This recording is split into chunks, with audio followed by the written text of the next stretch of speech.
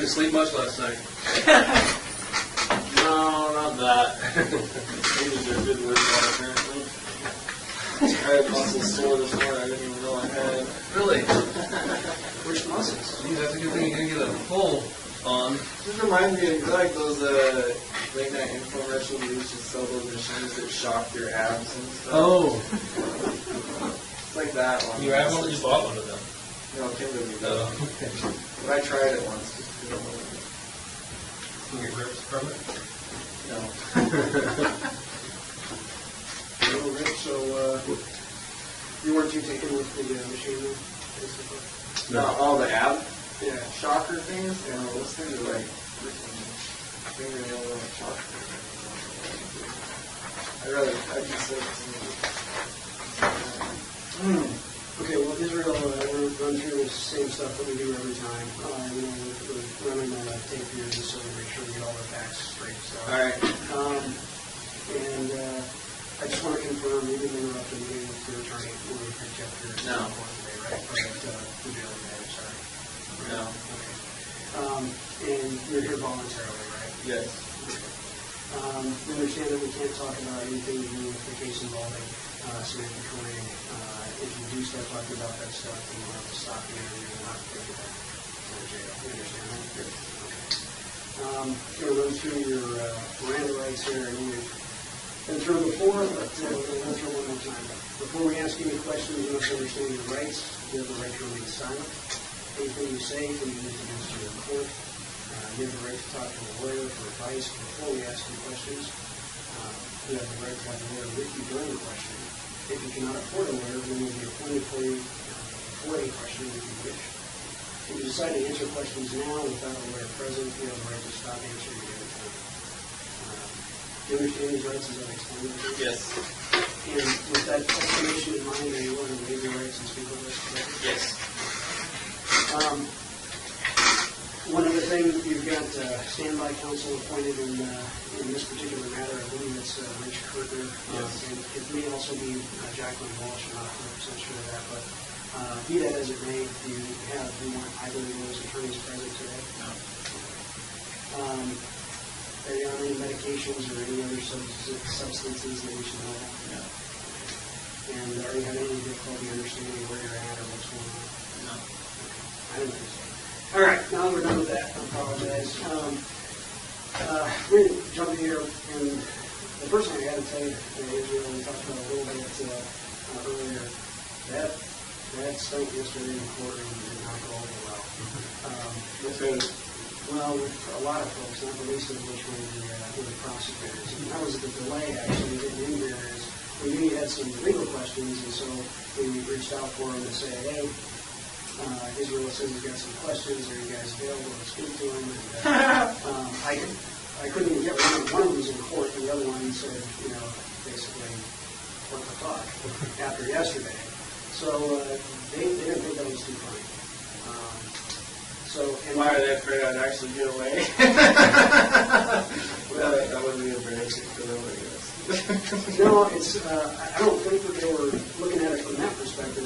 Lawyers just don't like excitement. That's all it is. Well, it's more of understanding that they thought we were kind of working towards the goal, and they're working on trying to keeping Vermont on board and doing everything. I would have sent them an anonymous letter.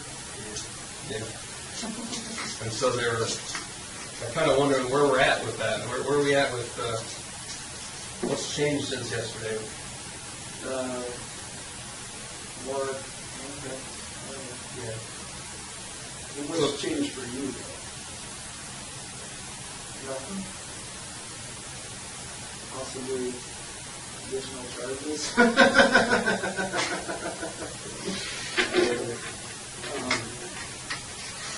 But I don't understand why it's surprising to me that they would take it that personally at all. They really didn't have anything to do with them.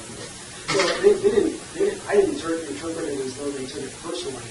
They're very concerned and very frustrated because I think in their mind we had a business relationship set up here, and they worked very hard to kind of lay out their position and the things that they thought that they could potentially do that would be in your interest based on the information you've provided. And So they felt like we had a business relationship, and they felt like the actions that you took yesterday really kind of threw that out the window.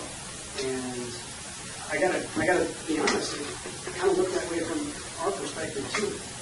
Oh, I disagree. I mean, honestly, and I know we can't go too far back into some of the original interviews that I had with them, but by their own words yesterday in their opening statement to the judge in court, I feel like they have not been honest with me about what my bottom line has been throughout all this, and that's what I wanted to talk to them about. So I'm not going to take it out on you guys, but I do have some serious issues right now. There's some sort of obvious communication breakdown over the entirety of this whole situation, and it's easy to sit there and say on the recording, we're not here to talk about the Cronin case, but the fact of the matter is that they're the same people that I talked to about that originally.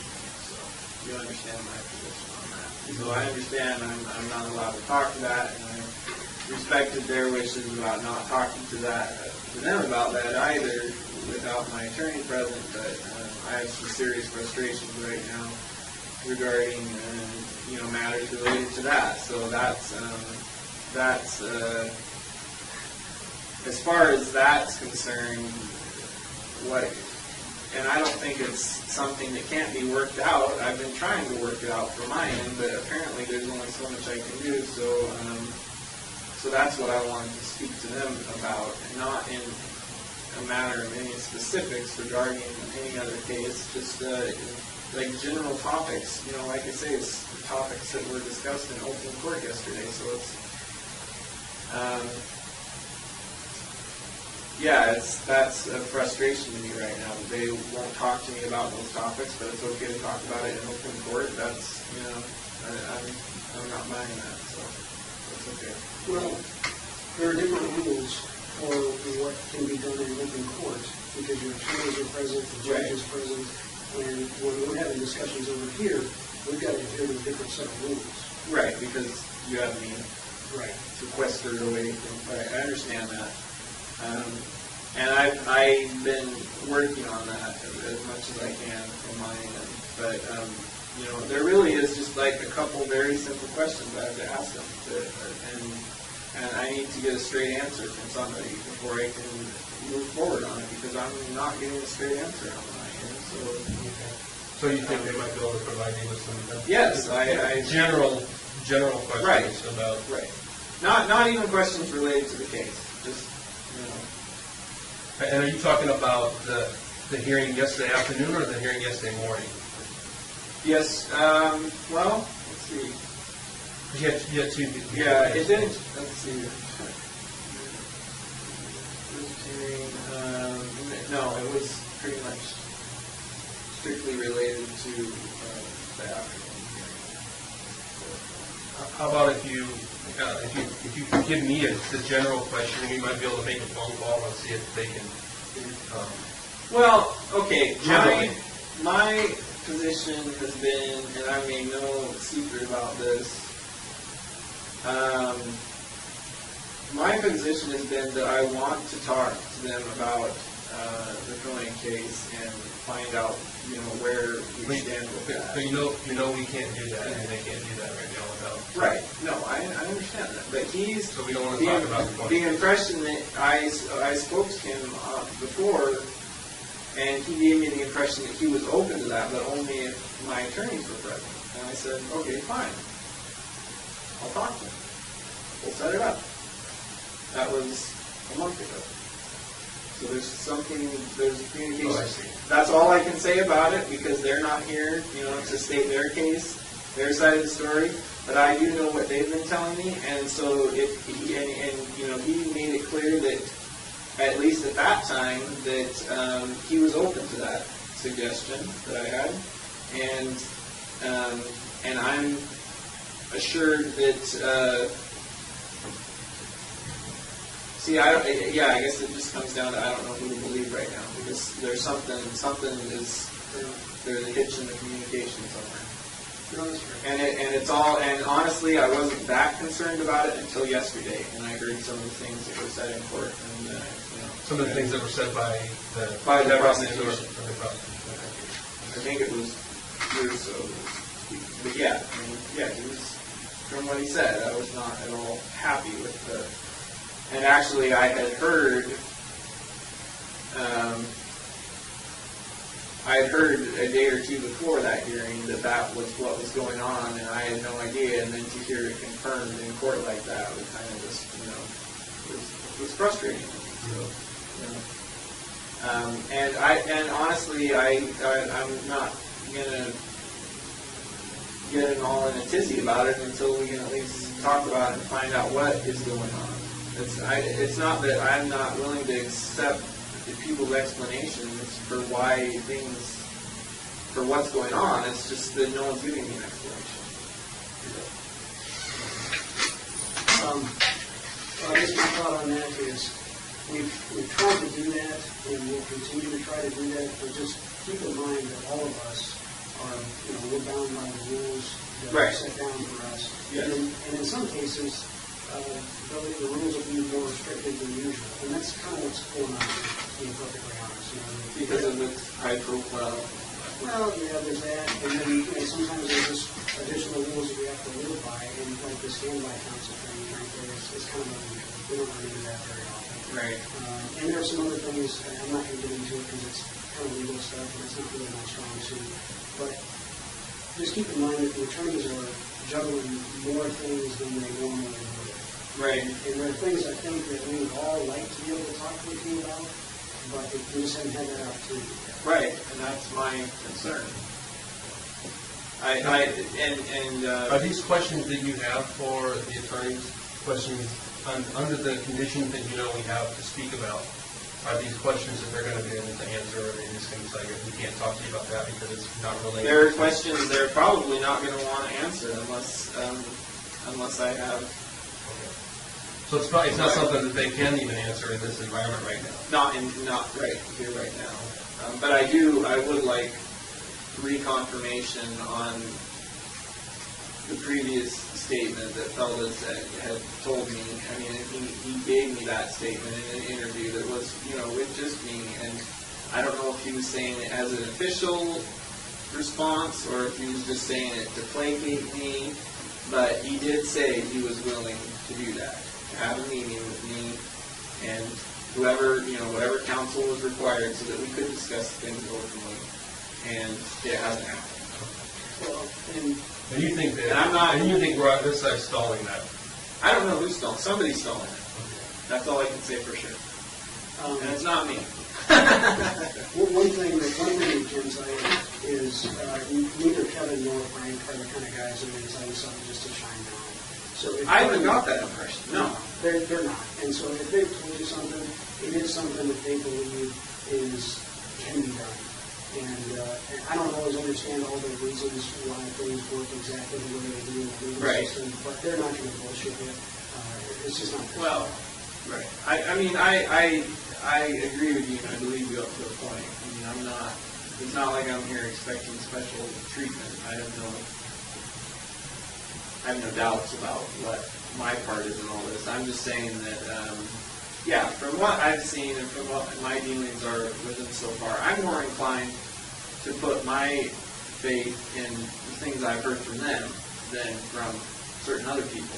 So, well, you know that they have gone through what they're trying to work out, and what I think they have worked out with Vermont is unheard of too. I think they right. Well, I mean, and we were prepared to come and talk to you about that today, and the lawyers are just, they're just not sure where we stand now because of yesterday. They want some assurance that we're still kind of going. Well, that is a good point. I hadn't even thought of it in that way. That now that it's on the news, people there are going to read it too. So. Well, and that's the difficulty that they're having. They've been conference calls talking to them, saying, "I thought this guy was, I thought he's on board," and so frankly, that's why we went through this trouble today to meet with you today, just kind of. So we can give them a feel for how things are and where we stand and what we can tell them where we stand. I mean, this was just,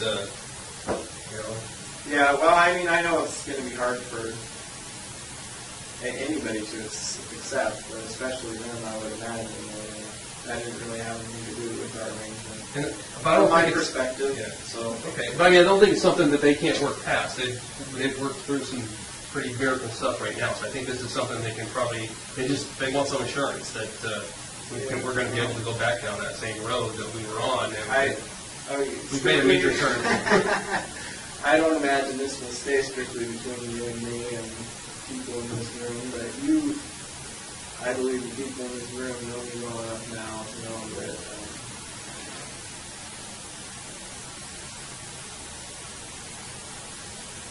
that when I say what happened yesterday has nothing to do with our arrangement, because like I said, it's not some part of some grand scheme. I already know how this all ends for me, so. Well, I mean, it's good. I think that we can hear that from you. That that's just that was an opportunity that happened there, and right. That's what it was. Some of the things that they're concerned about and that they're getting questioned about by, like Vermont, for example. Because like Jeff said, we know that they had a long conference call with Vermont today, trying to explain what happened and answer questions of Vermont. We saw a draft version of the letter, and it was everything you asked for. I mean, it truly was. And I think they're trying to answer some pretty tough questions from Vermont right now about basically what the fuck. Right, but I mean, even still, from their perspective,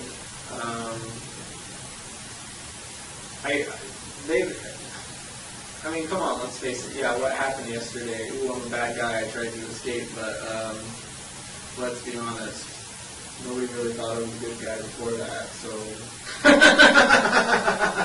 it's not like being escaping suddenly makes me untrustworthy. I was kind of untrustworthy before that, so. At least you have the perspective of, have an unrealistic perspective. Yeah, I'm not, and obviously, I think you probably especially know that I'm not going to get another opportunity like that, at least not within my lifetime. So, I mean, I don't know. I don't know what to tell them. All I can say is that, nothing's changed as far as my day-to-day, my reality, it's still the same. You still envision a way when we can get to meet both of our goals, where we can get what we want out of this? I think so, but like I say, after yesterday, I had some frustrations of my own. So that was kind of the catalyst, So what you're saying is there's a couple things you need cleared up from them. I do, yeah, and I mean, and honestly, like we've talked about before, like all this other stuff that's like little bargaining chips, whatever you want to call it, that is all one thing, but everybody knows what my bottom line concern is in all this, that I wanted this all wrapped up as quickly as possible. And like I said, it was in open court yesterday, and it's obviously not happening. So that's, and I'm, it's not that, like I said, it's not that I'm pointing the finger or placing blame on you. I haven't even had an explanation of why things are the way they are. So how do I know whose fault it is, or if it's anyone's fault? I don't even know that. So. But that doesn't mean it didn't, trying to. Because I remember all the interviews we've had. I remember what was said since day one, and my perspective hasn't changed on that. Yeah, granted, we've talked about a lot more things since then, but those are all things that I already had in my head before. Just because they're out on the table now, that doesn't change anything of what I wanted originally, what we talked about originally. So it's all still the same issue. Anyway, that's okay. All good. So all that being said, where can we go from I honestly, I don't know. I don't know that we can go anywhere until I get some straight answers on, what I was just talking about. Because really, that has been my bottom line all along. And I won't be a bit surprised. I think I know what's going on, but I need confirmation before I decide to take the next step or steps, whatever it takes to... And I don't know specifically what you're talking about, but I mean, it's very possible that it's something, whatever your questions are, that they may not be able to answer them for Right, for other reasons. Yeah. No, I understand. I mean, I know there's... Regardless of how unusual this situation is, that doesn't mean we can make it even more unusual. I mean, I know they still have guidelines and rules and all. I'm not expecting all the answers. Nobody wants to cross the line that we've been told by a judge can't be crossed. And right. They can't do that. Nobody can. And so. Yeah. No. I know. I mean, all I can tell you is you're going to have to use your judgment on the information that you're getting and see if you can. No, that's what I'm trying to do, but.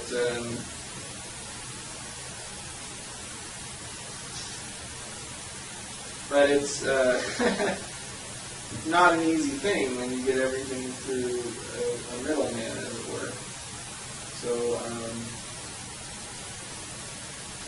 like I say, I don't know who to blame on right now. I'm pretty sure I know, but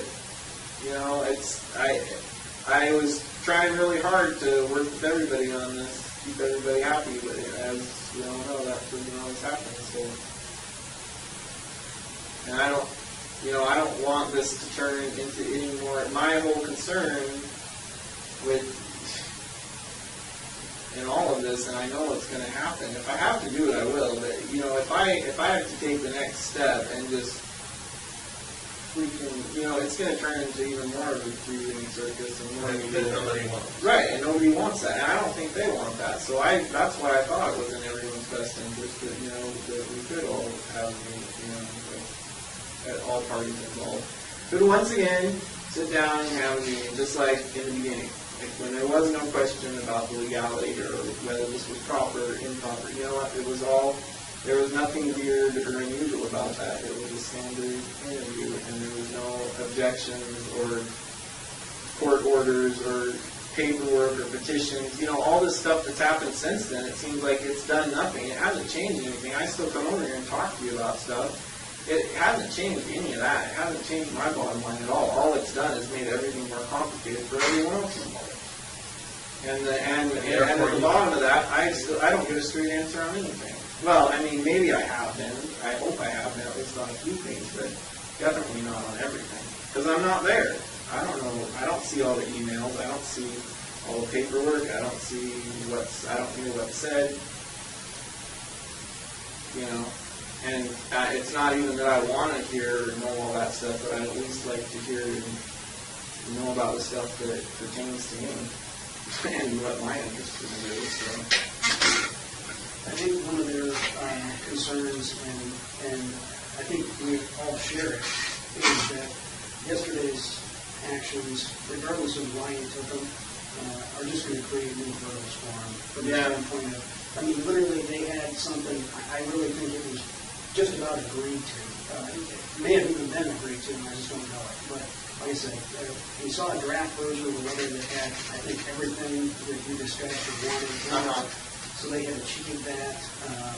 And then that yesterday has now endangered that. In addition, I think they're concerned now that maybe you have a different agenda than what you told us because you were very specific. I don't want any media attention. This has created a bit of a frenzy. I gotta believe that your next court appearance is going to be standing. There's going to be lonely. There's probably going to be a lot of vigilantes guarding the door on that one. I'm afraid there's going to be, there was only a couple meet and greet people there yesterday. I'm afraid tomorrow's just going to have a fair amount more media people, unfortunately. And then arguably one of the probably biggest potential hurdles now is, we know you indicated that you want to represent yourself on the things for which you're not charged. And this could be a huge hurdle now that didn't previously exist. Right. I get that, yeah. These are all things that all of us are thinking about, but to be honest, they're probably more focused on it than the rest of us. We may not have thought about those things, but that's what they're more willing. Right. No, I get that. I get what you're saying. And honestly, I really hadn't thought of it at all until you mentioned it. I was concerned about the media coverage, not really thinking about the effect it would have on the things we discussed, thinking more about, that is my bottom line. I didn't want a bunch of press and didn't want a bunch of drama. And honestly, I could have lived with the drama as long as I had been successful in escaping. But since I didn't, now I'm like, man, I really wish I hadn't created all this drama. Well, maybe we could step out and make a phone call over and just express some things. Just let them know some concerns. I don't know what the specific questions are. It sounds like they're probably questions that wouldn't be able to be answered in this setting with the people that are No, here. probably not. But I mean, you get the gist of what I I'm do. saying. And I'm not. I appreciate that, your honesty and Yeah, I have no problem with other people speaking for me. The bottom line is I get to make all the decisions in the end. I'm not going to be coerced or tricked into something that I don't know I'm getting into at this point. So yeah, I mean, if you need to pass on in your own words whatever you think is going on, go for it. And the more communication we have on the issue, the quicker we get resolved, and I can get to the bottom of whatever's going on in my end. So. All right, well, let us step out for a minute and we'll be back. All right.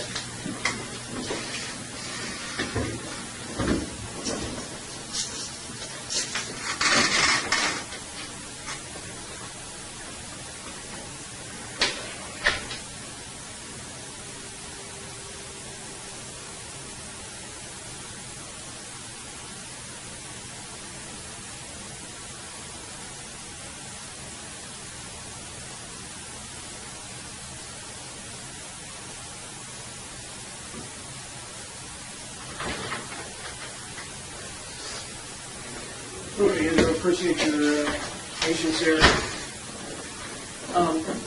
We talked to the attorneys, and they're more than happy to sit down and talk with you, just like always have been. Yeah, just like Kevin said before, nothing's changed. We knew that, but just reconfirm that. And they have this.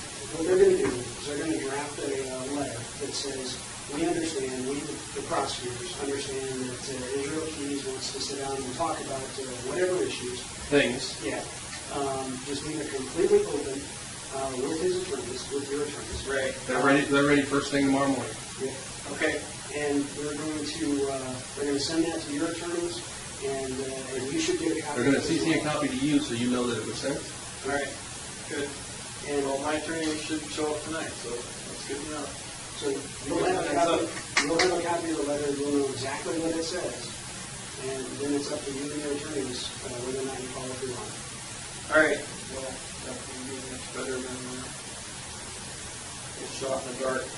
Yep. And they're not doing this to blow you off here today. It's just they're concerned that you're going to ask questions. I kind of told them what was going on, and No, that's fine. I mean, they don't want to cross the line. They want to be. No, I agree. I don't want to talk about these things until we can talk about Okay. them. I don't want to pussyfoot around or talk around the edges of issues when we could just get it all out in the open. And that's what I've been trying to do. But apparently I was right in my assumption, so that's good to know. We'll get things moving now, and especially if they get that letter to them, and then there's no doubt in my mind as to what's going on. So Okay. And we'll talk to them, and they may shoot that out as soon as they can. And who knows? Maybe you guys will get it even this evening. Yeah. And then, I don't know. Have you guys heard what time I have court tomorrow? I think it's at 2 o'clock. Yeah, I think it is. All right. Good. So there's plenty of time. Yeah. All right. Well, All right. that's good to know. I imagine I'll see you then. So yeah. All right. Some words. Well, I think unless you have any other questions or anything else you want to. I don't know. You want to nap before tonight? All right. Well, hang tight for us here for just a All right. minute. We'll be back, and we'll probably be heading back, all right? All right.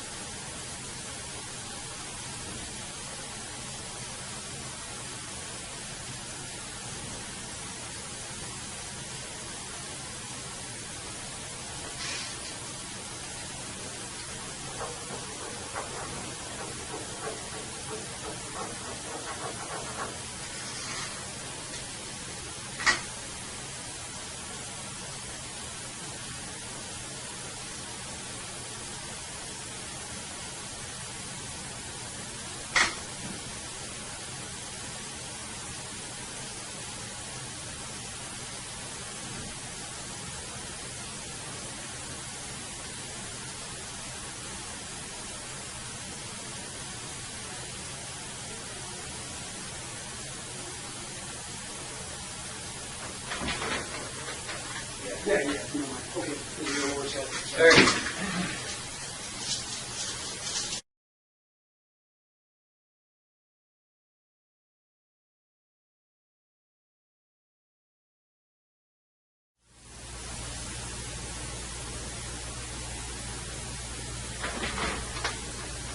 One of the lawyers got you this. The lawyers.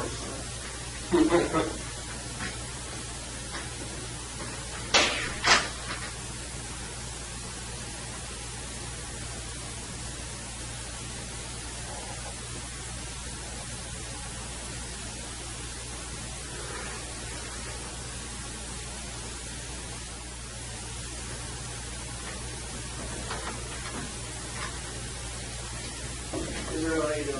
All right. Hey, Israel, how you doing? All right.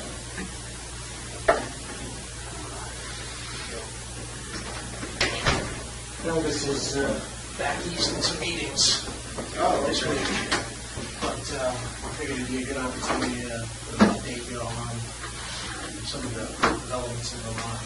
Yeah. Okay? Maybe I could do that usual advisement of the post. All right. As you know, we're recording for this year, so we got the stuff on. I just want to confirm some of the stuff that we talked about at the jail. We didn't interrupt the meeting with your attorneys when we arrived there today, did we? No. And it's your choice to come here, as always, and you're here voluntarily, is that correct? Yes. And you understand we can't talk about anything that has to do with Samantha Coney. If we do, or if we start talking about that, we'll have to stop the interview and transport you back to jail. I understand that, right? Yes. I'm going to run through your Miranda rights here real quick. I know we've been through this quite a few times, so we'll run through it again.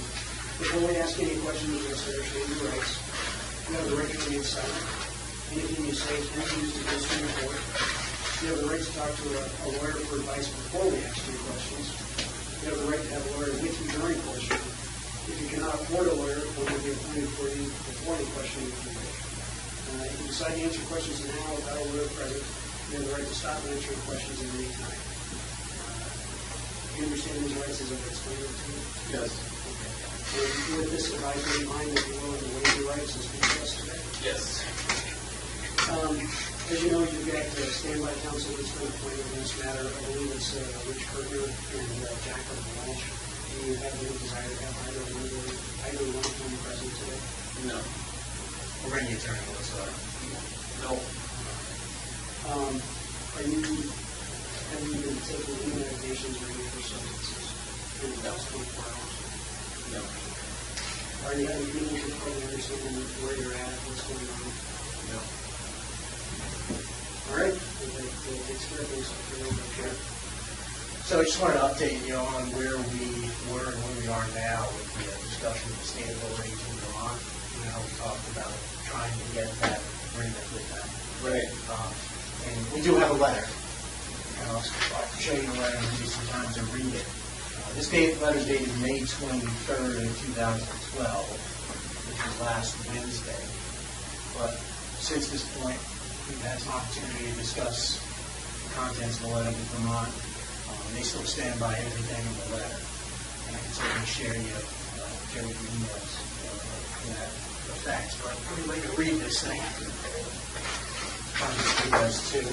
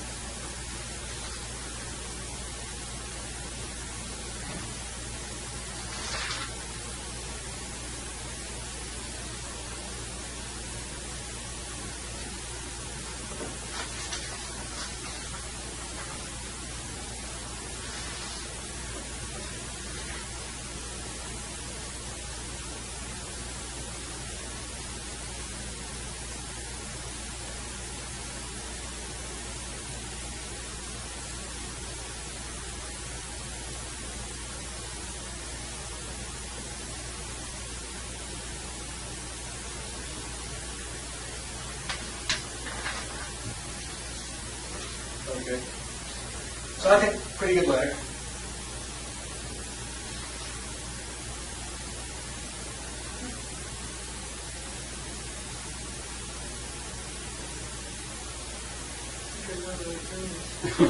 Really? Yeah, Thomas Esquire. Thomas Donovan? Goes by EJ.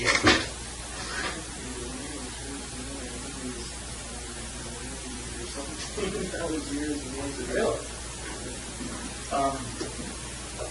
So anyway, here's my take on the letter. Okay. I think it really accomplishes everything that you want and that we want.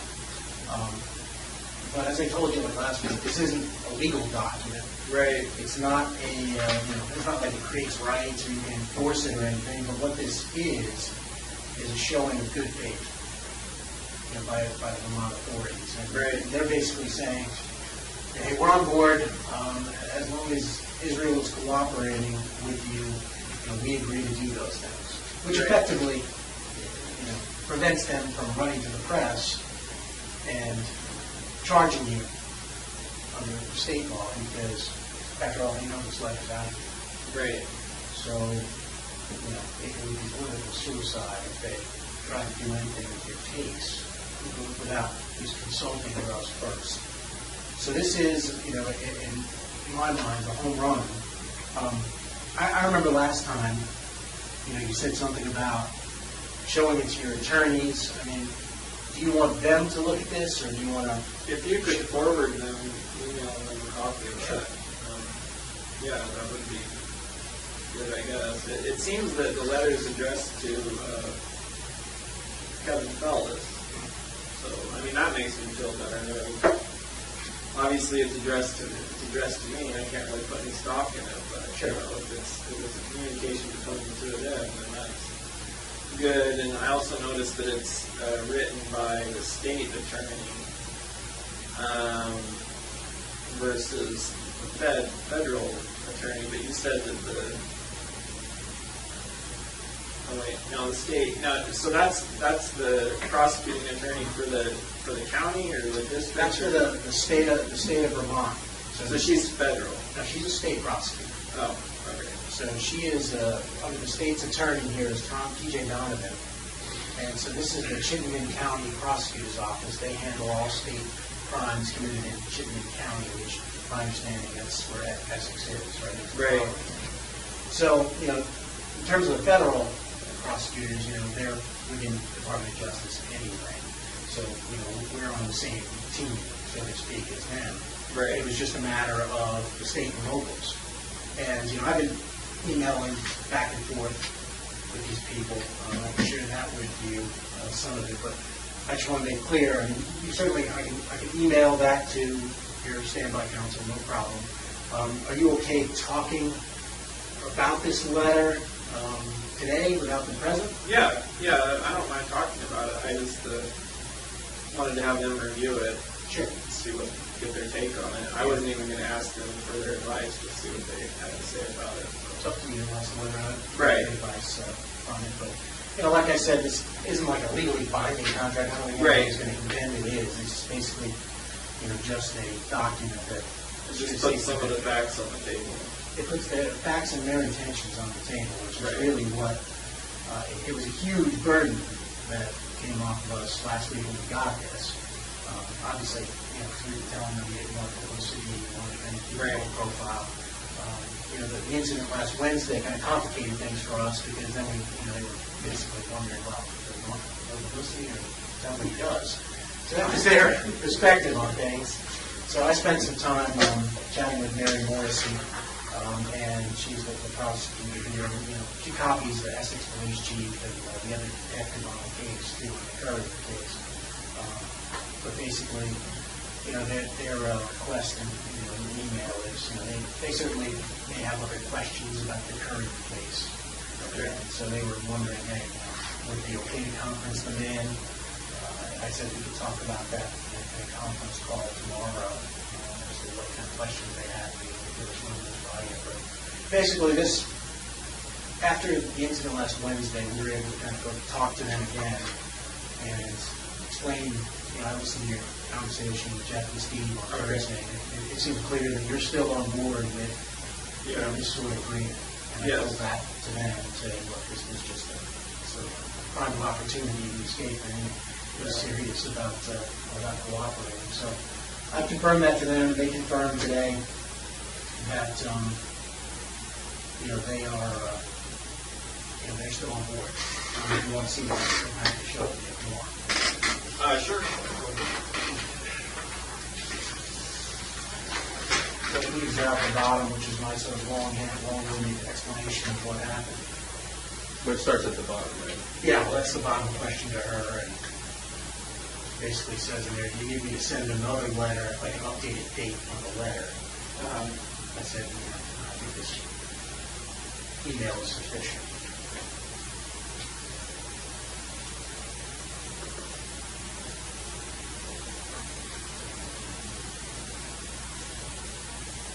All right. Well, sounds like we're making progress. I think so. And I think this is a great amount of progress where we are. I think it's going to help us move the ball forward. And just to sort of reiterate, they basically said and agreed that they know it's important to you to sort of avoid media attention, you don't want law enforcement identifying you in connection with the courier matter, that they're prepared to do. And they're prepared to continue cooperating. And in exchange, you're agreeing to be truthful about other crimes and other bodies. And in here, they specifically mention the name of the victim in New York. Right, they want to know. Yeah. So, as it says, I'm Kind of close to them. and I have a conference call tomorrow with them. And I'd like to be able to tell them that you're continuing to cooperate and provide that information. I do want to continue to cooperate. I'm having some issues as far as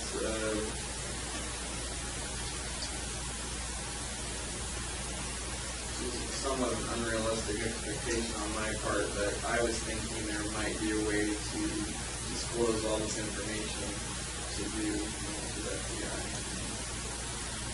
And to some way somehow ensure that we could work out some sort of agreement that, I give you all the answers on these cases and families get closure and we find as many of them as possible, and in return for that, I don't plan on being around a whole lot longer, but a really big concern to me is, my kid's going to be around. I don't want her to, type my name in the computer and have it pop up, I already know stuff's going to come up. I know that, but, I just try to minimize that at this point, I guess. It's what I was hoping to do, and apparently it's going to be really difficult to get that assurance. So I'm trying to, figure out a way we can still do that.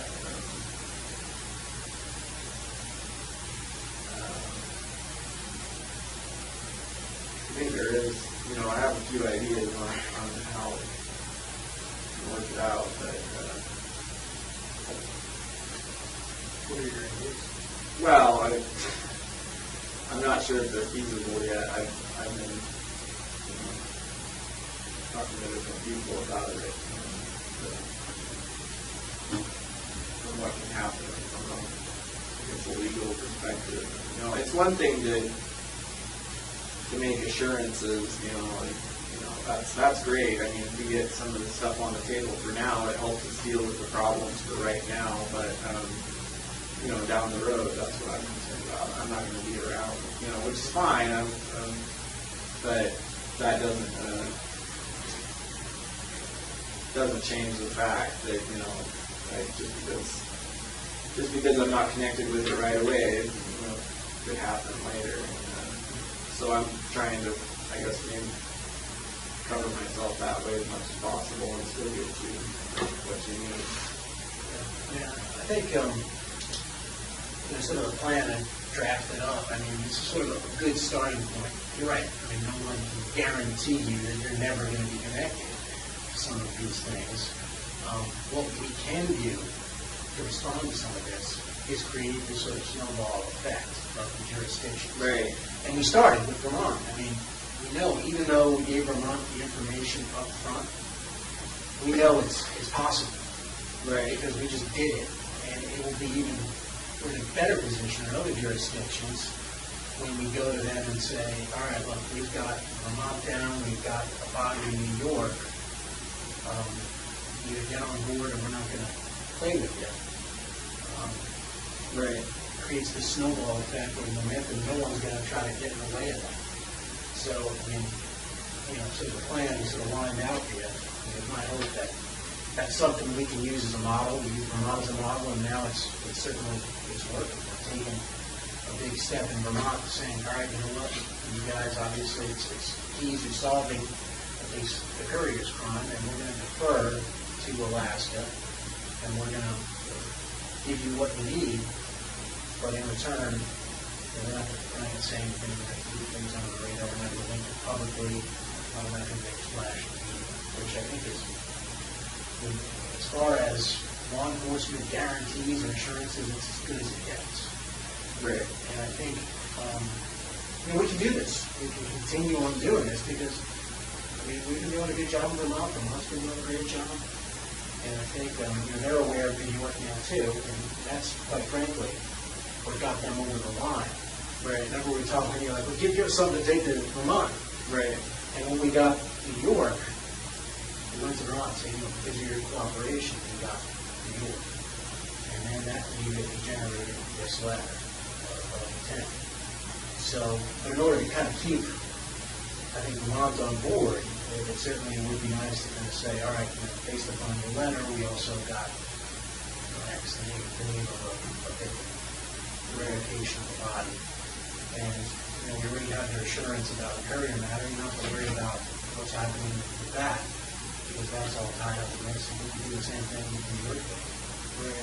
Where are they at with did they find the bodies yet? It's a football field and we'll start going there. They're making progress.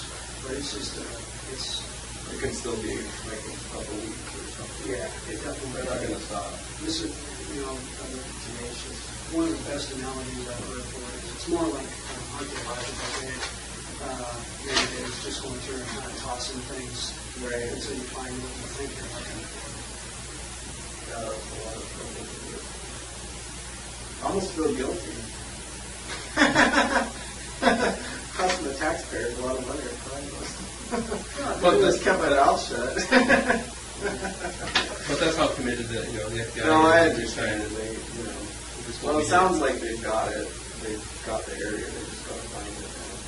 They're very confident of that. They can find things that are in the right time frame and are, from residences and businesses in the immediate area. So they're confident they're in the right area. But as you can imagine, it's something that they're trying to do precisely. Right. And there hasn't been, I haven't honestly had access to any news stories related to that. I saw the one that showed me. That's the last one. I Google it almost every day. There's nothing. They haven't. It's kind of a dead story. So I think what I heard too is you're wanting to take responsibility. Your plan is to take responsibility if you can figure out how to do this without getting the recognition, which is kind of what's going on in Vermont. Right. My concern, the problem is nowadays, the more stuff my name is attached to, the more likely it is that somebody's going to try to do some kind of stupid freaking TV special, or you know how it is nowadays, like all this true crime bullshit that people are obsessed with, and that's I'm not even so concerned at this point about because so far I feel like we have been able to work within the guidelines of what we both said we would. But I am concerned about that, about someone connecting the dots on this, and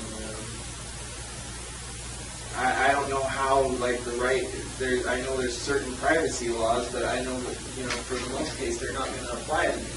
And so I know that at some point, it's pretty likely that if someone's tried hard enough, they can, Not so much, because we've got a couple of things sort of working in our favor on this. One is an ongoing investigation.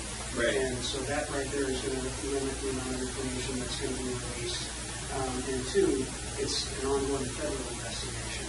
And we play by a whole different set of rules than most of the states out there. And so media outlets don't have the same ability to come in and sort of force us, if you will, to disclose information that they might be able to get away with in state and local agencies. Right. Yeah, I can see that they would have more to go up against. But there's also, I mean, if I'm dead, then the investigation from the federal government's point of view is pretty much closed. Not necessarily. I mean, we're going to do what we need to do to tie up the loose ends. And to the extent that we can do that with your assistance, like we've talked in the past, if we go at this as a team and we have the benefit of your information, it allows us to go hunting with a rifle instead of a shotgun. And there may be things that we might have to follow up on down the road when you're no longer in a position to assist us. But our idea is to do this with you so that it's focused, and we won't. And it's not going to get anywhere near like it is in Vermont because we've all learned from that stuff. But the way to get it like that is for us to have to try and figure it out ourselves, and that's what we would. I mean, and you know that. You know exactly what we're faced with and what kind of publicity we're all going to be faced with, and questions that we're going to have to answer, and that these other agencies are going to be asking us. And those are the things that we're trying to avoid, knowing that you're the only one that can help us keep this to as little publicity as possible. It's up to you. All right. Well, And so that's where we're at with it. And the reality is, if we're not able to do this with your assistance, I can't imagine being able to do this without generating a fair amount of publicity. I just don't think it's possible because it's going to be too large in scope. It's going to involve too many jurisdictions and too many agencies. right. And I'm just being honest. Yeah. I mean, I know you've got to move along with the investigation. Unfortunately, due to my own actions recently, somewhat complicated matters for me, so not surprisingly now there's something else I want out of this. But I don't know if I'm even supposed to talk about that yet because I haven't even found out what the options are.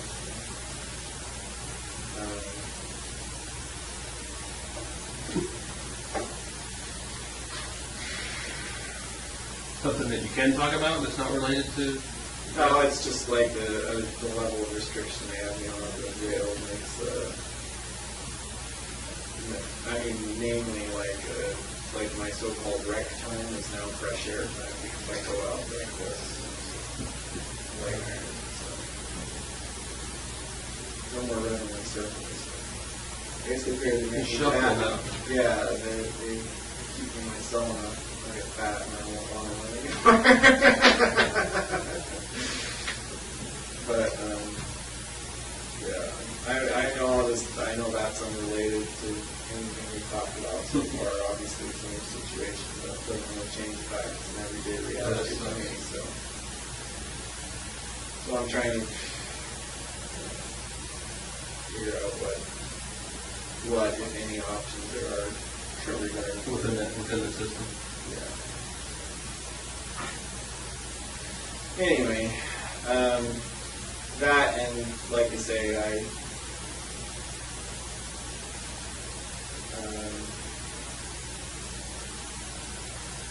think so far, yeah, I've worked fine.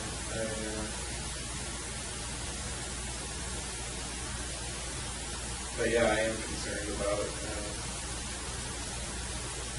not so much the right here and now publicity. I think we can keep that under wraps to a large extent. I'm worried for if it's possible. I intend to do something and take steps to minimize the down the road publicity. Right. Because honestly, you guys, I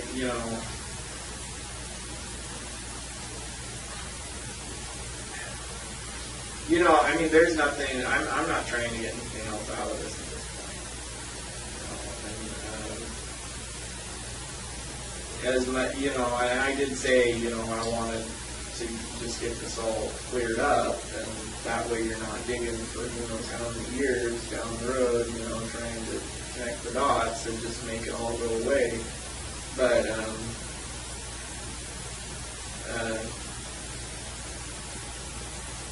I don't know. I just have to figure out the best way to do that to make it all go away. I understand that too, and I've heard you say this many, many times. But at some point in time, your choice may be the reality.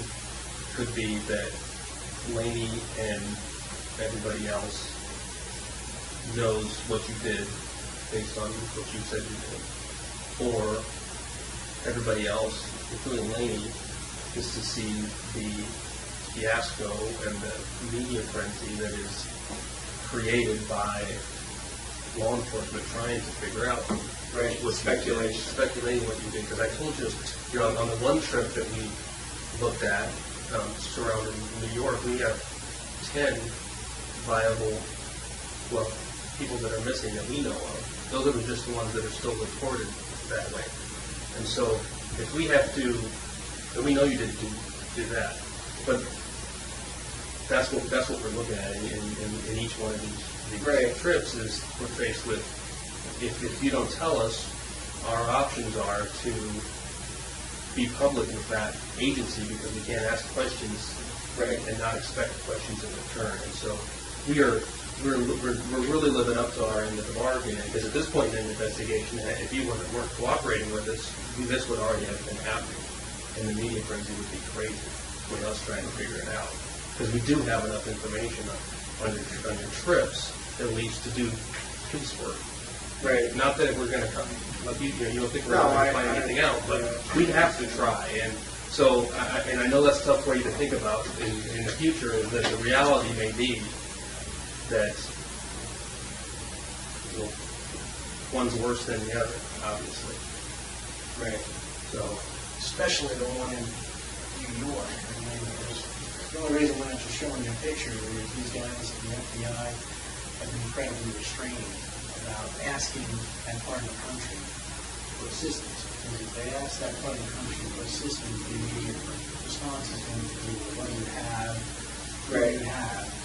And so that's the reason we're not sitting here drawing, pictures in front of you and going to you first, because, we understand you're cooperating with us.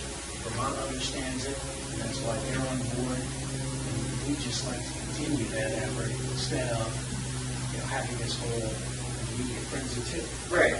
And, with respect to Laney, I mean, there is that whole frenzy that's going to be created, maybe slow down, I think.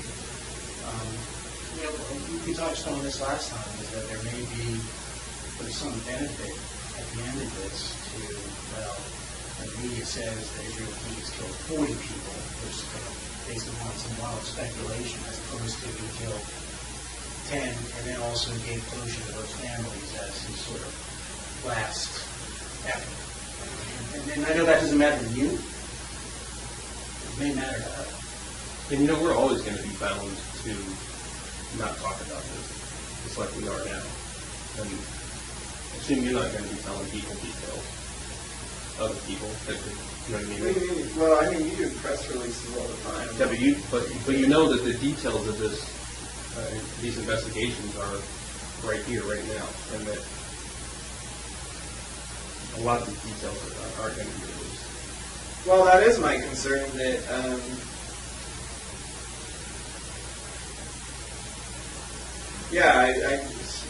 how much, I don't know. I don't know that, because I see, I watch them, their press releases that are done on other times, so.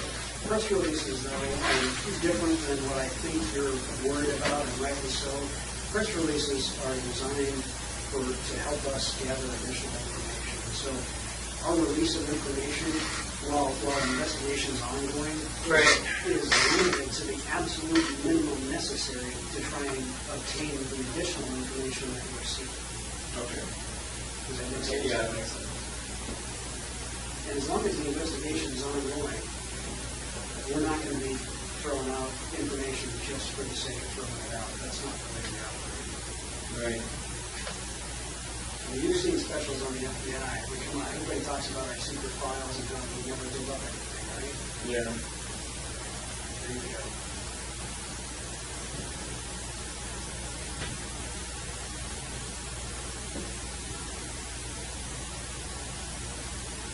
Well, yeah, I mean, like I say, I want to have a chance to talk about the letter with some people, and I want to have a chance to hear back on the other thing. I'm not going to hold my breath on that. But I want to see what the options are.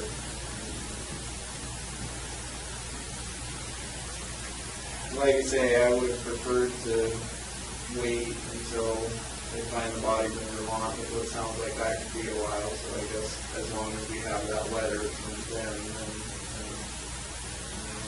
as soon as I have a chance to look it over, and have other people look it over, move on to the New York trip that, I mean, you guys already have, I'm sure, very good information on it. Probably have more than I remember at this point. Except. Sure. Yeah, and we could have those too, and so we're just sort of holding that in advance. Yeah, I understand.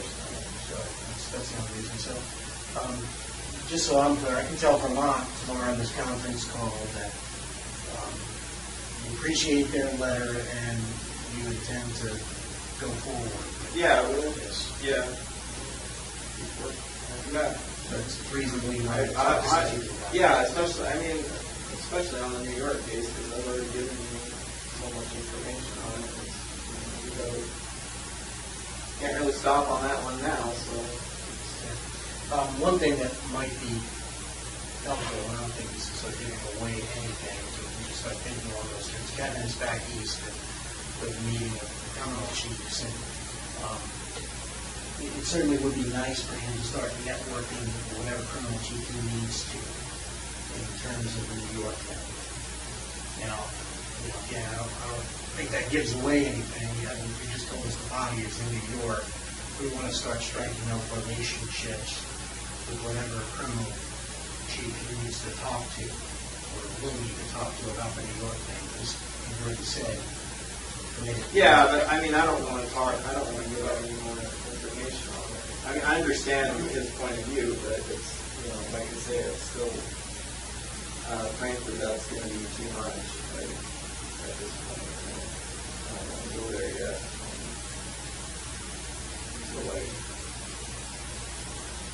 Until I find out where I'm at with what we, with the new developments. So. Okay, what about, and I'm just thinking about his trip because he asked me these things.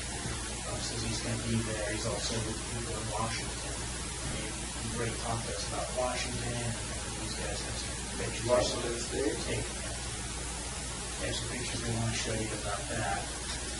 Just to let you know that we can. Oh, I found the boat. That had better days. That cover was a good investment, though. Really? Well, it's still on. Good shape. Looks like it's really leaky. We're still in his driveway, just sitting there. He hadn't touched it. So. Yeah, I have big plans for that boat.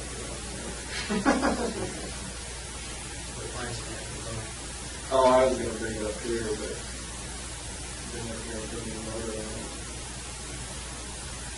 But I decided it was time to leave the last one. I probably would have picked it up. Been there for a long time.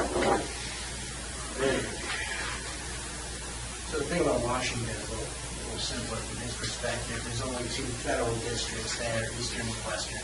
Eastern is more like Tacoma, Yakima. Western is Seattle. Right. And, Spokane. Where is Spokane. the dividing line? Like, It's Spokane, Yakima, and then there's Seattle, Tacoma, that's to the west. right. I think he'd like to be in a position to sort of just chat very briefly with one of those criminal chiefs, if not both, if he needs to, to sort of lay the foundation. Well, the problem I have with talking about anything related to Washington is not playing ball with the right people because those are almost positive they're not going to be federal. In case they're not federal cases. Well, I think Kevin explained to you that, like different stuff. well, I mean, I think Kevin explained to you that the jurisdiction that we can exercise is pretty expansive, especially if it's part of a Right. scheme, No, traffic, I understand that, but again, this is going to be hard to talk about without getting into the stuff we're not supposed to talk about. But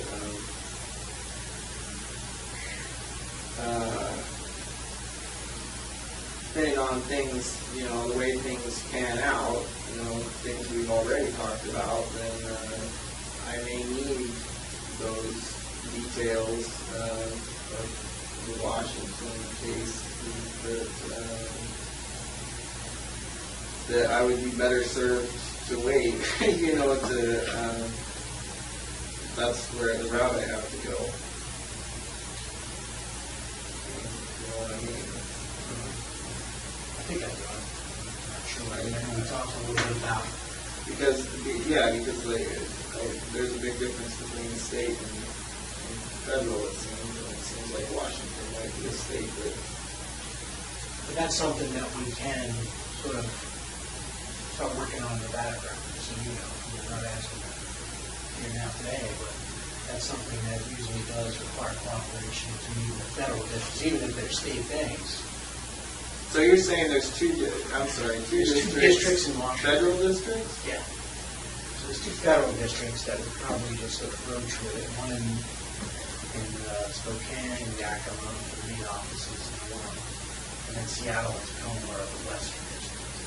So that's just dividing line. I don't know exactly where it is, but pretty much Seattle and Tacoma are where most of the crimes are. Like Ellensburg?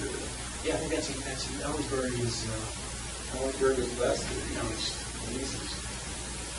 Ellensburg is sort of outside of Yakima. You're going to need both districts. Because I don't, yeah. Well, I mean, it's something. I mean, the good thing about Washington is we have some pretty good relationships with both U.S. attorneys there. And, both criminal chiefs. No, I understand what you're saying, but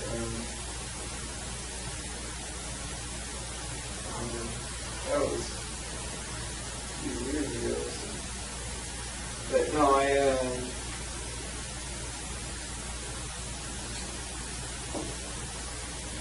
it just seems like I might end up having to talk to state people there. I don't know.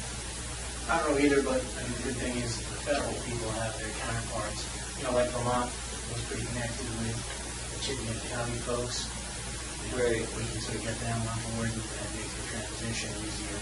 Sort of move forward in their jurisdiction if that's the board you choose to go. Obviously, everyone would have to be on the board anyway. Right. So that's what's useful for him, but give them a heads up.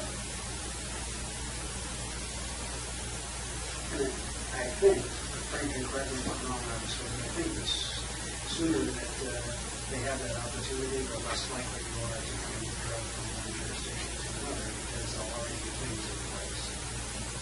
Yeah. No,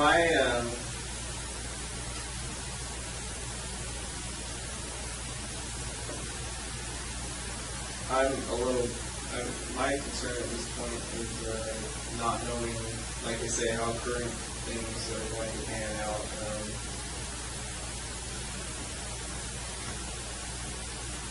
The information that I still have could come in handy if I need it. And if I give it out now. I don't think I'll need it in that respect, but you never know. I don't know what's going to happen, and if I give it all out now, particularly anything about Washington, that could seriously compromise my options, future options. I think, and I was going to bring that back to you at some point. Obviously, if you take the staggered approach, which I think is probably a good one, you go to different places, we're doing one at a time, but the plan that we proposed to you is to do exactly that. So like we sort of did the New York one, we make sure we have everybody on board in the New York one, whatever jurisdictions we need to, get that information agreement in place, and then we can move on to Washington.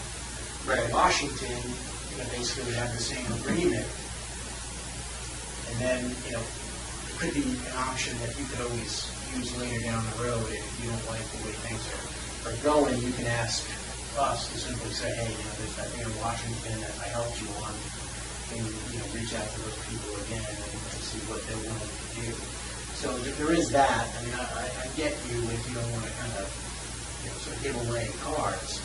But I think that the plan that we proposed to you is sort of a one at a time, staggered approach, and we eventually get Right. where we need to be going. And it doesn't result in this land massive. Yeah, but it is going to have to be spread out over the next who knows how long, because I don't plan on, like I say, until certain ongoing issues right now are resolved, I don't plan on giving out all of them. That's just, well, that's not true. I mean, if I get, who knows how, I don't know how long this is going to take. I don't know. My impression is that there can be a pretty wide range of time frames that could happen. And,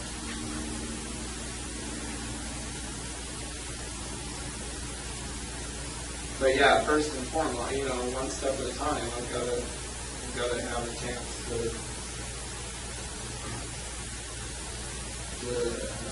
tackle, whatever new issues are on the table. Yeah, we can sort of review that. Obviously, we need to think about this. There's one suggestion in the email about other details in the Courier case that they may want to know about, confidence call in. Now that you have this letter, how do you feel about that? With who?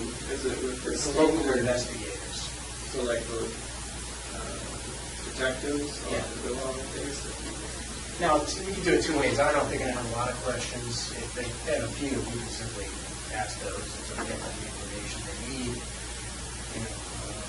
Is it going to be just like a few people? I mean, you say conference calls. Just whoever's on the other line. I don't know who'll be on the line. Probably just the detective and the prosecutor. Okay.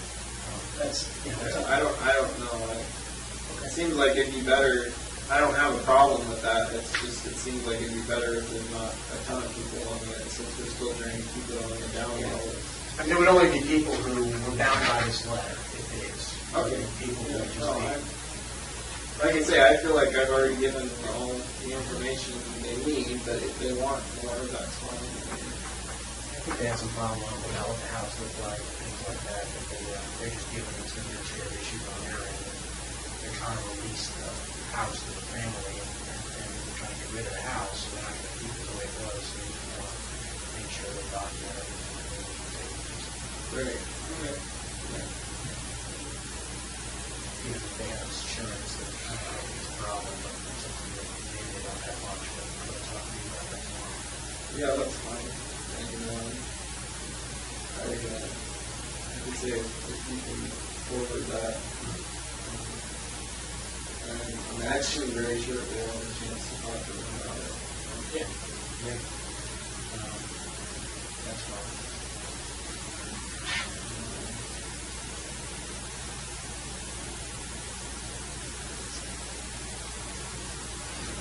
And there's an issue with the U.S. Marshal, like you said. Security is a difficult thing, and if they kind of basically tells us to mind our own business when it comes to security. So it's, it's usually that kind of thing. I mean, I don't know, it's a difficult situation, given what happened. They're responsible for it. They're in custody, so they were pretty foolish. We got too much farther. So they're probably not going to, who knows if I doubt they're going to be open to much of your suggestions, but I don't know. Not going to take any of my suggestions? Yeah, I don't want to remember stuff. My suggestions seem to hold less and less water lately. I'm sure they're very polite about it, though. Yeah. They all seemed quite highly amused last time I was at the courthouse.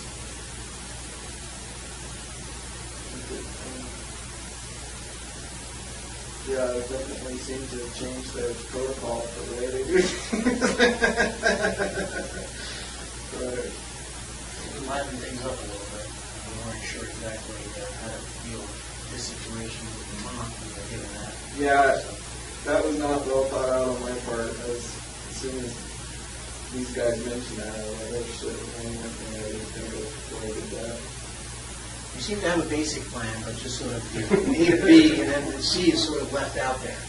Yeah, it wasn't really like a high probability of success there in less circumstances. No, understood. Yeah, obviously, yeah.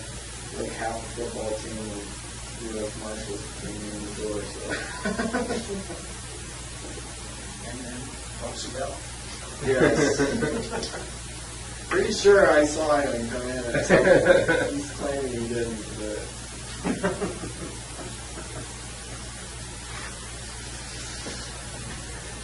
Anything else you want to talk about, or questions you have on these other matters? No, I think from my perspective, I think the letter is good. But yeah, it's. From my perspective, I'm glad they're still willing to work with. Yeah, this is a home run from my perspective. And you certainly check it out. These people are who they say they are, and if you want to make a call to any of these people, I'm sure that they'll take the call and confirm that that's their signature on the letter. But you did say that everyone on that is with the state, not with the feds. Exactly. Okay. So the feds are already, we've been talking to them from the outset, and other Department of Justice anyway, so they have no problem. And the state they're the entity that's more likely to want to release information on you. Exactly. And I can tell you, They were the ones responsible for the investigation. Right. So they're, let me share this with you. I think it's kind of important to the model on how to deal with things. I know that, obviously there were reporters that called maybe friends or family members of you. I think what happened at the outset is, like we said, we provided them the information. They didn't know what they were dealing with at first. They had no idea. And I think someone spoke, out of turn, or out of school, or whatever you want to call it, maybe one person over there. And now they've realized, oh shit, we shouldn't have said what we said, and they basically shut it down. No one can confirm that story. So I think it's incredibly helpful to have this sort of model going forward and be able to tell them, we want to limit the attention Right. to New York victim. We want to kind of keep things in one jurisdiction. We want FBI to handle it because we're dealing with something that's more than just your jurisdiction. Well, they knew that, it was just, Alaskan carriers, and oh boy, we've got some sort of caught ourselves, our suspect. They didn't understand the big picture. And I think that's what happened, because that was obviously a concern to us, so initially talking to them, but I think when you get their perspective, I think they realize that, it's something we should be doing, and they realize the severity of it. Now I think we've got a pretty good relationship with them.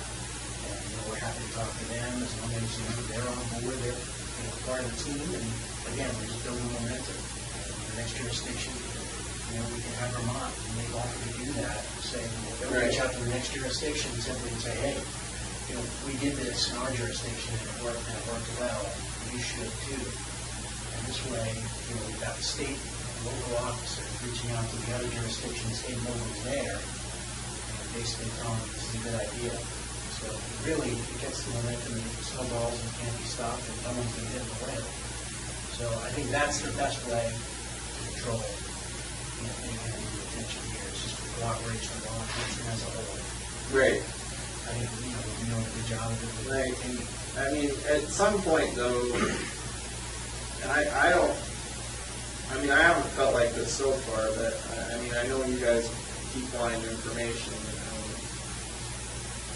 and like I said, I don't want to give out everything all at once, but I just don't want us to get in a situation where, we reach an impasse and you're like, okay, we're going to go and start doing press releases now or whatever, and then I'm going to be all pissed off, frankly, and so that's all I ask. I'm not saying this is going to remain a compatible relationship, obviously, but if we can keep it at least open communication. And that's why frankly, we came over the other day and you told us you weren't in a talkative mood. And we still wanted to bring you over because we still want to keep this relationship going. We're getting pressures. We're all getting pressures from the powers to be that control us, our bosses, to get information. You understand that we all have jobs to do, and so we just want to keep the communication open. I guess that's what I'm saying. I'm not so concerned about the people in this room. I'm concerned about people putting pressure on you to get the answers. I imagine they don't care about my agenda. They want all the answers right now. And I understand that, but I just hope it doesn't come to that. I just hope it doesn't come to a standoff. Yeah, I think this is a business deal. I think, as you're being explained, it's sort of, it's a business deal. It's kind of strange because, obviously we all have different interests, but that's usually the case in any kind of business deal. Is you have stuff that we want, and we have, things that we can assure you of that, is of some value to you, I think. And so in any kind of business deal, like I said, negotiations, everybody walks away from the table, not getting exactly what they want. I think, we've basically been able to manage our supervisors that way by saying, look, he's not going to give us everything up front. Okay? He's not going to do it. But we're able to kind of say, hey, but he will maybe give us one at a time and draw it out for a period of time to keep sort of the benefit of the bargain for us. And we're not expending man hours and, going through all of the press and media and, other local departments. So, yeah, we're not getting exactly what we want, and you're probably not getting exactly what you want. You'd probably like to not give us any of it. Yeah. But, it's a business deal, and, we're keeping up our end of it. I think we can continue to work together as long as we're reasonable. Yeah, I just wanted to... I figured that was the case. I just wanted to let you know that's what I was thinking. But know that while we're doing what we're doing, our responsibilities and talking to you and trying to keep this going, there are lots of other people out there investigating trips and airline tickets and phone logs and things like that, doing what police do, and there's going to come a point in time where, when that investigation reaches a point where they think they have some information that they need to act on, where that's the timeline we're going to be pushed up against. Right. All right. Having them slow down. Yeah. All right. Well, and the only other thing is on a more personal note, like I was saying earlier, my brothers are visiting this week, and honestly, like I say, that whole thing last week I did not plan out very well, but I would prefer to just try not to think about any of this stuff this week while they're here. It's not that I don't want to, it's just I guess I'm just juggling too many things in my head right now,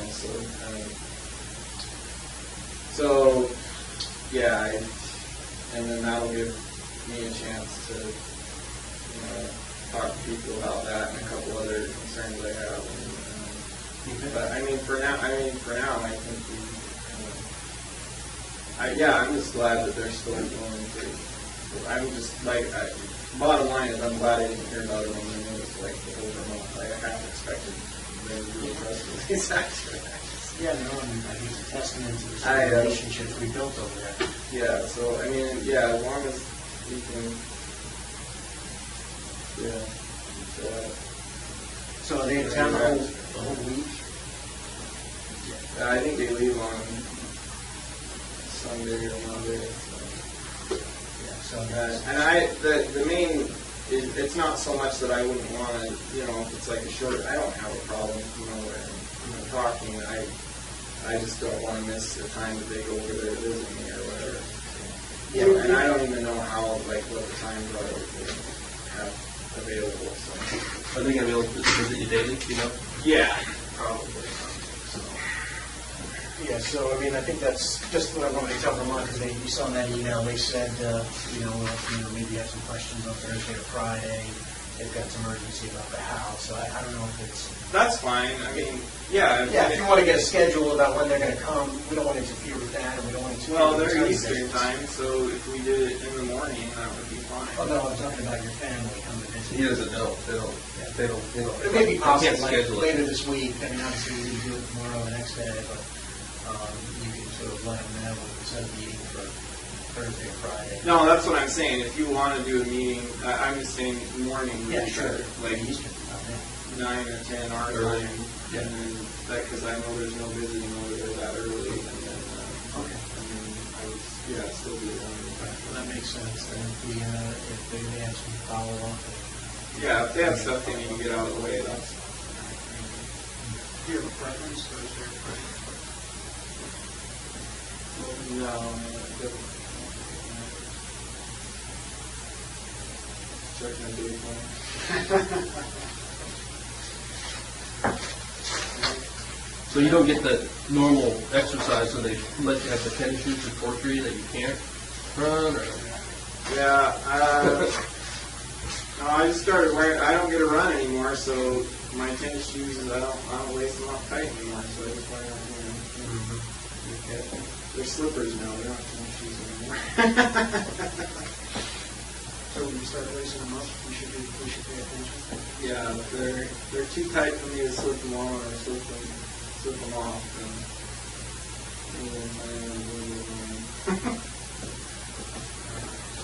Okay, so I'll email that to your attorneys, and maybe we'll speak later this week. Yeah, And we'll try to hold off. If we do something, it'll be like Friday morning early. That way we won't interrupt your yeah, family. that's fine. And then maybe, I would think that would work. and then maybe by next week, say Tuesday or so, we can talk again. Okay. Well, and I think if we're done, well, we can get him a cigar and let him, so we got you over here. Awesome. Wow, cigar for nothing. Well, How it was? I like to think it's a cigar for a good day. But Good help. ultimately, that's going to be up to you. Okay. No, look, we keep working on this. We're working on our end. Yeah, we've done just about everything we can do at this stage. Hang tight, and we'll get back with you. All right. Sounds good.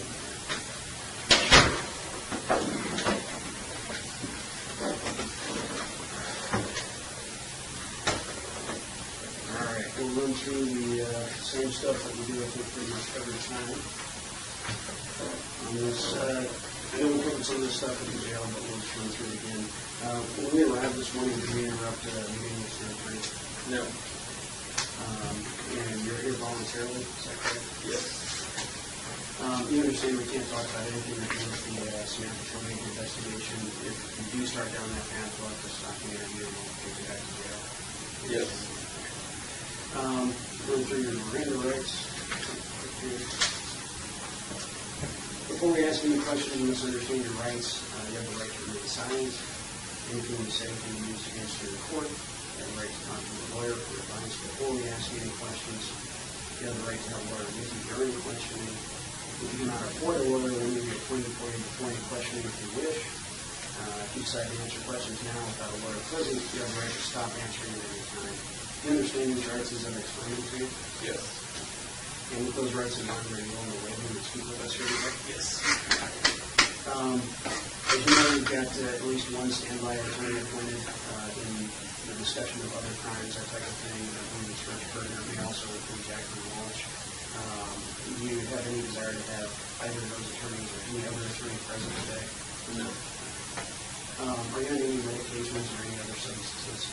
No. And are you having any difficulty understanding where you're at or what's going on? No. All right. Any questions before we get started? Nope. Okay.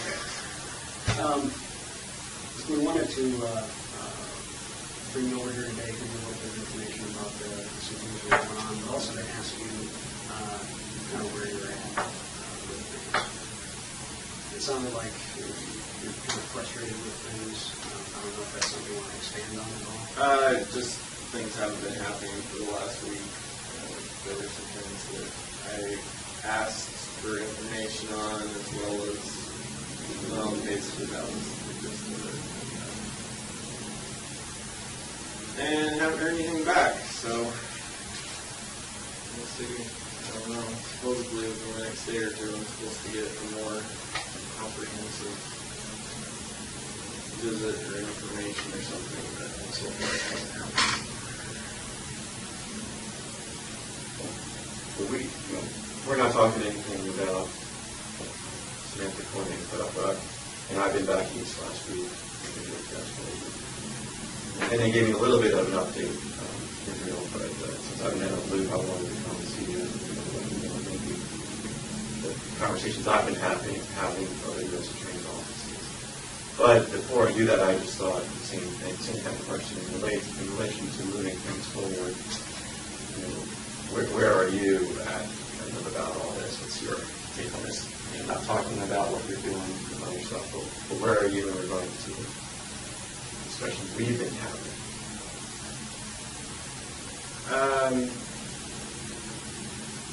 Well, I'm the same place I've always been.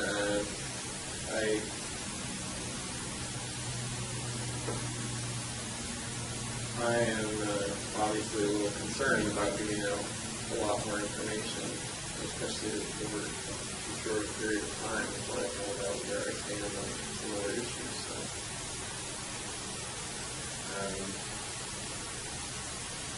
it'd be nice if all these other issues would just work themselves out and resolve themselves the way I want them to without my coercion, but that's not going to happen, so I gotta do what I gotta do.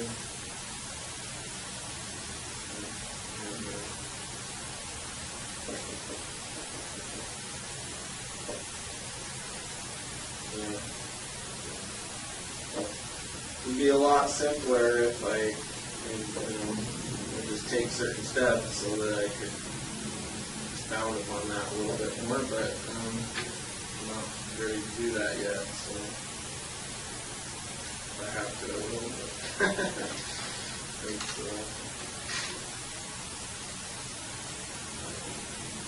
But yeah, as far as discussing things about whether it's the Vermont case or things that happened prior to that, I think that it's probably still going to happen.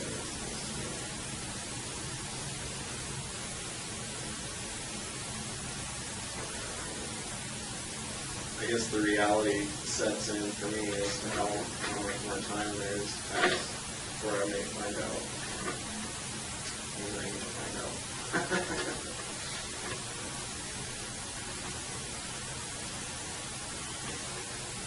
And your feeling is it to give us additional information that's going to affect other things or not affect other things, or you want to go over it? Yeah, it's once I give out the information, then it's gone. Well, let me just jump in there. This is getting, I should say frustrating, but I feel to say it's getting depressing, right? Maybe you feel the same way, that you have been meeting with us now about other crimes for weeks and weeks and weeks. And I think it's getting kind of just downright depressing that we're not moving forward. And I don't think it's I'm not sure why it is. We came in here a month ago and laid out that plan that Frank Russo laid out, and because we've been kind of bending over backwards from the U.S. Attorney's Office perspective of saying, look, we're going to work with you, move the other things forward that are going to need to be moved forward with all the other crimes. Right. And we all kind of understand that we're going to need to move forward. And so we thought you were on the schedule of wanting to move other crimes investigations forward. want to keep the media down, you don't want to charge other jurisdictions. We know those things. We took them into account and we came up with a strategy to say, well, let's move forward and really kind of busted ourselves to do that. So we're getting kind of just, like I said, I should be saying frustrated, but I'll start with just kind of depressed about that we're not moving those things forward. And so, what's your view on that? And same with law enforcement. This is a typical way of moving forward with this kind of investigation. And for us, it's frustrating, and we're doing it this way because this is the way that Israel wanted to do it. And what's your take on our? This isn't the way I wanted to do it. Well, just tell us what your take is on that. Well, my take is, I've said this before, even though we may at this point all want the same end results, it doesn't mean we're on the same team by any means. We've always known that. We're not pretending. So I'm not. I understand that you've got your schedule, you've got your deadlines, you've got things you've got to get done. But honestly, that's of no concern to me. If we can continue to work together and make stuff happen, great. If not, if it's not going the way you want it to, or you're not getting your information fast enough, then do what you got to do. But I already know you'll be back. So. Well, maybe we've been too honest with you guys on that. We know we know that we're not on the same team. Well, yeah, because if you're saying, I think what you're saying is you're kind of challenging us, and I didn't think that's where we were in our discussion. No, I'm not challenging you. I'm just saying I know you've got your agenda, what you need to get done, and what you need to. You have to have something to show for it for your work on this. Well, but it's so funny because we thought it was your agenda that was kind of driving this of wanting to move things quickly and wanting to keep the media. And that's why we've been working on kind of your agenda. That's why I'm like, wait a second, this is what Israel wanted.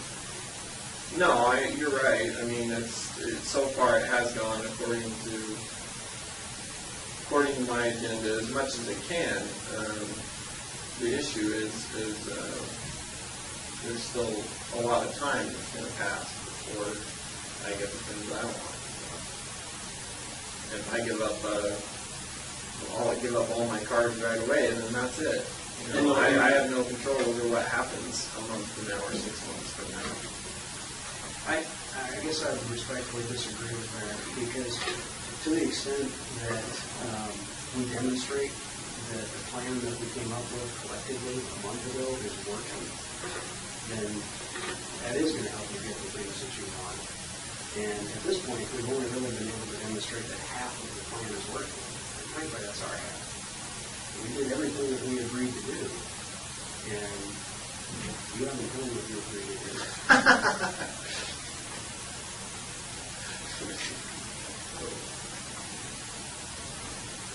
First of all, I didn't agree to do anything today. I already told you that. So I told you I've got different agenda now than when we came up with that plan because of things that happened between then and now. So, fine, I changed the rules, shame on me, but that doesn't really change the bottom line. I'm going to at least find out what my options are. And that hasn't happened yet. So, I understand it put a hitch in the schedule, but, and that's not the only issue right now. There are some other things that we can't talk about, and that's an issue with me too. And I know that, there's a lot of debate that these things aren't connected, but to a certain extent, for me and what happens to me, they are pretty closely connected. So. Well, as we've said before, we won't talk to you about anything related to this now, but if you want to request a meeting, right. And if that's what you guys decide, that's totally up to you and your council. Right. And we'll make ourselves available, but we won't discuss them now. No, I understand that. And, you said you don't want to give up all your cars. We understand that. We haven't been asking you to do that. All your cars, even everything. Sure, would we love it if you just said, yeah, I'm just going to tell you everything. And frankly, I would say things would move much more quickly in the end because we'd be working on those and getting them all resolved and getting it all lined out the way we said so that we can control it. And you would control it. I would love that, right? You know that. But I won't even answer that today. I'm not going to say, Israel, tell me everything. I think it would be in your best interest, but you don't see it that way. Well, I get it. I've asked you to think about that. But we got to start.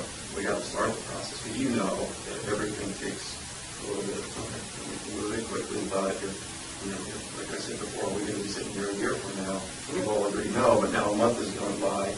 So now we only got 11 months down, and we're going to be, you might be saying next month, we got 10 months to go. Because we all agreed we weren't going to be sitting here in a year doing this. So, Well, believe me, I'm very well aware of past crime, so I don't have a definite agenda on that issue, but as I said, I don't have a lot of control over it. So. But I think you have more than you think. In other words, you discuss the other crimes in that instance for it. That's under your control, right? Well, you don't even decide what you want to tell us. You, Israel, sitting here today, control what you tell us. We then control what we do with it. And we've demonstrated to you, and it's in our best interest to control it. For now, yeah, I understand. I understand where we're at right now. In order for things to progress,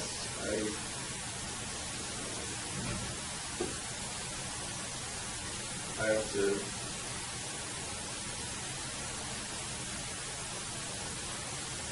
take a guess as to what's going to happen next, I guess you could say.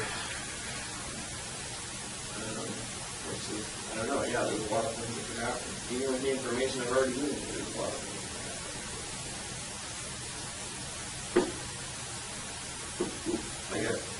that could happen. It's your schedule. I think you said it was our schedule. It's really your schedule that we were trying to work on. So we can sit here and guess and wonder what's going to happen in the future, and none of us are going to predict, right? And say whatever happens is going to happen. But the only thing we can control is what we're doing right now. We have a definite, concrete, certain way that we can move forward now that will definitely expedite whatever happens down the line. Because we've got all these other things to talk about. We will definitely expedite it. Certain we start now. Everything else is just speculation, so we can wait and see, but time's going to move by. Yeah, no, I see what you're saying. It's like the ultimate goal. If that is the ultimate goal, that I put all this stuff out on the table, then yeah, then it's better to do it now. But I haven't decided yet that that's my ultimate goal. Certainly not on these terms. Like I say, there's certain information that I've already given you. So what happens with that? I've already given up control of that to a certain extent. But everything I still have, it's still within my power to decide how that information gets to you. From me to you, as a matter of speaking. Exactly. And then what I'm suggesting to you is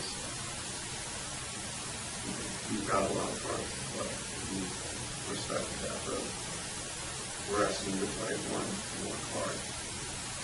And I think that's in your best interest. I'm not telling you that because I think you want to hear. I've been using your goals all along. Well, it's not in my best interest today because there's absolutely nothing I gain from it. Just more worries. But you move the ball forward. Over to what though? There's no objective that I'm moving towards. by giving you more information. When talking about the other crimes, the courier, let's just use the courier as for investigating that. We've agreed to certain things with the couriers and have looked up to them. Right.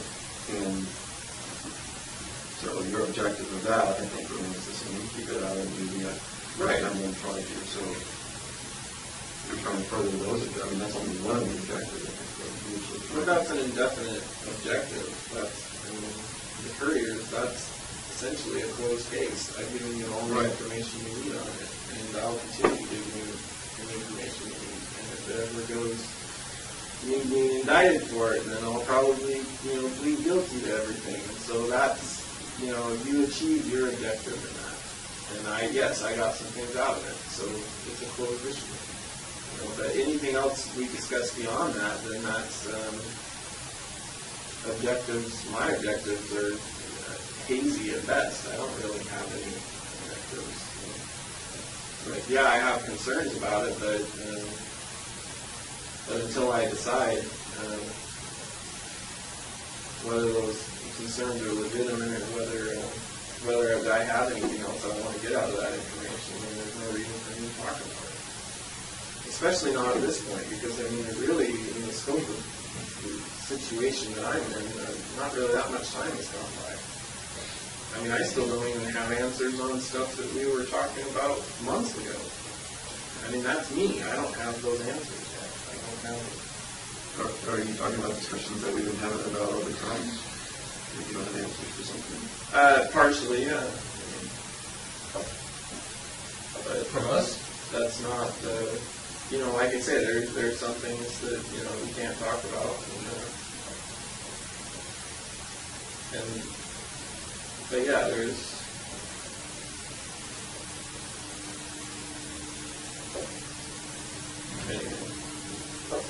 neither here nor there. It'll happen.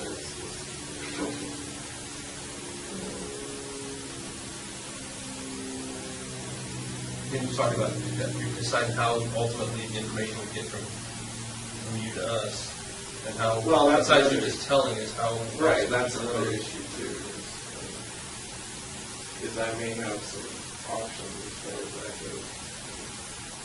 How to get you at least some information without.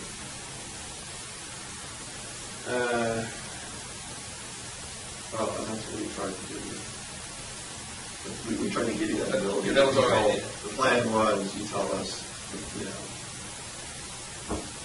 where in New York, so we can work with them, get their assurances and everything, and really starting the processes. You can even move forward. Doesn't think it doesn't.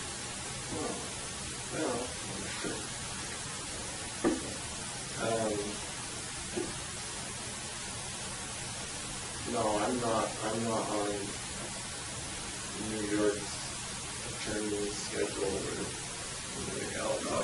This was Israel Key's schedule, but that's why I thought it was your schedule. No, I don't have a schedule. Well, it's different from what I understood, because you told us.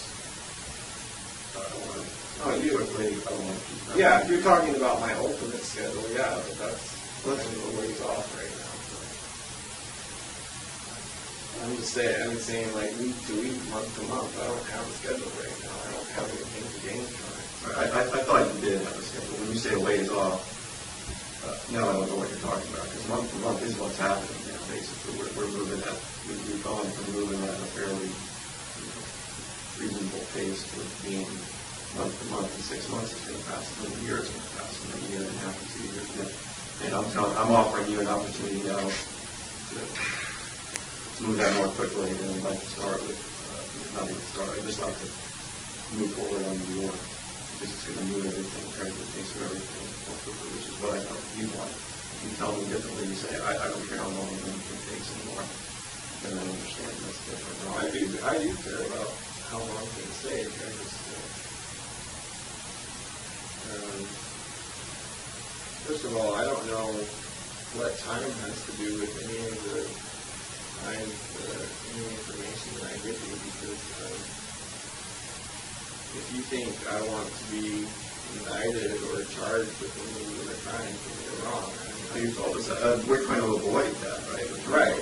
So avoid that by controlling it. So I don't understand how giving information is going to Well, let's just say, what happens if Vermont says, you know, we thought this guy was cooperating. What if they were to say, we're going to charge him, so they need to charge him Vermont? Well, they're going to have to wait their turn, aren't they? Well, what happens? So how long is that going to take, right? That's what I'm trying to say. That's what my concern is. Yes. So right now, we're not charging. But what do you think? Explain to me, what do you think would happen if they do charge? If you know, we say Israel just says, you guys do whatever you got to do, and then we would go forward and you lose control. What do you think would happen? Well, I assume, I don't know for sure. I assume there's a few different things that could happen. None of which are good for me, from my perspective. So that's what I'm trying to tell you. You know, is working with your goals seems to be in your best interest to move forward with New York, so that Vermont doesn't charge, because Vermont charges. that, and, you know, well, statistically, that makes things less likely to go my way, because the more the fraternities, the more crimes that are involved in this, the more likely it is that one of the states is going to get fed up and say, oh, we're trying to, you know, we've already demonstrated to you what we can do and explain how it works from our end. Because I don't think Vermont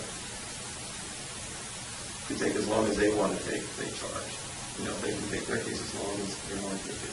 And, you know, what happens then?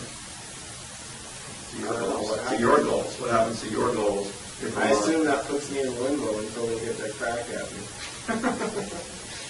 At least I've heard of that happening before. I don't know. So, do you want that? Of course I don't want that. You already know what I don't want. Well, that's why I guess we're just miscommunicating. I thought that's what I understood it, and that's why we offered you this plan to control how things progress with Vermont, and just using New York as a neighboring state, right? So we got a way to control things. Now, if we all say that's not going to work, do what you want Vermont, then you don't control it.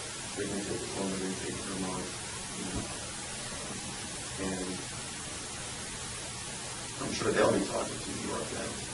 And what's that? Then we don't control it, right? Right. No, I accepted the fact that we don't control. Well, none of us control what happens in Vermont. Well, I think I felt the Or you do. I thought this letter that they sent was pretty amazing. No, it was good. It was Pretty good. amazing thing, and we really worked at this, and they're with us. But if they go away, then they do whatever they got to do, as long as that takes. They don't really care what Israel's opinion is. And then New York comes to them, their neighbors, and says, neighbor, we got a problem in New York. We're Vermont. Vermont says, well, your problem is our problem. We're simpatico together. We all got problems, and this is now Israel has no control. And that's what I was trying to avoid is what you told me from the get-go. You've been honest about your goals, but now I'm like, well, Right. Well, why are we misunderstanding? The fine print in that letter is that at their directive, they can reassume control. At your directive, all you have to do is say, well, Israel's not giving us any more information. Do what you got to do. Did you expect something different? Or did you like, oh, there's something else we can do? I don't know what I expected. I mean, there's nothing else we can do. We can't make. They would never sign. They would something. never agree to it. They're never going to agree to something that says. I understand that. So I know I don't have any rights in this situation. All I have is information. So now you're upset with me that I want to control the information. no, I'm not upset with you. I said I started you by saying it's more depressing, and there's frustration. But I mean, there's going to be a lot of frustration before this is all over. But I mean, it's already been years of frustration for a lot of people. So they're going to have to learn to live with it for a little bit longer. That's a different issue. The frustration and the depression is based upon you getting what you want, and I'm thinking, we're giving Israel what he wants on his time frame, and I just explained to you what I foresee would happen if the cooperation breaks down on the couriers. And we just said we don't want that. We don't want that Vermont to take over and take as long as they want and talk to New York and do whatever. We don't want that. So what are all the? There's two choices. It seems like. Yeah, I don't know how. Like I say, that's one of the issues waiting to hear back on is what is the most likely path that Vermont would take. Because obviously I've got other problems right now, so I don't know what their hypothetical timeline could be if they get fed up and decide to go their own way on that. I don't know that. I'm not a lawyer.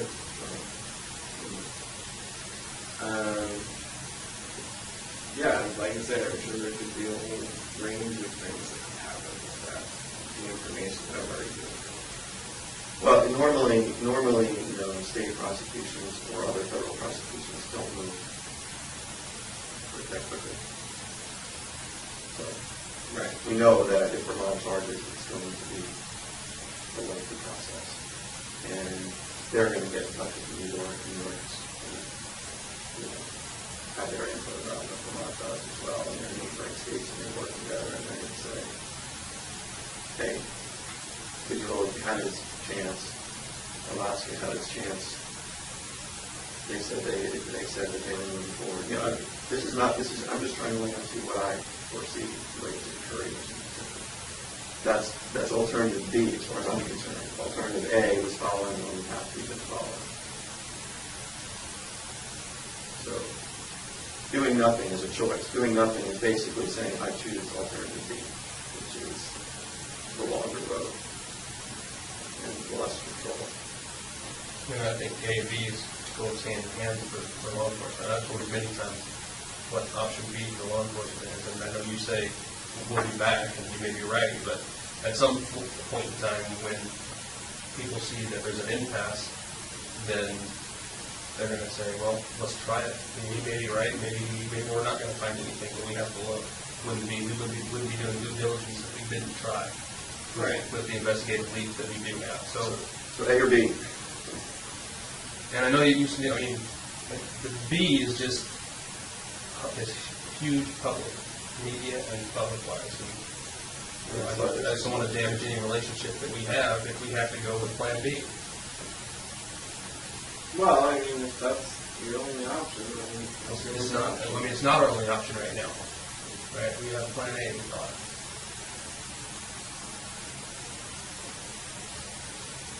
Yeah.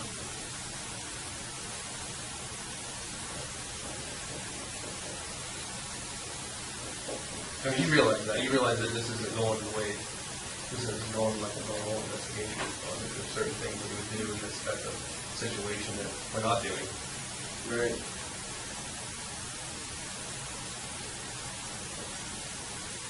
All those are very public and very unpleasant.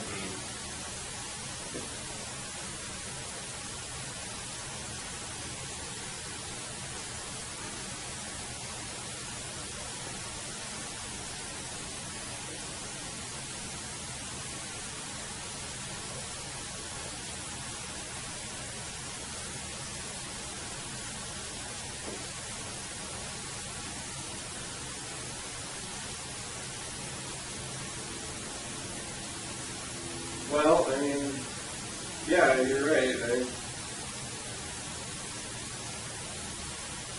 mean, if that's what it's come down to, it's like either I give you information today or you go your own way with it. But that's what it's come down to. You do what you got to do, because I'm not giving up any more information until I find out what's going on. A couple more issues.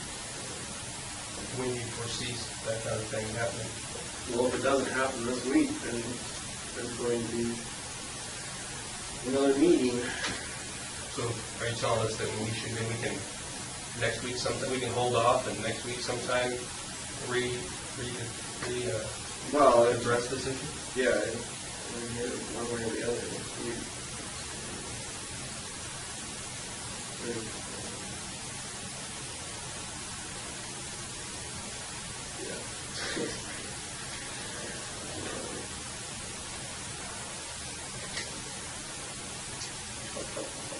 Because that's something that I can go with and say he's got some issues that he's working through. And Well, they're the same issues that we talked about last time. It's just nothing's happened.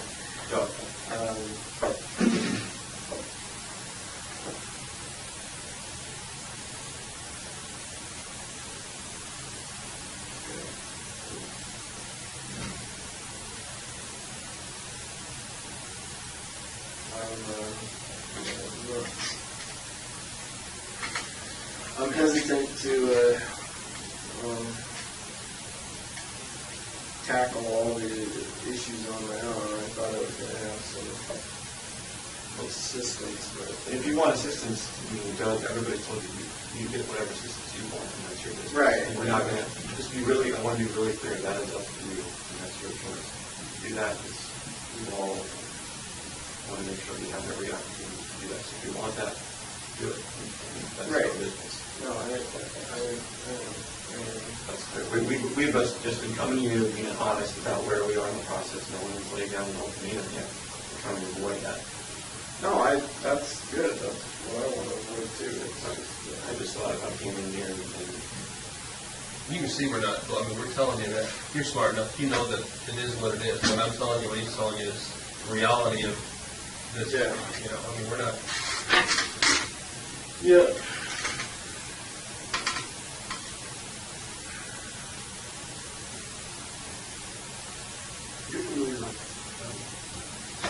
Oh, I was. well, what do you want to talk about?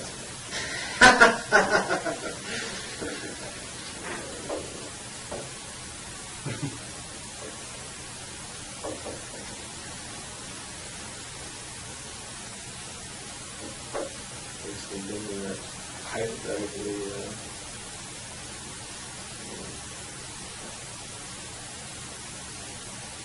best route for me to give you all the information you need might be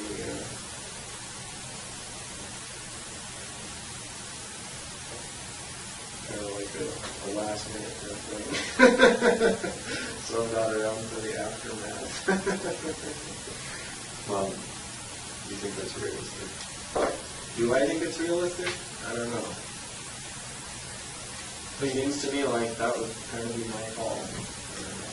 Well, but I mean, like I said, if Vermont goes forward, it's not going to be your call or our call. If Vermont does, they don't have any reason to move your pace. Yeah, I know. You know what I mean? Right now, we're working together, so.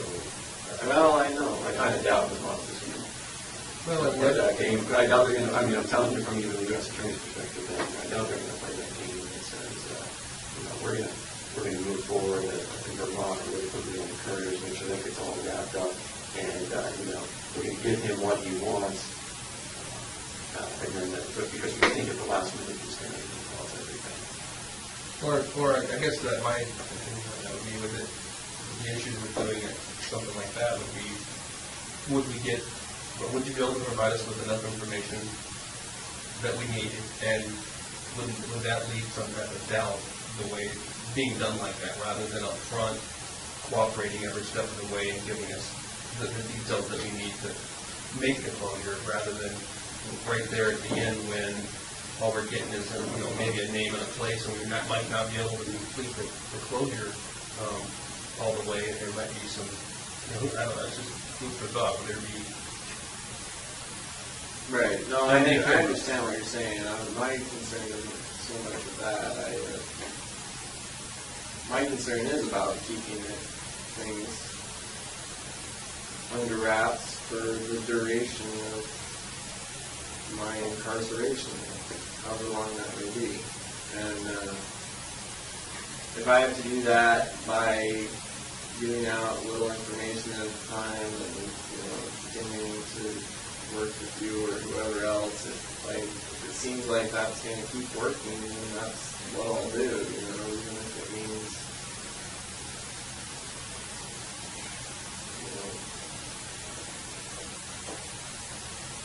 more drama that way, I guess, but yeah, it's still better than the alternative. I think that's fine. One thing I think we just stated, right?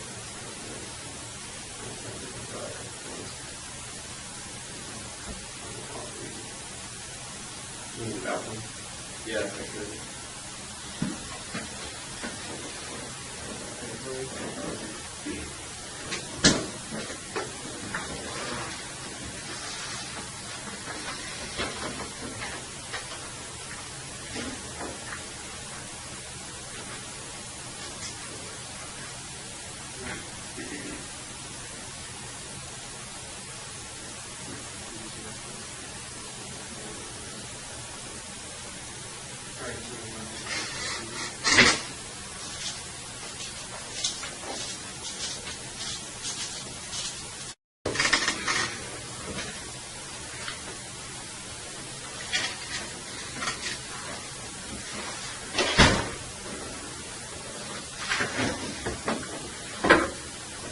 my original was picking up where we left off, because he said something that I want to respond to, the last thing he said. And then I also want to respond to one of the stuff you said earlier about, hey, at the last minute, this idea that seems to be very interested in, that at the last minute you could just tell us everything, right? At the end of all of this with the couriers, you could just tell us everything. So let's use the couriers case in Vermont. As you just explained, we had option A and B for the A is we get information, we keep Vermont on board, we get some more information, not everything, but we get some more information from Vermont on board, and we keep moving forward on a free kind of basis. Right. With the couriers. Option B, we all kind of felt was, we lose control of Vermont because we don't get anything about New York. Vermont moves forward, and the U.S. Attorney's Office down there in Vermont says, look, he's not cooperating, we're in charge of federally. The state says, he's not cooperating, we're in charge of state laws. That's kind of what could happen on Plan B, right? Yeah, I mean, are you with me so far? I take your word for it, yeah. Okay. Well, if you think that I'm telling you something that's what I believe. A few possible options here with the couriers. The moving forward option, or the stalling out option, which Vermont moves forward federally and state. Now, the state of Vermont does not even have a death penalty, but I think this is you can tell from your office. But for your cooperation and our working with them, the state of Vermont would want to charge you, right? Right. So the state of Vermont charges you. It's going to be a lengthy process to go forward with Vermont. So that's why I mean option B is a lengthy process. And they're not. No one's going to agree. Either the U.S. Attorney's Office in Vermont or the Vermont State prosecutors are not going to agree to any kind of a situation where they say, hey, great, we're going to move things along quickly and get Israel a sentence. Whether he wants the death penalty, whether he wants life in prison, whatever, we're going to go ahead and move forward with that, and with the hope that at the last minute he's going to give us all this information, right? But they're just not going to make anything back from the agreement. I just wanted you to know my thoughts on that. I don't speak for the U.S. Attorney's Office in Vermont. I don't speak for state prosecutors on that issue, but I think the reality is we're not going to just move things forward quickly there with the promise. We had the other promise we made that gold mill or anything like that. We're going to want that first, right? Right. Like basic negotiating things. So does that make sense? Yeah. The part you left out is that with option A is that if I continue to give them information, they can still do whatever they want as far as charging. Look, They don't have to give me their word on anything. they don't, but they have, and they've given me their word. And so I think what you said was very insightful. Like, well, if you don't want to move things quickly, but you don't want them to be really slow. The quickly is, in my opinion, you tell us, right? The slow is, he tells nothing.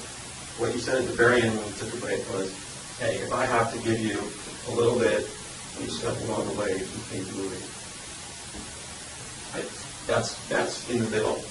Things will move, they won't move as quickly, they won't move as slowly, but they'll move. So I'm asking you then today to give us the name of the person in New York has a little something.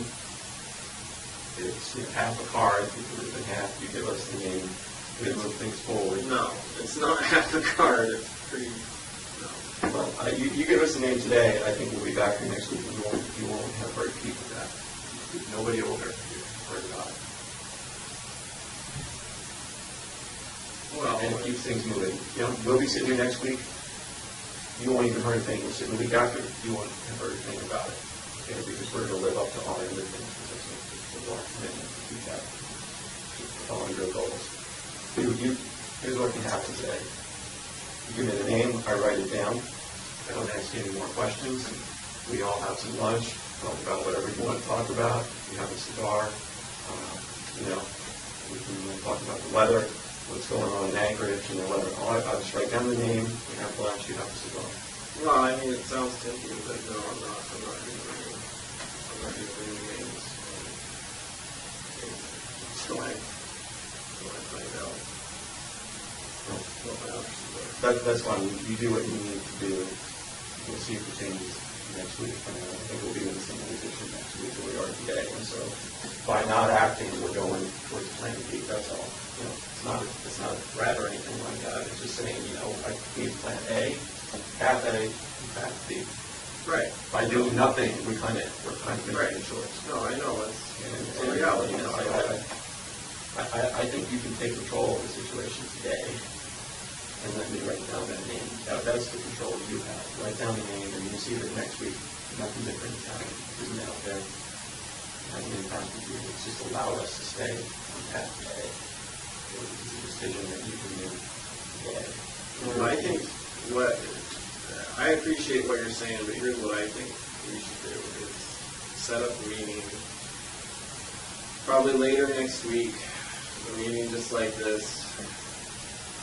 If I don't get the information that I need by, I don't know, like I said, the next couple of days, then what's going to happen is you're probably going to get an email with a different sort of meeting that we're going to have. Okay, that's up to you. So you're telling me, we'll come and meet with you next week. Yeah, I mean, I assume you're going to want to do that regardless, but I'm saying that, it's been, I mean, what was the last time I was over here? It was like a week ago when I had already been trying to get me. Yeah, so I mean, like I say, if I don't get the information I need this week, like the avenues that I'm trying to get it, then obviously that's not working. And, I'll do something else. That's up to you. That's your choice. No, I know. I'm just saying a little bit. From my perspective,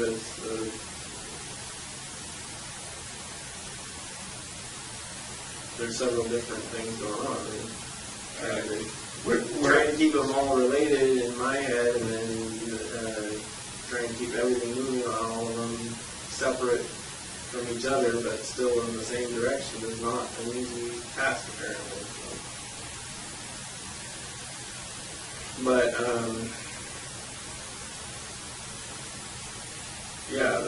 that'll at least give me some more time to get the information that I need.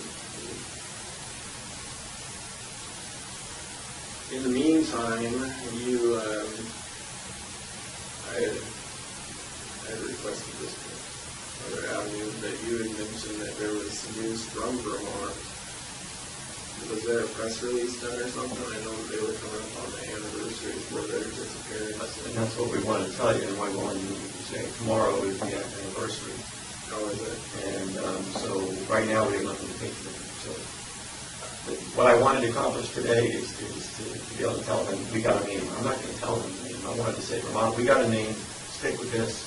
We know it's the anniversary. You got a lot of pressure tomorrow. Right. Stick with us. Well, that was a concern I had because I know that that's like the media makes a big deal out of the anniversary. Oh, and they're all over them. I know that, and that's what Vermont has wanted to know. I don't need to give Vermont the name. I just need to tell them, trust me, if they read the name.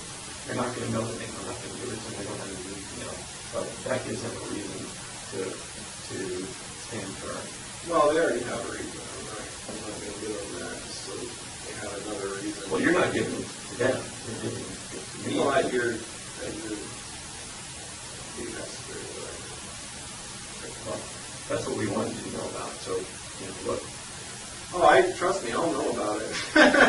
I don't care. It doesn't matter how many miles away. I imagine if my name pops up, I'm pretty sure it'll.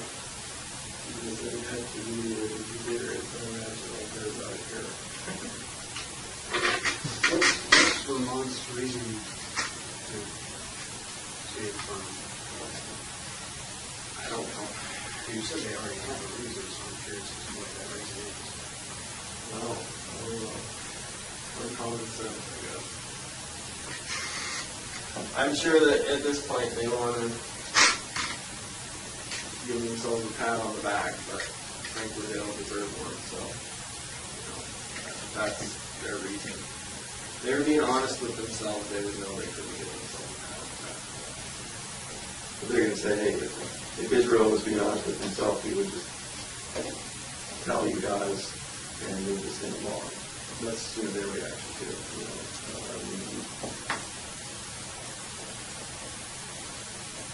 I'm probably more honest with myself than anybody else. You're just looking to hide, are you looking to hide the information? Is that what I'm getting at? Yeah. You're looking to hide it. Well, I'll get it to you, especially if there's something in it for me, but it'd be better if my name wasn't attached to it from here till eternity or whatever. Well, we told you before, we don't have a problem with that. We've demonstrated repeatedly that we have the ability to greatly influence that. Right. No, I for now, yeah, I agree with you. I mean, yeah, I agree with you. I think I could probably tell you everything today, and since being the case that it is, I'm sure we could probably keep stuff under wraps for like a year, 2 years, whatever. I'm not worried about that. So then what's the deal?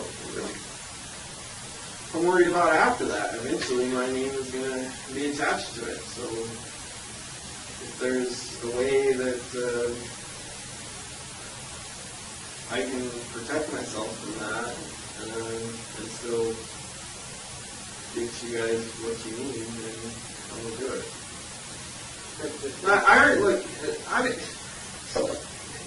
I don't need to be punished for these other things that I haven't talked to you about yet, because all these other they can't prosecute a dead man, so it's like, what? Right, but do you think anyone's going to really, you think Vermont charges for the trade, you think they're really going to give you the death penalty knowing that there's more things out there? Do you think they're going to say, right, move so forward? You're in a catch-22, my friend. I already fucked up. So. You're in a catch-22, and we're offering you, what is, I think, your best bet. That's your call, buddy, but, you're in a catch-22 because Vermont U.S. Attorney's Office, Vermont State isn't going to rush forward and give you what you want, knowing that there's more information. Right, they can't give me more Well, they could charge you federally in Vermont with the current acting resulting in the phrase that they haven't done that because they've trusted us that we're coordinating. They're not going to rush out there and give you some sentence, whatever it may be, while there's still information out there about unsolved crime. We're offering what I consider catch-22. I wanted to make sure you understood that, right? No, I and we're trying to work on the timing, the control of the media, you control how the story comes out. This is your opportunity. You control the story, you control the timing, you control the media. And by timing, I mean moving it quickly. The other alternative B takes forever, possibly. You don't control any of the rest of the stuff. You may be right, they never get it, but then they're not going to just move forward knowing that the unknown. The middle ground, I think, is what you suggested at the end. You give me a name, I write it down, you have lunch and a cigar, and we all meet again whenever you want to meet again. And you're not going to hear anything about it between now and then.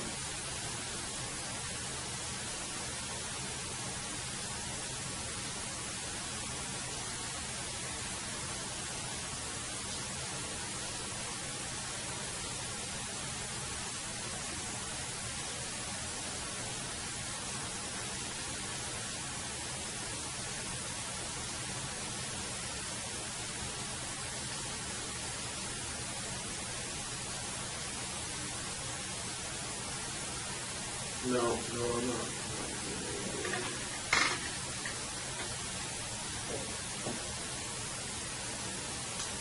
Is Washington a better state?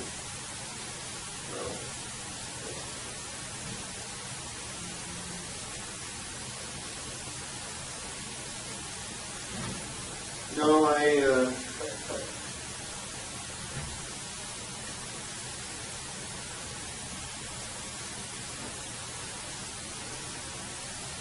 clearly tackle one thing at a time, but I don't want to go into that New York trip anymore until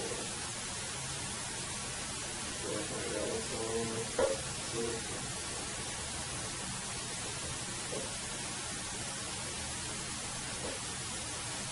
And yeah, I'm also a little concerned about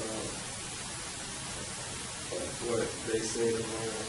It'd be interesting to see if anything comes out of it. If they're able to resist the temptation.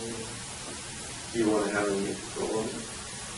I don't have any control. I could tell you everything today, and they could still say whatever they want. Yeah, in theory, that's possible. Do you think they would? Do you think that if I have no idea. Do you think if I go to them, call them after we get a meeting and say, piece of information, we got a meeting, I'm not telling them what it is, but just let them know to the end of it if you think they're really good. My suspicion is that no, they wouldn't say anything about it if you told them not to. I'm just saying,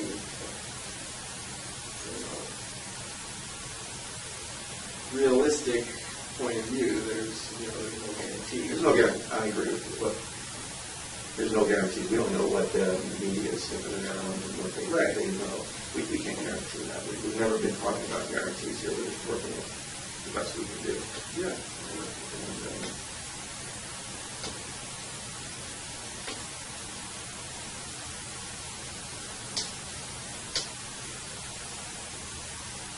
And once we go creep towards Plan B, Plan A might not be, will be when this will get back on.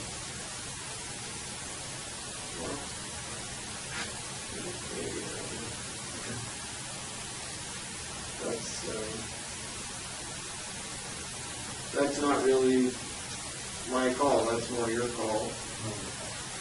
We respectfully disagree. Yeah, we think it's your call.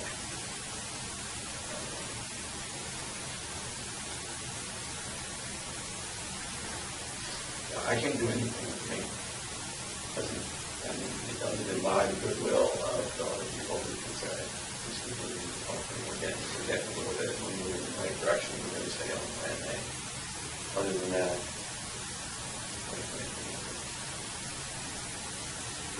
they're not going to find it. They're not going to find the body from what we told us.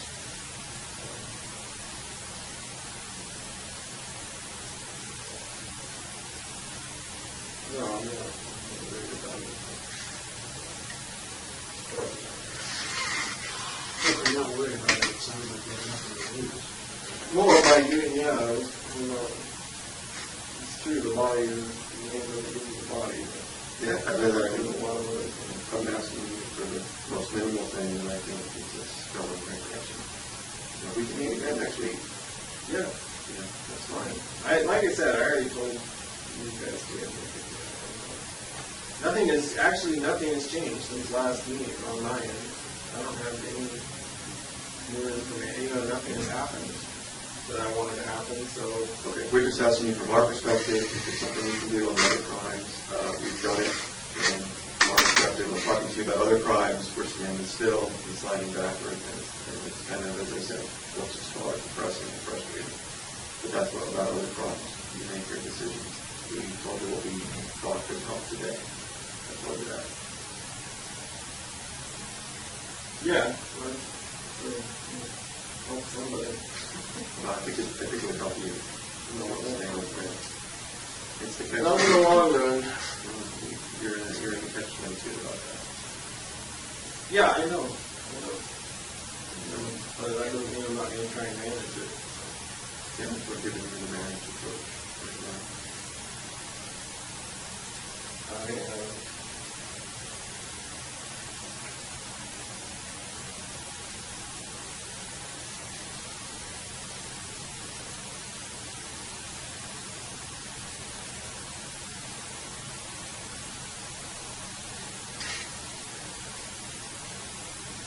Yeah, it's just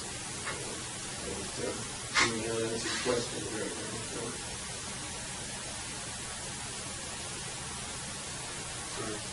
Well, in the interest of not wasting anybody's time and stuff, you said you wanted to do it next week. You want to pick a day right now, Wednesday, Friday? What days are late next week? You have preference? Today, Thursday?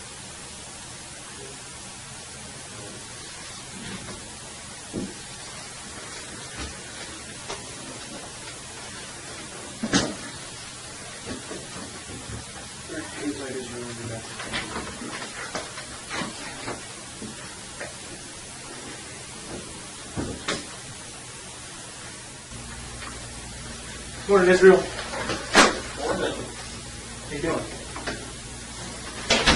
All right. Days, all right. Sit right. We're going to do our normal advisement.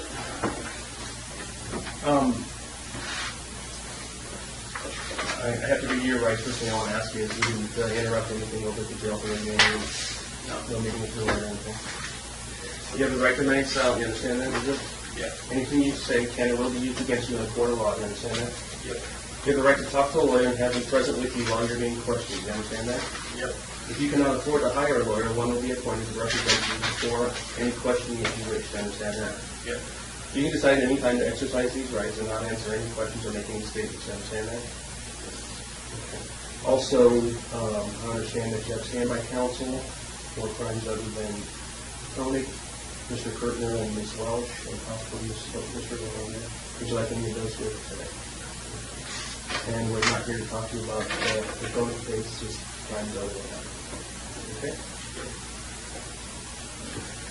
Okay, I think they had some things to discuss with you. Obviously, they wanted to chat with you about some things, and then I want to kind of talk to you about where we are on the Vermont thing. Yeah, they wouldn't let me bring my copy of the letter, so there's definitely some things we need to go over. Okay, well, I've got a copy. Who wouldn't let you? Jeff? Yeah, I Okay. don't like we need to go carry stuff around. If you guys want to chat about what you need to chat about, I can Ready to paper cut? You need to mark up the letter, so it's sort of like yes and request on it. No, yeah, I mean, we can just go through it. Okay. I already went through it. So you have the letter here somewhere. You can make an extra copy if you need to. Yeah. I just wanted to let you know, I know you weren't real concerned about the vote, but I told you when we left last time that I'd give you a list of what was actually taken from the vote. All right. And what they do is they print out a receipt. They don't have the actual receipt. This is just an internal document, but I can show it on here. Flip it to total of 19 items. Some of those are swaps. They're not actual things. Right. So, unknown materials, these I'm assuming were like pieces of thing, or like stains that made of blood or something like that. That's just because that's based on where they were taken from the incident area. Fibers and fragments, same kind of thing. I don't know what that is. Ask about that ball or unknown material. My guess is it's probably here. Hopefully the lab will know. That's why I call it a ball of unknown material. Maybe you could shed some light on that if you know. You know what the ball of unknown material I'd is? have to see it. They had possible gold frame and other material twice.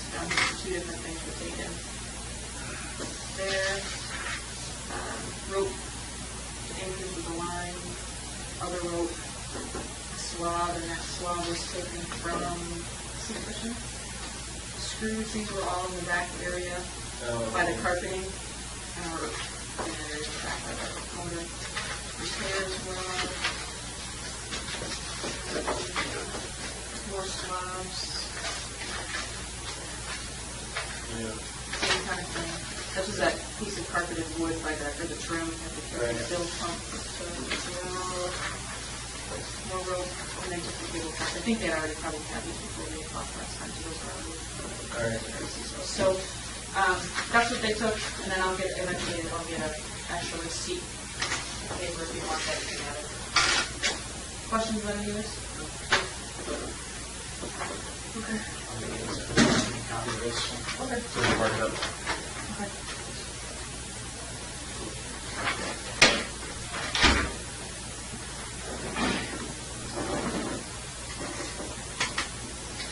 So, while she's making a copy, anything you want to discuss generally? Anything you want to discuss generally about the letter, or about any concerns you have? Well, one of my main concerns right now is trying to get a handle on what the process is going to be. If this goes to CCU, they approve one or all my cases for the death penalty. It comes back, and then my understanding at this point is it goes to a judge, and they decide and make a decision as to whether or not to pursue it from there. Again, like I said, I can't give you legal advice, but here's my understanding of the process. In terms of the notice itself, it gets filed, all right, with the court. Right. After it gets filed with the court, then, obviously you're free to plead guilty in your main case or go to trial or the courier case, whatever you want. And then, let's assume you're talking about the courier case, there would be a sentencing set. And at the sentencing, I think there would be, either, like I said, there's an option to both sides agree to do a judge sentencing or a jury sentencing. And then that would go to that. And then ultimately, the jury or the judge is the one who would have to impose the death penalty. Right. Or life in prison. Okay, so it goes to the judge or the jury to send either one. At the sentencing, it's a public hearing. Yes. Either way, it has to be a public hearing. I think, most of it, now there's exceptions for public hearings where we can seal parts of them. And part of the method we've used to kind of close portions of sentencings in the past is to apprise the court of cooperation efforts on behalf of the defendant. If we've got a legitimate law enforcement basis to close the public out, we can do that. Now, in order to do that, we have to, get approval from main justice. But, it's happened in the past. It's happened virtually in every case that I've had cooperators. And usually, they don't want their cooperation known because it could endanger them. Right. Okay.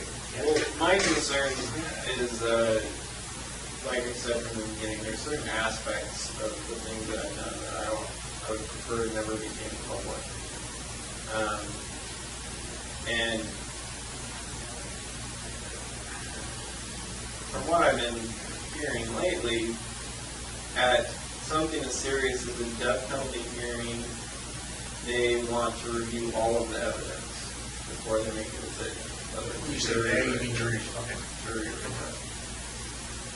And obviously, in everything we've discussed, there's a lot of that. I mean, if they're going to review all the evidence, then that's primarily going to be interviews that we've done, in which that information is going to be in that evidence. And so if it's a public hearing, it's going to be, all that's going to become public, and that's exactly what I didn't want from the beginning.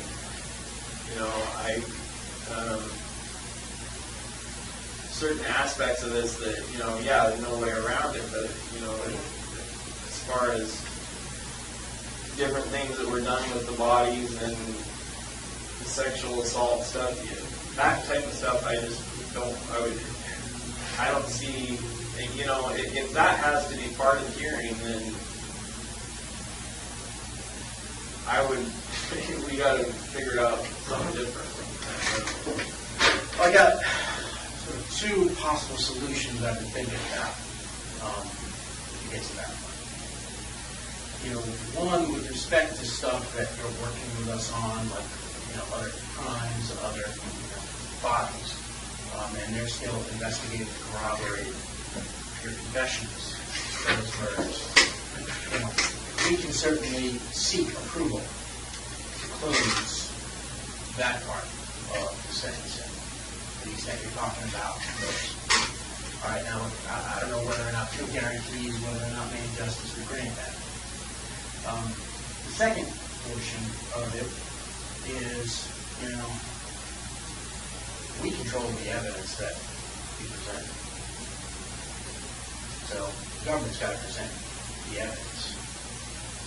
And, maybe there's some way to kind of address both of our concerns here by circumscribing, by limiting the amount of stuff that's introduced into the court. So I'm toying with that idea. Now, obviously, there's a catch-22 to that, right? Right. The worse things, appear to the jury or the judge, the more likely it is you're going to get what you want. Right. In the context of the courier case. right? Yes.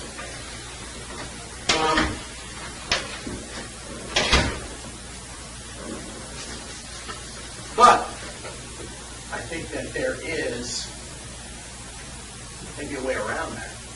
But in order to kind of get around that, what we have to do is we have to have at least the basic information on all the murders you could commit. So basically, it's not like, hey, we're sort of going with quantity rather than quality of the murders. And if we can corroborate those, I think there may be a way to kind of get you what you want, but also, obviously we get what we want then too. That would have to be part of the negotiation.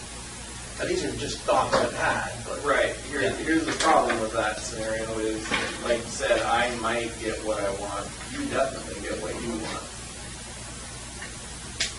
well, I mean, look, I think you said it before in other contexts. If people hear the things you've done, I don't think any jury would have any doubts about what they do. Now, I can't promise what a jury is going to do. I can never do that. Right. That was me operating under the maybe somewhat naive assumption that as long as I was giving you all this information, there's no reason for it to become public. Whereas I already know that if you go out and you find all this stuff on your own, all kinds of stuff. Well, maybe all kinds of stuff. I mean, it would have to be a numbers thing. I mean, right now, the way we're going now, let's assume we don't ever strike a deal on the courier thing. Then I think it does become public, some of this stuff. Then we're forced to kind of go your way, and you're forced to go your own way. We've got to go our several ways, and we've got to try our cases. I understand that.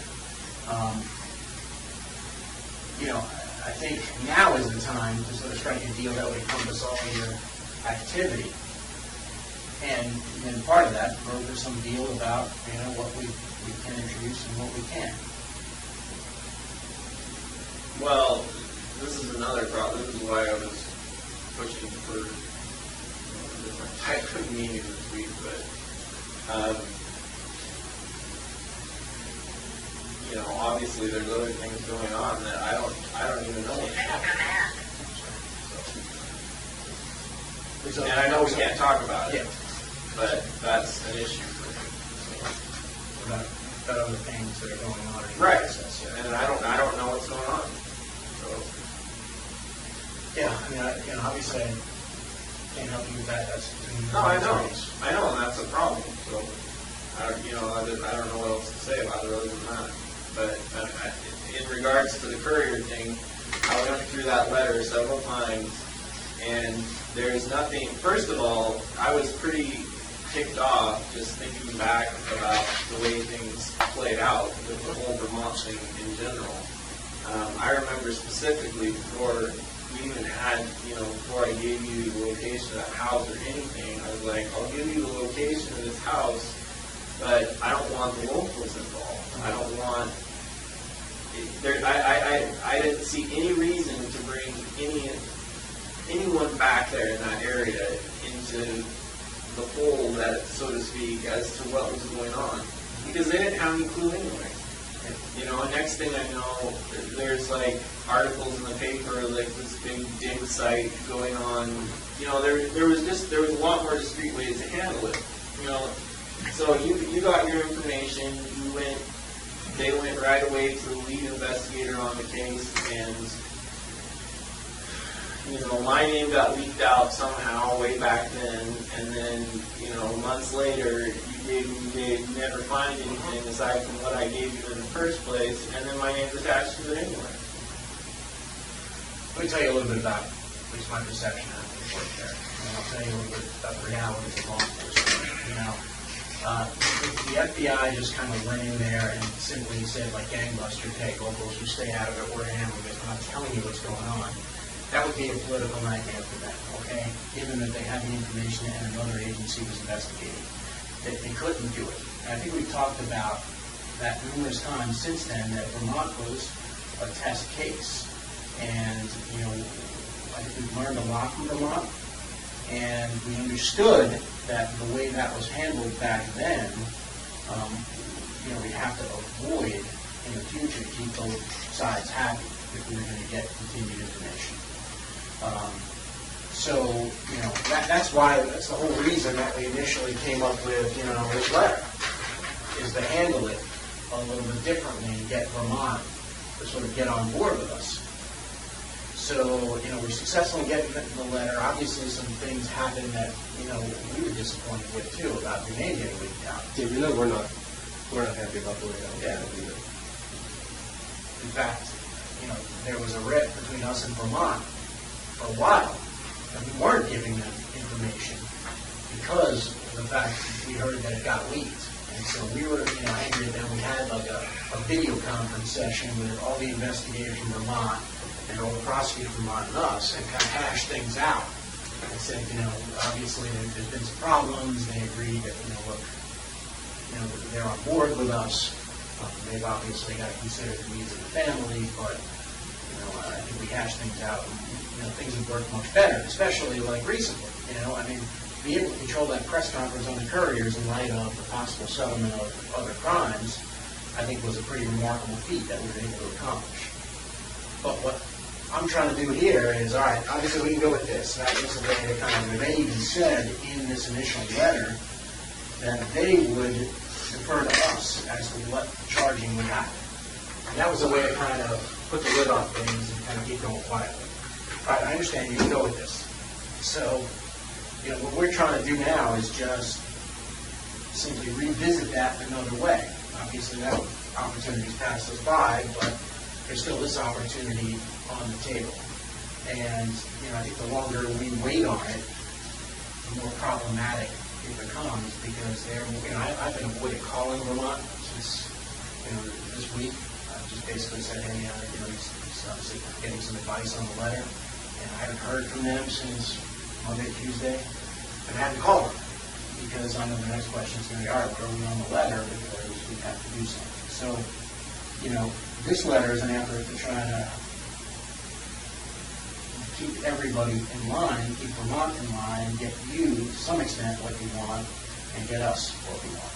It doesn't give me anything I want. It doesn't give me anything that I'm not going to get anyway. You just said Vermont is chomping at the bit now. They want to see me indicted for this. In their jurisdiction. Whatever. The whole deal originally was that I would be charged federally with it, and now you're ready to just hand it over to them and let them charge me.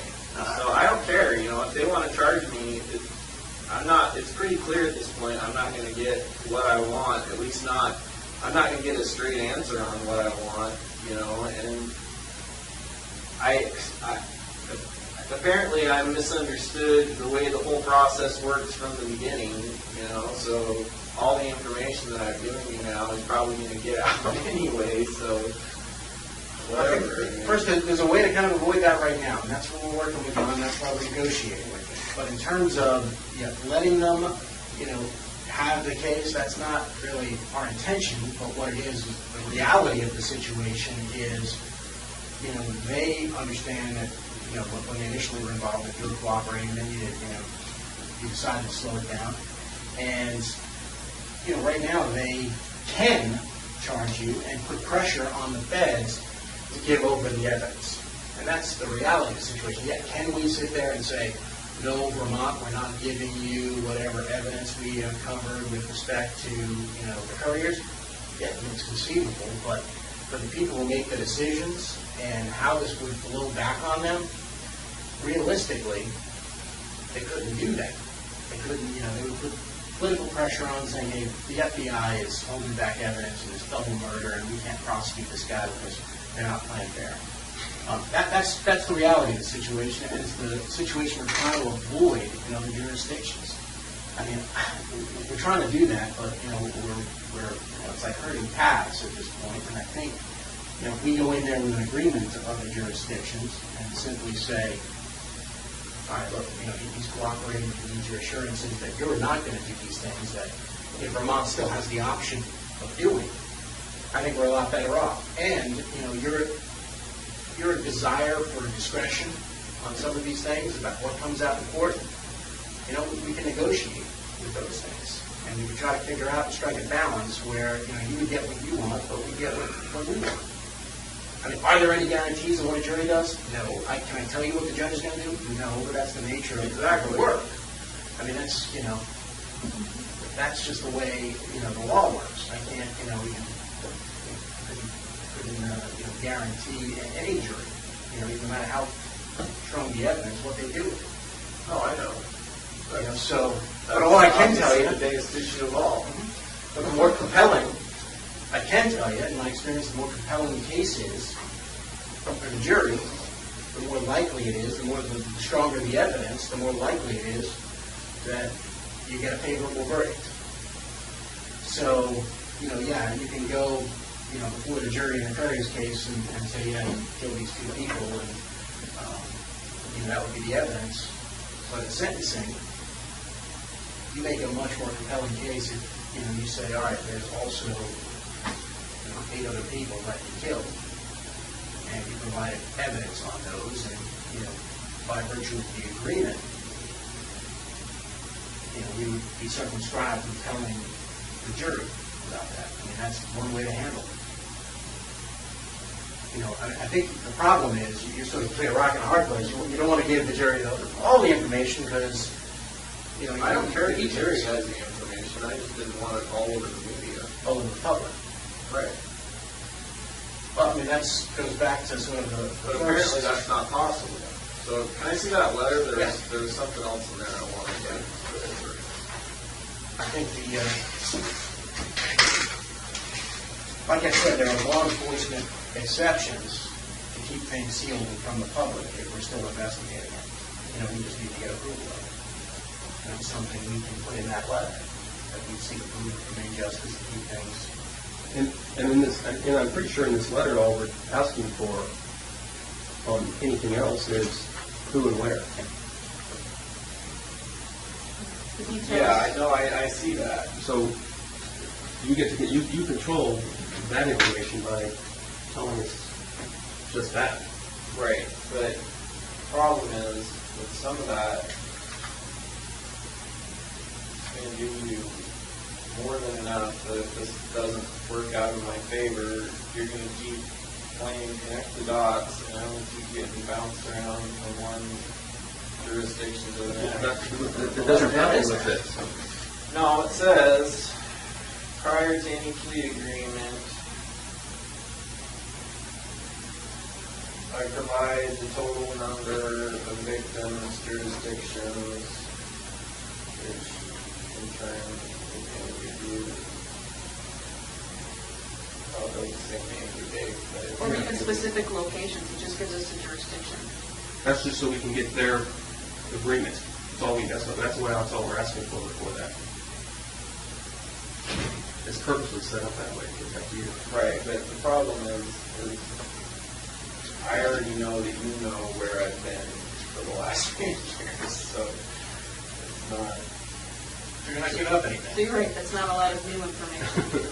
It might just corroborate some of the stuff that we have, and it gives us the ability to go to them and get them on board. Or walk away if we're not willing to get on board.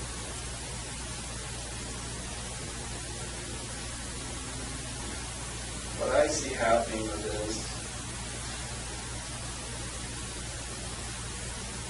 is that you're wanting more information up front. I still have no idea what's going to happen with the information I've already given you. And admittedly, you don't know what's going to happen with the information I've already given you. Except that in that letter, if you don't get what you want, that's when the information stops, right? Yeah, it's It stops conditioned. until you start finding stuff. Well, it's conditioned on at least the Attorney General coming back and saying, hey, we're going to seek what you want. Right? I mean, look, you've identified, some issues that you're concerned about, but, I don't think there's anything you can't overcome here. There's no reason to get sort of frustrated about things. It's, we can work it all out. You just identify. Oh, I know, we can work it all out. I just don't see what the big time crunch is, that you want all this information right now, and I still don't know what's going to happen with the stuff I gave you on day one. Well, I think the problem is we need that information to kind of keep, Vermont on board rather than have Vermont go public, and once Vermont goes public. Vermont already went public. Yeah, that's true. They didn't really get picked up. They had one reporter who had inside information. She didn't share her sources, as far as I know. Clearly, the other stations didn't feel comfortable linking it to you. Certainly, they were calling and trying to get Even up here, information. they added that disclosure. They couldn't. They couldn't confirm it locally. So that all they did was run what they had. No, I get that, but I mean, you've already said whether I'm charged with this federally or locally in Vermont, I'm going to be charged with it soon, right? That's their plan. That's what they want. That's what they want, and that's what we're trying to kind of avoid, at least, because you said you didn't want to be dragged back to Vermont. So I don't see how they can do that anyway when I'm still facing charges here. They'll drag you back eventually. I mean, what they do is, and what's happened in other cases, is they lodge the detainer, you finish up here, and then you go to Vermont, maybe then they lend you out to the state court there, and that goes through the process, which is what you said you didn't want. And that's where we're headed. And the other thing is, and I know you know this, is that the way typical law enforcement investigation would work on this, you have to admit that the way this, I know this seems slow to you, that this process has taken a long time, but for us and the people that are in charge of us, what they want, they know that there's potentially up to 10 or 11 victims. So there's 7 or 8 that we don't know where they're at and that kind of thing. So what we're getting the pressure to do is find those other people. And so what you don't want us to do is to use conventional police methods to do it. And You're already using conventional. We're not. We haven't gone to Media. we haven't gone to local media places and said Israel Keys was here on April 10th of 2009. He committed this Tupper Lake bank robbery. He killed somebody in this area, and they're buried here, and we need the public's help in finding out if they saw him or his vehicle, and this is the vehicle, and this is the license plate number. That's what a typical police investigation would do. We know you don't want that, because the first one of those that we put out gets on. You don't want that either. You're right. You're right. We don't, because we want this cooperation that we have, and that's why we've been delaying this. But the pressure is getting increasingly with Vermont. We're getting calls from Vermont also, since they ran their story. The colonel of the state police there is getting calls from other families in that area who now think Israel Keys could have killed their family members because he killed somebody else there. And so that's what we're looking. That's what's going to happen in every state if we use conventional police methods. And we want to keep it as quiet as you do, because we want the information from you, because we know it would be the most accurate.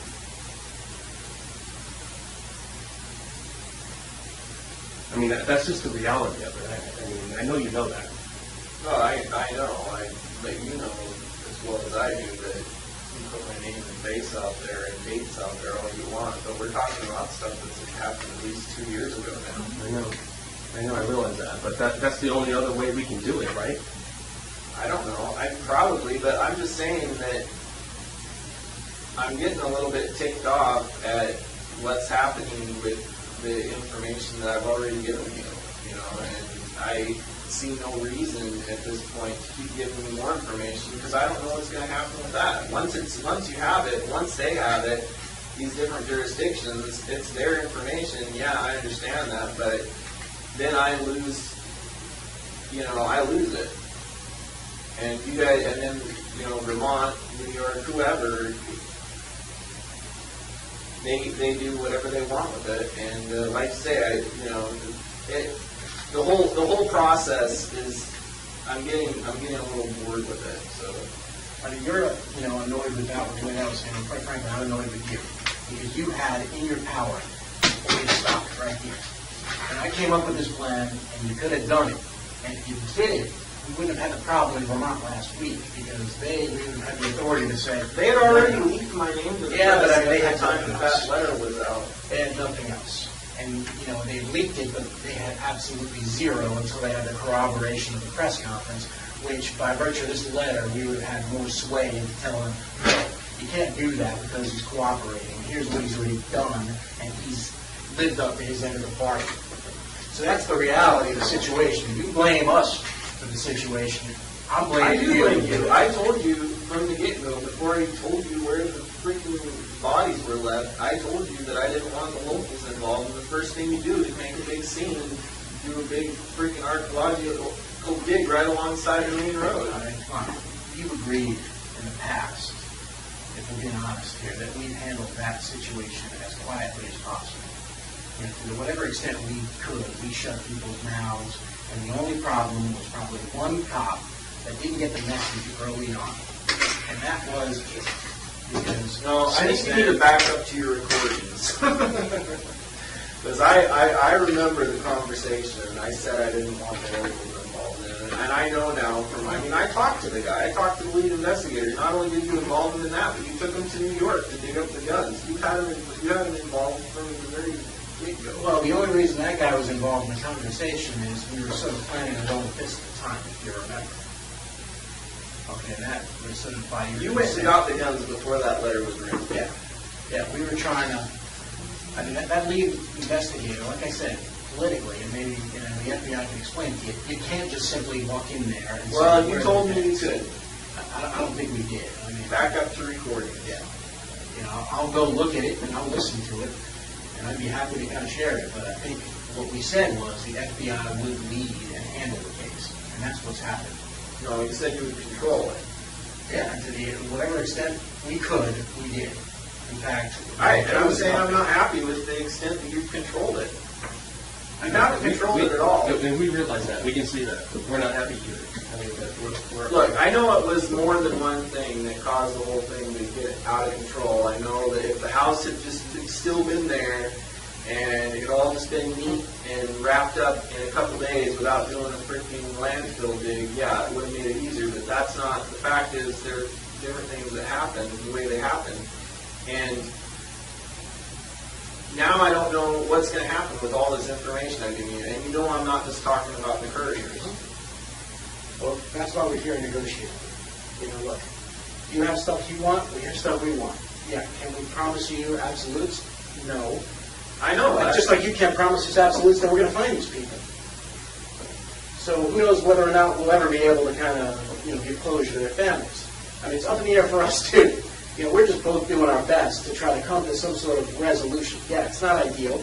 We have different interests, but I think there's a way to meet those in the middle that will avoid a lot of the things that you don't want, and at least try to get us started on the things that we want. No guarantees from our end either.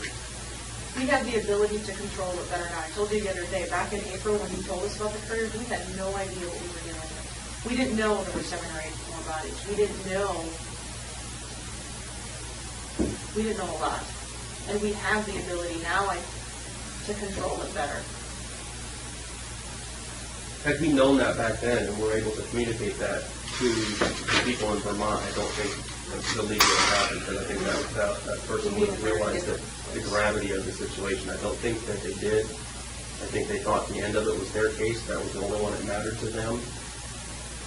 And clearly it wasn't, and I'm sure that person...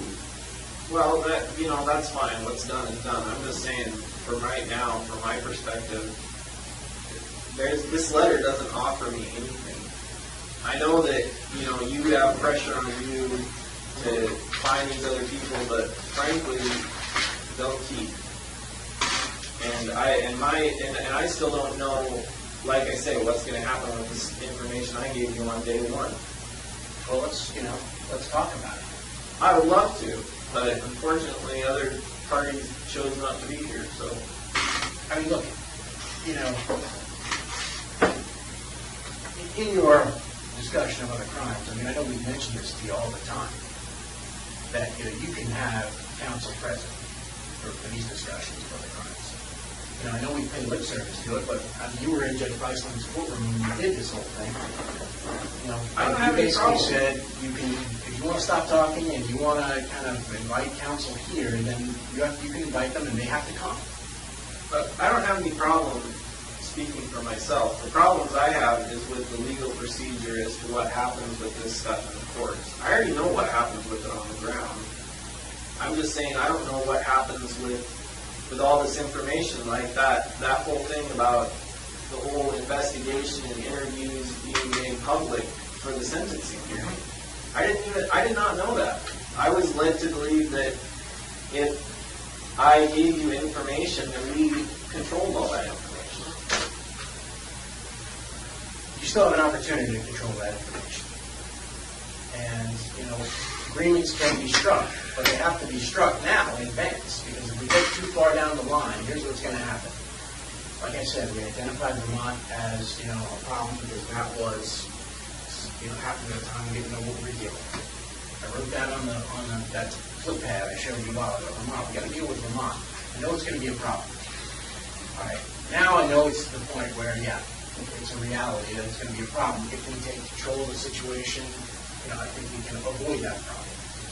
You can then negotiate what the extent of what you tell us, and to some extent, what comes out in court. But we've got to talk about it, and we've got to kind of go forward, because what's going to happen here is, let's assume we don't strike any deal.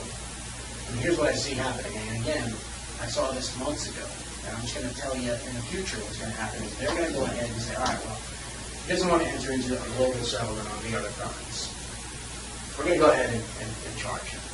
Okay. Once they charge him, it doesn't become, once they charge you, it doesn't become one reporter saying Israel Keys did this. It becomes, all right, the government saying he did this. And then that becomes sort of a national defense of Israel Keys killing 3 people, traveling around the country, killing people. Where else has he been? What kind of shows can we do? And then that in turn puts pressure on the local FBI. All right, they're going to come to Jolene and say, all right, well, what did you do? What have you done to kind of make sure you've investigated all the crimes? Oh, you didn't put media out? You're sitting there talking to Israel Keys, you're trusting him, and you didn't do the necessary things that we see fit. That's exactly what's going to happen. And they're going to say, you go do it. And it's not going to be up to Jeff Bell or Jolene Bell or Frank Reese or Kevin Bellows. Like I say, they think that's going to help, then they're idiots, because, like I say, we're talking, I've given you all the information that first of all, no media exposure, even if I hadn't given you all the stuff on the more recent ones, would have helped. I don't think it would have helped. I don't know. It maybe wouldn't help, but it gets your name out there and it's something connected with things, which is what Right, that's why I gave you that information. But, now you're talking about wanting to put my name in the media, which is the one thing I didn't want from you. But it's going to happen, is what you're saying. I'm concerned it's going to happen. That's my concern as I look forward. If we can't get another avenue for doing it, I don't see that I don't see that we have any other choice on how to investigate it. You could just hold off until I see what happens with the information I've already given you, and then you still have an open line of communication. If you do that, I have no. What incentive do I have if you after all the information I've given you, if you run to the media and put all this crap out there for my family and everybody else to see, and then at some point down the road, we still don't have enough to find out for sure that he did this, that, and the other thing, but let's go back and talk to him. Do you really think I'm going to feel like giving you more information? From our perspective, you have to see it sort of the other side of the coin. What guarantees do we have that you're going to give us the information? I don't have any guarantees. Exactly. Just like you don't. So we're trying to reach an agreement here where we both have some assurances that we're bound by in an agreement. So we're bound by I don't have any guarantees, but it's pretty likely you're going to get the information. But why do you say that? Because it looks like I'm stuck here for a while. Well, what incentive would you have to give out the information? I don't know. I'm sure things will come up. Right now, you guys got me on pencil restrictions.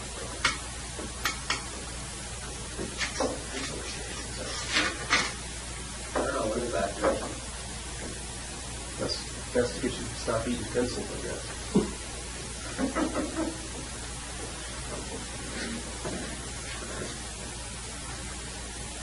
Look, I think, what we're trying to do is, it's obviously a situation where you have interest and we have competing interest.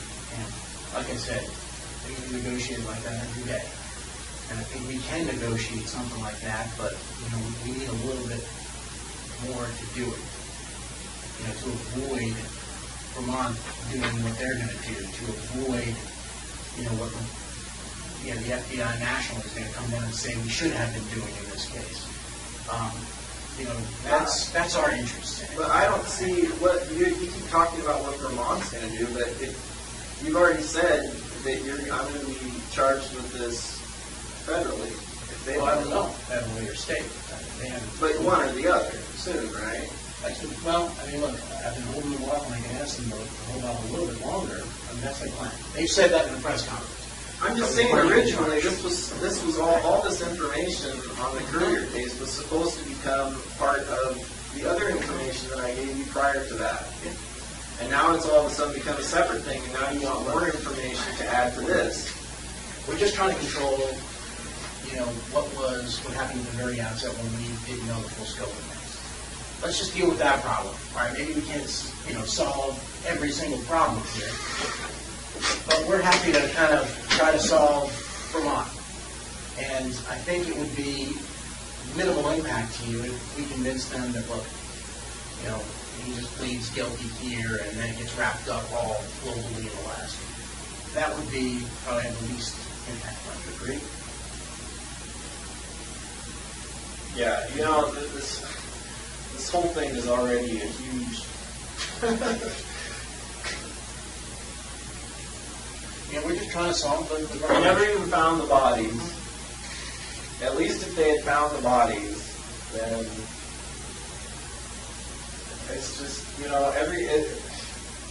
there's no way around it now. You charge me with the couriers. Everybody knows now, as soon as you charge me with that I gave you all the information you have, because you didn't find any on your own. Even after they knew they were at the landfill, they're like, we didn't find them, but they were definitely murdered, and we definitely have the person who did it. And now, pretty soon, we're going to tell everybody who did it. And the person who did it is Israel Keys. So how did they know that? Well, you must have told them, so whatever. How can we avoid?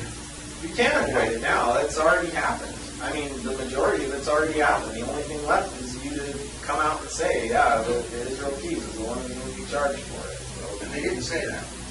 They didn't say it yet. I'm just saying, I'm going to be charged for it. You said soon, either federally in Vermont or in Vermont, and that's... Okay, is there a way we can kind of at least put the lid on things in Vermont any longer? I mean, and maybe, I know you have another situation to work out, but give us something that buys us time. How do I know how much time? First of all, I'm not buying any time because they already did a freaking news story on it. And you've already said they're chomping at the bit to charge me now, so, But if we can get something from them and simply just say, hey, hold off, or for some other sort of, deal. I mean, look, obviously our preference, I think yours is too, to wrap all this up, globally, through all the other times. But, well, that's only if I can get what I want out of it, and that's looking less likely all the time, especially since I still have no idea that it's been freaking months since we first started talking, and like I say, I still have no idea what's, like, in the broad scope of things, what is going on or what is going to happen or how long each of these things is going to take. I have no idea. I haven't been able to get a straight answer on it from day one, so. I can tell you in terms of the Courier case, because all I did, I laid it out here, you set the deadlines. I can put deadlines in here, at least for your edification. You can avoid deadlines. You can work on, the language. You can work on how much it's out. There's no deadline. I mean, the only deadlines are events that happen. They're not dates. Well, I mean, I said there's a couple weeks from the events, and then there's, seeking expedited review. So that's, what I've been working on. It's not like, we've been sitting here just, calling back to Washington, D.C. and asking how can I screw Israel Keys. I've been trying to kind of, pull my hair out and figure out a way to kind of resolve this dispute and settle everything where, you have the best chance of getting what you want, and we have the best chance of getting what we want. So I've been dealing, like you said, Vermont, what happened, we had to do what we're going to be. We would have done it a little differently. But we didn't know the full scope of things, and, it is what it is. We can't rewrite that. What we can do is we can change the future as to what happened. And we'll change, we can change the future as to these other things. Because, right now, your concern is that you go to court on the couriers and then all these details come out that you don't necessarily want to come out, right? With everything, right? Okay, with everything. Right. We keep going the way we are and not agreeing on different things, then I think stuff like that's going to happen.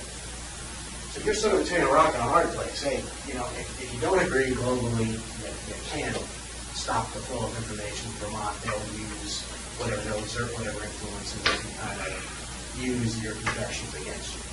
Right now, before that case is charged, you're in a position of power where you can negotiate. All right, well, here's the deal. I'll give you this other stuff, but here's what I want out of it. And your information is, valuable now. I mean, it's valuable to you. It's valuable to us. It's only valuable to me as long as I still have it. I don't. There's nothing. But the value is that it will be in the agreement, and we're bound to the agreement. Yeah. And the value is also, that they would, they would use it in capital crimes to justify whatever decision they have to make there confidentially. So there's that. This other stuff in terms of limiting the amount of information, if we keep going the way we are, then there's no agreements, and who knows what people will use. But there's a way now to kind of... Well, you should know, because you're the one I gave the information to at this point. What I'm saying is that if we sort of strike a deal on it, and it limits what we're... we are bosses, like I said, they're going to tell us, hey, you have to present all this information in court to justify whatever decision the jury's going to make on handling. But if there's a binding agreement that says otherwise, at least then we have a reason not to, and then we're bound not to do that. And that could avoid the negative consequences that you're concerned about. I think there's a way to do it. I just don't want to shut any doors here. Well, I don't either, but the problem is I think you're trying to open all the doors at once, and I still don't even know what's my door number one. So, What do you mean open all the doors at once? Because I don't. That's what this letter is asking for. You want, to an extent, as much information as you can get, and I still have no idea what's going to happen. If this doesn't work out, from my perspective, then you still have your information, and then I still have no idea what's going to happen to me. So. But I think up front, all we get is jurisdiction. If I... Until you make assurance. Because we already know the numbers, right? So, all we get up front. So all we're getting is where? And not even a specific where, just A jurisdiction. Eastern District. Not a year, not anything else. Not a name. It's just to fulfill your needs to kind of simply say, hey, I don't want this to be a problem, and I just get what I want. I mean, if I'm going to give you any information, I would just rather have something that's tangible that I get for it. Well, let's talk about it. I mean, again, there are no promises, but let's... Not a promise, then it's not very tangible. Well, it's tangible in that we can, show you what we're going to do.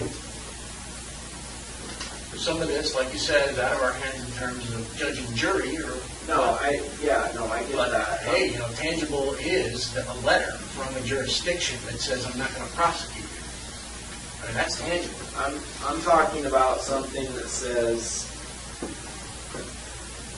like I say, my main concern has always been the amount of information that's released that I have given you, the details, certain details. To me, that's a major concern, and I don't, and right now I'm still really fuzzy on, you know, what I want. It sounds like, I don't know, from what I've been hearing, it sounds like it has to come out. If it goes to the death penalty sentencing phase, it sounds like all that stuff is going to come out. And I don't know. It's just.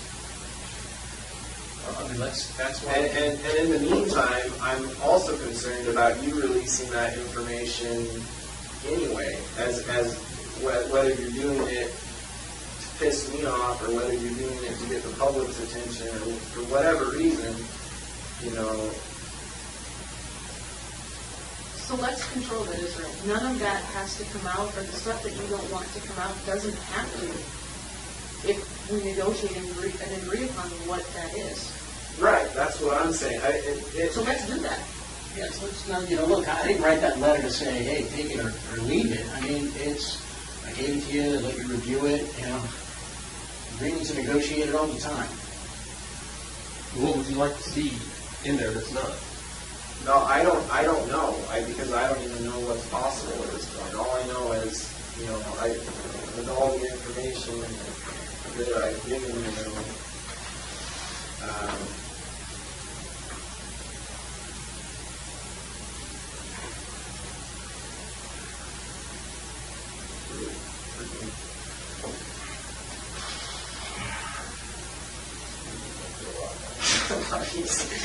Well, I mean, I can come up with a plan C, you know, if you want, and my plan C would look something like this. You know, Israel sort of controls the amount that comes out when sentencing of the couriers. You know, we can agree upon what that is, maybe a, you know, sort of a brief statement of I killed this person and they are buried here, right? You know, in exchange for obviously we're going to do all those things in advance, to get your assurances of non-prosecution, but then you're also controlling the extent of information that comes out. So, I mean, I think, you know, look, like I said, it's sort of a catch-22. You want to have the death penalty imposed upon you. The more information the jury has, the more likely that would be. But, you know, I guess my plan C is, well, you know, then at least we can kind of do quantity over, hey, you know, details of what happened. I think that, you know, would be yeah, but the time to do that is at sentencing, not now. No, well, I mean, we have to get started on it to at least Why? corroborate it and get those assurances from those jurisdictions, right? Otherwise, if it Well, comes I out don't at know. sentencing, you get This charged. is the stuff I don't know. I mean, how the hell do I know we have to do it now? For all I know, you can charge me, and then at the time of the sentencing, you know, you can say, look, there's this additional information. I just don't see where I have any incentive to give you any more information right now, because all this stuff is going to happen to me anyway. I mean, whether I'm charged federally or in Vermont, I don't even understand how they can charge me in Vermont, because Feltus told me this was a federal crime. So that was the whole idea of me giving you like the guns and the silencers and all that crap, because I thought it was all going to be federal, and now you're saying they want to charge me locally, and I don't even, whatever, you know, you're the lawyer, so. I think that nothing, you know, there's nothing that can't be overcome here, all right? And that's what I'm just trying to work on. You know, I'm trying to figure out a way where everybody gets closest to their goal. And I think we can do that. Oh, you're going to get your goals. You know, I don't know that. What do we just go back and I'm going to show the guys, hey, well, don't worry, Israel said we're going to get what we want, so don't worry, guys. I mean, you know what they're going to say to that. You know, this way, at least if there's an agreement, we can show them, I can go, no. It's not just Israel saying, it's an agreement that, you know, we have that, you know, he's going to get us close to our goals, we're going to get him as close as we can to his goals, and, you know, hey, we're both walking away, leaving something at the table. Jurisdictions are walking away and leaving something at the table. I mean, we have to get those assurances, and, you know, that's something that's going to take time.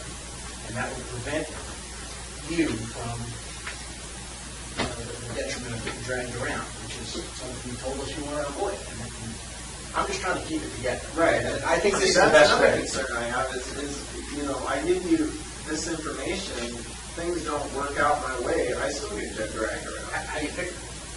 Because if Plan A doesn't work, then all these other jurisdictions are going to go to Plan B and charge me separately for everything that I've done. Plan A, though, before we even get to it, would require them to write a letter saying they're not going to do it, right? Well, it's not on here now. I mean, Well, we can put it on there. I mean, look, that's a starting point. It's a 3-page letter, not even. Like I said, that needs to kind of go into a more comprehensive agreement. But, don't get frustrated with the terms. Everything is, you have some other concerns you identified today? We change the letter. We work on it. But we don't just get frustrated and kind of walk away, because that's, that puts people in a corner. We don't want to put you in a corner. We don't want to be in a corner. I think we both know that the best way to proceed on this is the way we have been proceeding. And doing it as quietly as possible. And I think, that's my whole issue right now. It hasn't been very quiet. I mean, there was already freaking pages online about, I don't know. you just speculate on it. Yeah, but, I don't know, whatever, speculation, fact, I don't really doing that. Well, I think it does. I think you said that last time we met. I got a former career, reporting something. It's not reality yet. And, I'm trying to negotiate a resolution of what's going to control Vermont, because we learn from it, and it's going to help us avoid that problem in other jurisdictions. We can control certainly what's introduced. Like I said, if there is a way where you're cooperating with us and we can represent the court cooperating, there may be a way to keep that cooperation under seal in court. Yeah, no, that's what I'm concerned about, but I can say the Courier case is not the only one I'm concerned about right now. Let's deal with those concerns on the other cases. That's why the whole aim of the plan is to get their buy-out before we do it. If we can't go to them and simply, have someone say, hey, we can get buy-out on this insurance. It's difficult to control things. I agree. I do think that you're going to follow through on your end. But I just think at this point, I'm kind of feel like I'm in a position where I've given you a certain amount of information. None of it has, or I shouldn't say none of it. About half of what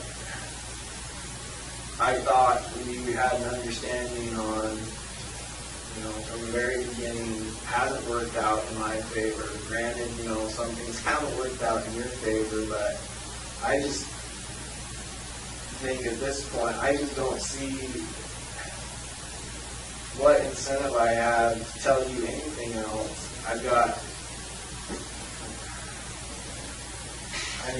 Day to day, I got day-to-day issues, and, we come over here and we sit in this room, and I still don't know what's going on with, like I say, with everything that we've talked about. And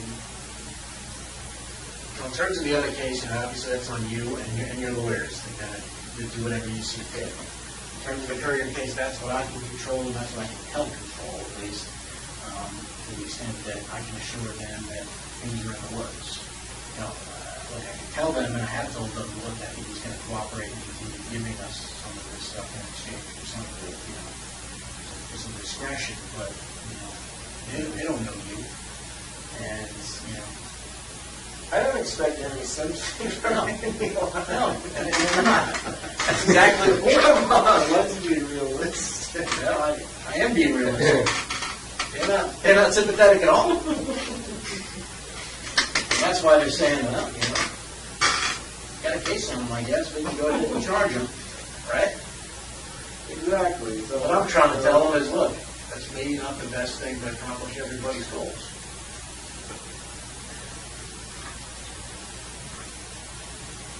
And if I have something that I can take to them, I can maybe, just put that off. So that's all I'm trying to deal with. I think there's a way to kind of circumscribe and limit the information in court. I think there's a way to write that in the agreement. I think there's a way to do a global settlement. But if you want to put a Band-Aid on it, as they call it, and let's try to deal with the Vermont situation, I'm amenable to doing that too. I don't know.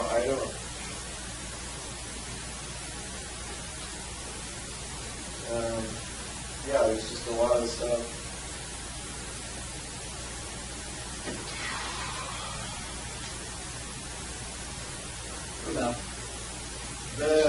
Why is it carjacking? Anyway, you took their put them in the car. Is that because it was their car and not mine or something? Yeah.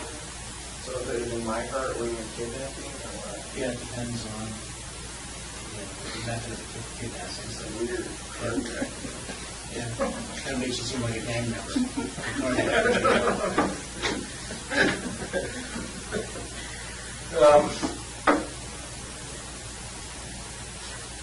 I'm just trying to think about Vermont, maybe how to buy time over there.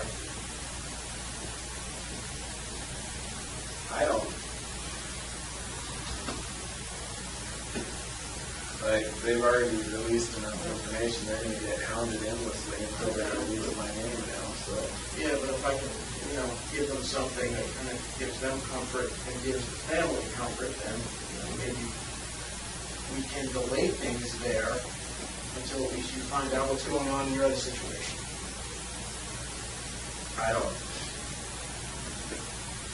Like I say, it doesn't matter. As far as Vermont goes, everybody already assumed I did it, so. Yeah, but no one's really Even my own family pretty much assumed I did it, so. But one of your goals was to not get charged out there.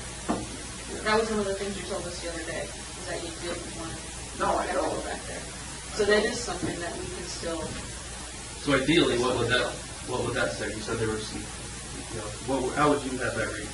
What information would you have released about you control everything beyond the couriers because you only tell us whatever you want to be released. What would be acceptable to you to be released that you think would meet your goal in this case? And like Frank was talking about, quantity.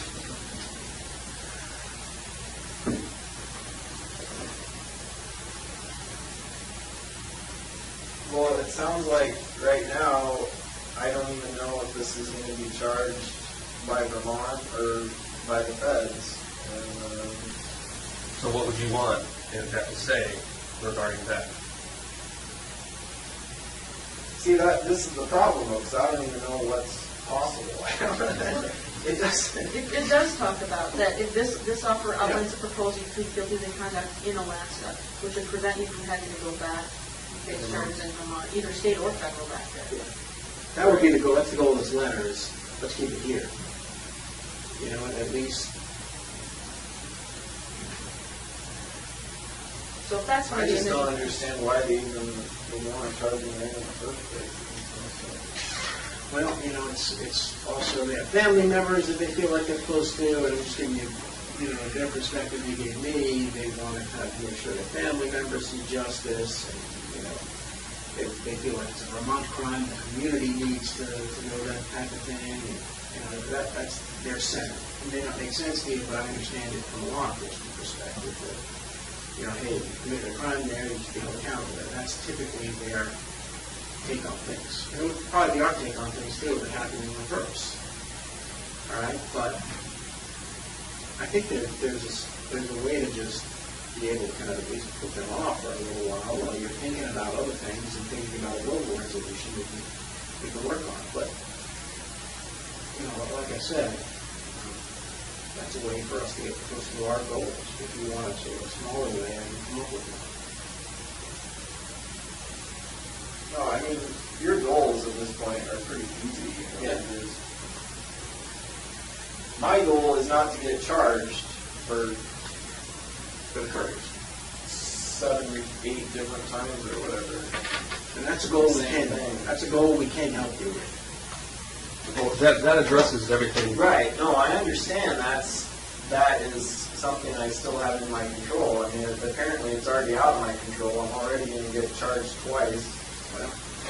So We can, at least have that just rolled in here, and just... right, no, I So we're trying to do understand that, but I would rather have it all hammered out. This just seems Well, you know what? really preemptive right now. It's like there's got to be a way to do it to where I get something a little more concrete, and then then I know for sure that that's it. It's not going to keep going on and on for one. So what's an example of what you mean by concrete? Like, what would you... I guess I'm not clear on what you want. Well, that's within our control. What could we put in there in writing that is... I don't know that there's... I don't know. What types of ideas that would you like? I mean, like, just plain ideas that we can work with. And I think I have some thoughts on, a couple of different ways we can try to work on this. I just need to know what your concrete ideas are, because, that's what you want to have. I mean, I try to write that with your goals in mind, based upon the flip chart of what your goals are, and, I think I try to satisfy those. And, to the extent you have other goals and other ideas, then, we work it in.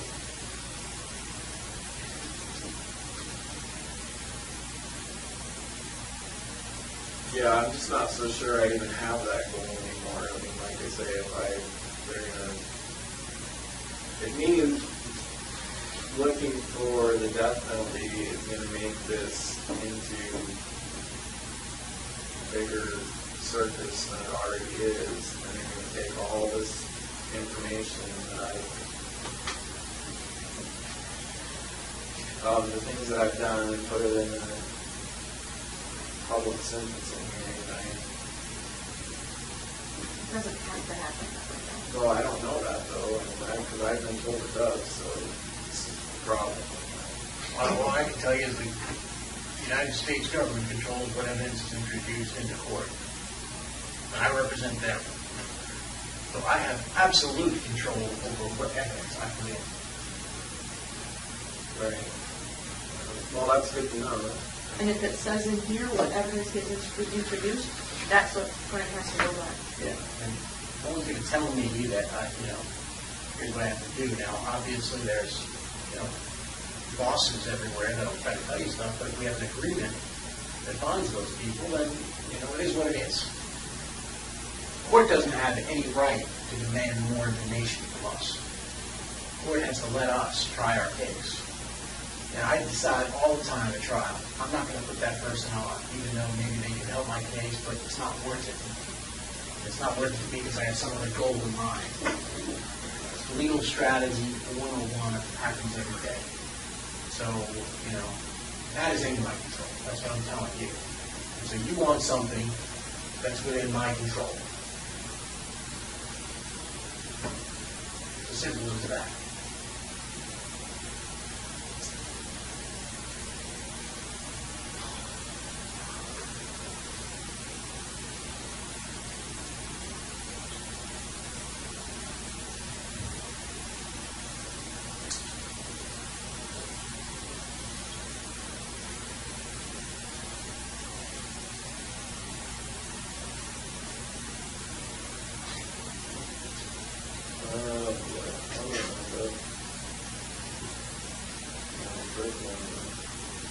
Lockdown, year after year,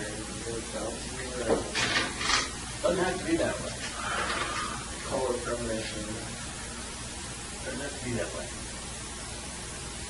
We're trying to avoid that. Everybody in this room, I can tell you, is trying to avoid it being a circus. We're just trying to get what we want, let people know, our bosses, that we're getting what we want. We've got some assurances. We negotiate with people.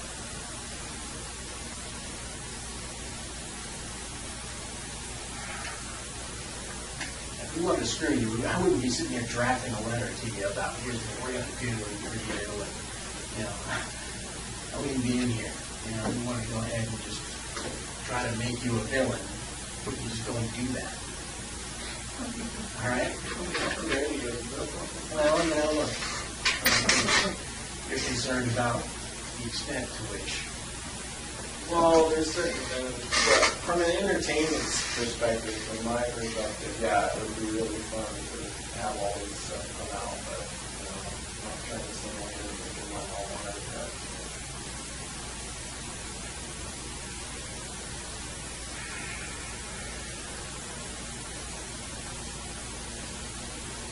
But I still think there's got to be something more that I can get out of giving more information.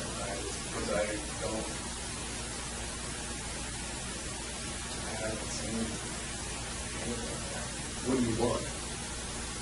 I want to know what's going to happen. You want to know when, what's going to happen and when? You want to know? Yeah. You want to know how much information is going to be released publicly? Let's flesh that out a little bit more. Well, first of all, we can't talk about it. And that's the biggest problem. Secondly, there's this problem with Vermont that they already have enough information on who they want to make it public or whatever, one way or the other. Honestly, I don't care if this courier thing gets charged in Vermont or gets charged federally. Because right now, it's not, either way, it seems like it's just going to keep dragging on. And I've got other more immediate concerns.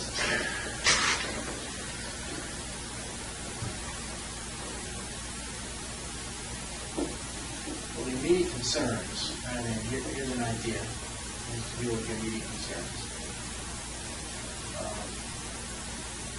You want time to deal with those immediate concerns, and, you know, Vermont is obviously under some pressure to kind of make a decision and to charge you. There's a way to at least go back to them as this Band-Aid and say, look, we're going to, you know, move forward on part of the plan. Let's assume we go back to the sort of New York thing, and we simply say, part of the plan, give it a try. He's going to provide just the jurisdiction where the person is taken. If you agree to kind of put off charging, and just do the same thing you're doing. Just put off the press, put off charging, just say investigations continue. There's a way to go back to them and do that, or like I just said, you know, the Band-Aid type of thing, just to buy us some time. You know, I'll be happy to try that. I don't, like I say, I don't care. They've already released the information in the media. You know, they're going to charge me for it, you're going to charge me for it, either way. The whole thing wasn't even supposed to... Was a way to, you know, at least put that off, and, you know, if there's a way to put that off, maybe there's a way to strike a bigger deal down the road. You know, if we buy some time for ourselves.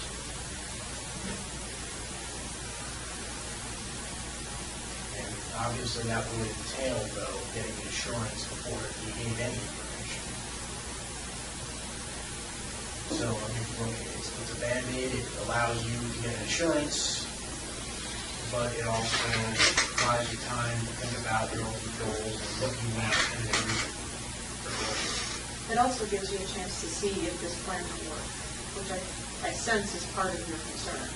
Yeah, it doesn't, it says that this plan, it says right in this plan that this plan might not work, so. Not from our perspective. I said, look, which part? Not the kind of thing you want to see. Which part are you talking about? Which part are you talking about? It says, understand that we have no control over what. The Attorney General. Right. So that's, I mean, but that could follow through with this entire thing. But Yeah. the But majority then you get of to it, walk away. There's nothing in it that anybody has any control over. No, I think you do have control over things, and you have control over things, because that I put in there just, the Attorney General thing at a deference for what you want.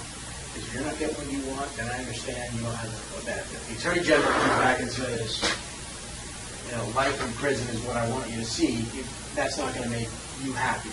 And then, the benefit of your bargain is lost, in my mind. So that's why I put it in there. But, look, I think we didn't want to write this letter by saying, the Attorney General is never going to guarantee what's going to happen. We can't make the Attorney General guarantee what's going to happen. We can only make full information available. So that's just the sort of acknowledgement that the Attorney General is an independent body who gets to make a decision, whatever they call it. So, look, as much as there is, the main crux of this deal is you getting control over the prosecution of cases. You getting control over, if you want, the extent of information. You getting some guarantees over that. In exchange, just moving forward as quickly as possible with you controlling, some of the deadlines. So, I don't know, I do think you get what you want. I mean, look, we just can't, I don't have the authority to speak to the Attorney General. I'd like to put a deadline on him too. And say, hey, you've got to come back with a decision next week. But he's not going to listen to me. Well, there's another factor that I just occurred to me recently with the sentencing portion is if whoever happens to be sentencing knows that the death penalty is what I want, there's a chance that there could be some reverse psychology going into play there, and they're going to want to give me the opposite of what I want. Well, I think you even talked about that at one point, and that was part of your thought that you double more jury rather than a judge. Yeah, but I'm just saying it works either way. Yeah, I mean, that's possible. There's just a lot of, I mean, look, yeah. I know, but I mean, it would be, maybe this. You can't guarantee, like I said, I can't guarantee what a judge is going to do. I can't guarantee what a jury's going to do. You just work out a whole under the table resolution.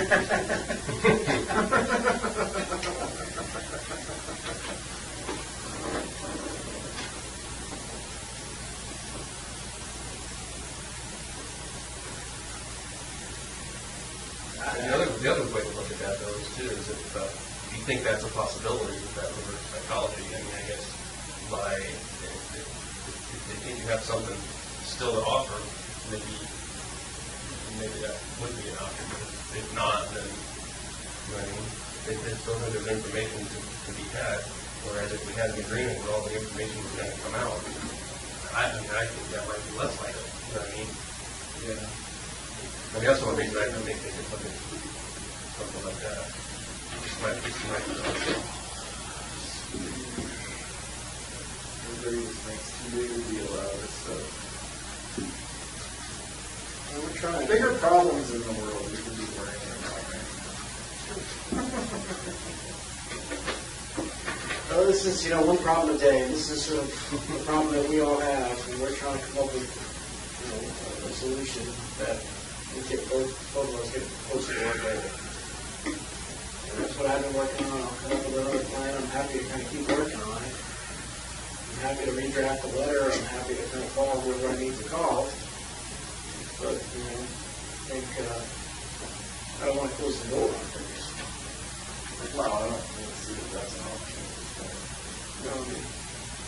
I think we all understand that, but we're just concerned that At this point, I'm thinking pretty obvious to me that whatever's going to happen is going to happen, and I haven't been able to control, really been able to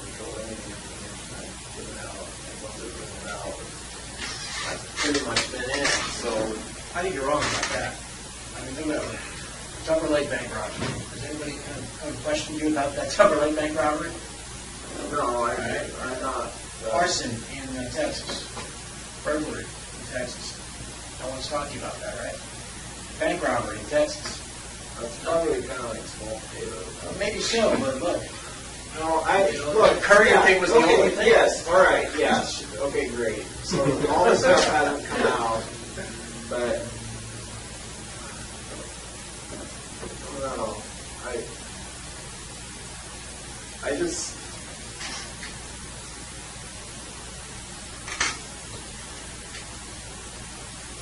I just have some concerns with these other. First of all, like you say, I can't see that there's anything advantage at this point. It seems like whatever's going to happen is going to happen regardless. Again, I'll disagree with you on that, but like I said, I think we can control it. And you're right. Yeah, there was one cop in Vermont who spoke when he shouldn't have, and yeah, we got to eat that. Sorry about it. It wasn't, that was not planned. Well, like I said, what's done is done. Yeah. So, but with the exception of that, I think you remarked before that you've been impressed about the level of discretion that we've displayed. Yeah, no, mostly I was referring to the Alaska stuff, but yeah, that's great, that's fine. And the Alaska stuff we have, obviously more control over, but, the other jurisdictions we're just trying to control now. I don't want to get in a position where I lose complete control, or we lose complete control in this room about what happens in Vermont. And that's just sort of what I was thinking about in terms of, how that was trying to kind of keep things under wraps there and have them join back together with us to go back to almost that letter. I thought the letter was going to accomplish that, getting us where we need to go. And so I'm just trying to figure out a way to kind of get back to there. I think that's where we want to be, where it just says. Well, I mean, even if, hypothetically, even if we had come to an agreement with that letter, that reporter still would have released their information. Yeah, but look, it says here, will not identify Mr. Key as the perpetrator, nor is the crime he's committed will not, or charge him separately in our jurisdiction without your authorization. Right. That's the part that I'm trying to get that back. And in order to get that back, I've got to buy it with something. Politically, I've got to be able to give them something to say, all right, here's why we're not doing it. And we're going to, if someone questions us down the road, we have some reason to say, here's what I need to do. And so that's just, there's a whole law enforcement side, and then there's a whole political side to this too that we're trying to kind of tamp down as well.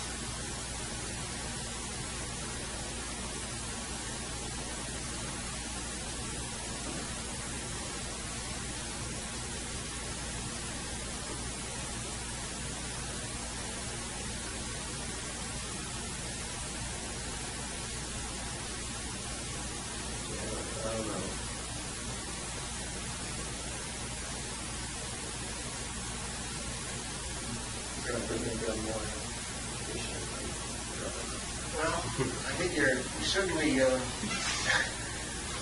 good at planning In stuff. what way? You're good at planning stuff, and that's what I'm trying to do here, is simply come up with a plan. And I'm seeking your input on the plan. You're a planner and organizer. We can use those skills now to work towards a different goal here. Yeah, You know, there's only certain things I like. I'm trying to plan, I'm trying to, give Vermont some glimmer of hope, hopes of accomplishing a bigger goal. If we can accomplish the major one, where we have to kind of redraft that letter and get some more concrete terms, and we want to see what happens, fine. Yeah, I don't even know. Like I say, I don't even know what's possible. Well, Apparently my peeps didn't want to be here, so. Well, and they can be here if you want. And that's the, Remember what that says, is that if you want them here, that they will be here immediately, I think is what it says. Mr. Kerner is supposed to come on a little bit. I thought you were always just reading that, so you can prove me out to get the show. You had a what? No, I mean, that's your right, that's an option that the judge has said, is if we're here and you request him, we give him a call, and he's got, according to this, the judge's order, he has to come immediately. I don't even care. It'd be nice if one of these times having Well, I mean, I think he has it highlighted as exactly what it says. Yeah, and I was looking at just to be sure that it's anytime Mr. Keys wants counsel, well, I don't want to anytime title. counsel becomes immediately available. That's what it says. I understand that. Counsel becomes available immediately. So, that's up to you. If you want to discuss other crimes with counsel present, your other counsel, standby counsels, Mr. Kerner, we can arrange that with him.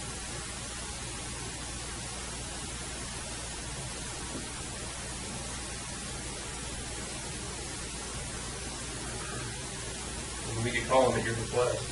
See what he says. Well,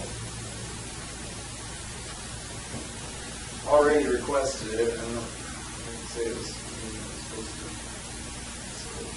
But you didn't request it through us, just to be clear, right? I'm just saying, If you're requesting that from us now, we're going to stop now, and we're going to say that we're going to make that. And we'll call him. God, yeah, I mean, I don't know. It sounds like there's nothing else we can talk about unless. I want to kind of obey the order the letter. If that's something you're. I don't know what else. I don't know what else you have to offer me, and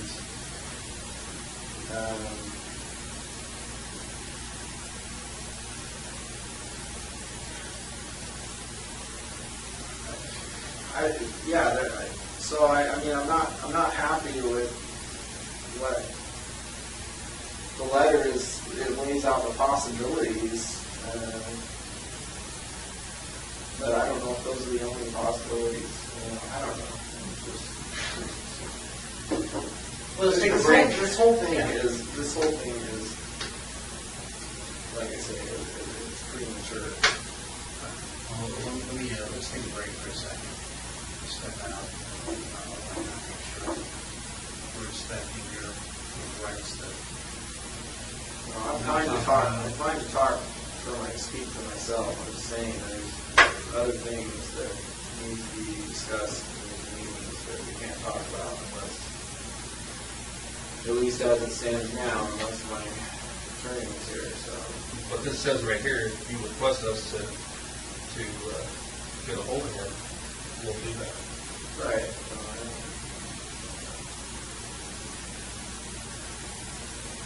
So I guess I should ask just for the record, do you want us to do that? You want us to call Mr. Further right now so he can come over right now. Yeah. All right, we'll do that. You have to take a leak or anything? Yeah. That's good. Second one, that's the guy here, and we'll get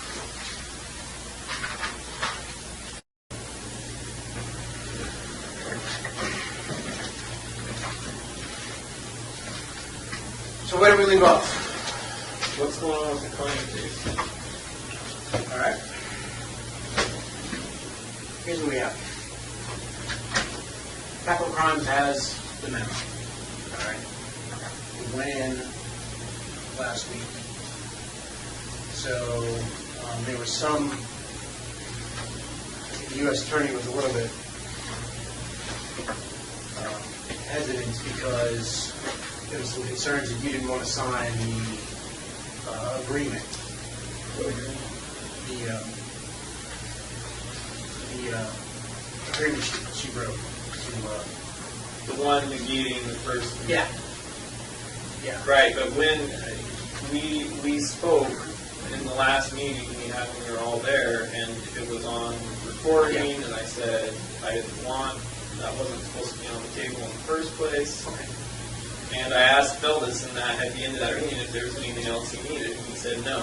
Yeah, and then what happened there is we went back to the U.S. Attorney, and her impression was she said, look, the original one was in writing, so I'd like it to be in writing as well. So she wrote another letter, and obviously, you've seen this. And so it basically said, hey, just like the comfort of it. And then there was a court order as well that basically prohibited us from doing anything with capital crimes until Judge Roberts reconsidered that. And so we got that rescinded, but then after that, we wrote a bunch of other letters seeing whether or not that was still your intent. Because the U.S. Attorney was very concerned that you might want to change your mind, and she didn't want to welch on a deal that she had promised you. So it sounds like the short story is you put in your memo and you did not recommend the death penalty. I can't tell you what the U.S. Attorney recommended. I'm prohibited from doing that. I mean, I can just give you, you've probably seen these letters that she wrote. I saw a couple of them. Okay. So she wrote a couple letters, and then I wrote a letter to confirm, and the last letter basically said, the first paragraph, I don't know if Mr. Kramer wants to show this here. I was already seen all the letters. So the last letter was, Mr. Curtis did not say that Mr. Keyes has changed his mind. Mr. Keyes still wants U.S. Attorney Leffler to make her recommendation unbound from any promises contained in the March 30 letter. I have conveyed this information to U.S. Attorney Leffler. So that's where it stood. So that was the last piece of the puzzle there, and then she decided, okay, I'm going to send my recommendation after that. She sent her recommendation in. So they have it. This week, they wrote back saying, giving opportunities for a conference. I think Karen mentioned this to you, Rich. You told me you were going to give me Yeah. potential dates. We have 4 dates for conference, and that's an opportunity for your lawyers to meet with capital crimes and present information about mitigation, about not seeking the death penalty. And those are August 6th, August 13th, September 4th, and September 17th. Those are the 4 possible dates that we have. And the procedure is, I understand it, is they invite your attorneys back there, and they get to argue that the death penalty shouldn't be imposed. That's what you want. I'm not privy to your discussion, so I don't know what Hypothetically, what happens if I don't have any attorneys? Do I get to be at the meeting? Well, I think obviously whatever, that's between you and your attorneys, but your position, I think, is made known through your attorneys. That's my understanding of the process at this point. So your position has to be made known to the Capital Crimes Review Committee through your attorneys. And I don't know whether, what your discussions were, but I don't know, Rich, if you plan to try to present mitigation. It sounds like you still don't want mitigation in that case. In other words, you seem like you still are on course for the Well, I would just tell you, these are complex issues. We're still exploring all this. I don't know if, we talk about this with Israel all the time. I don't know if he completely understands all the procedures involved in the gravity of this type of decision. So, we're in ongoing discussions, private discussions with Israel. Sure. Well, but like we were saying before, there's a lot of aspects of the Conan case that, if it were to go to sentencing and death penalty hearing, that I wouldn't want to be public. Same as with the Courier, like we were saying earlier.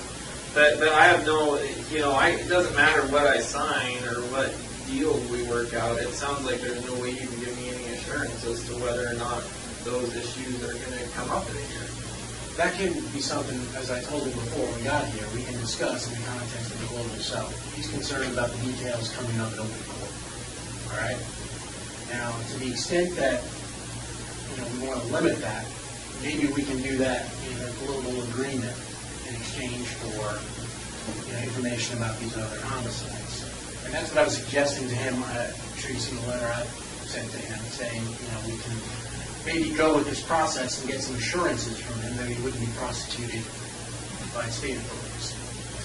And he just brought up this point, well, I'm concerned that the details are going to get out no matter what.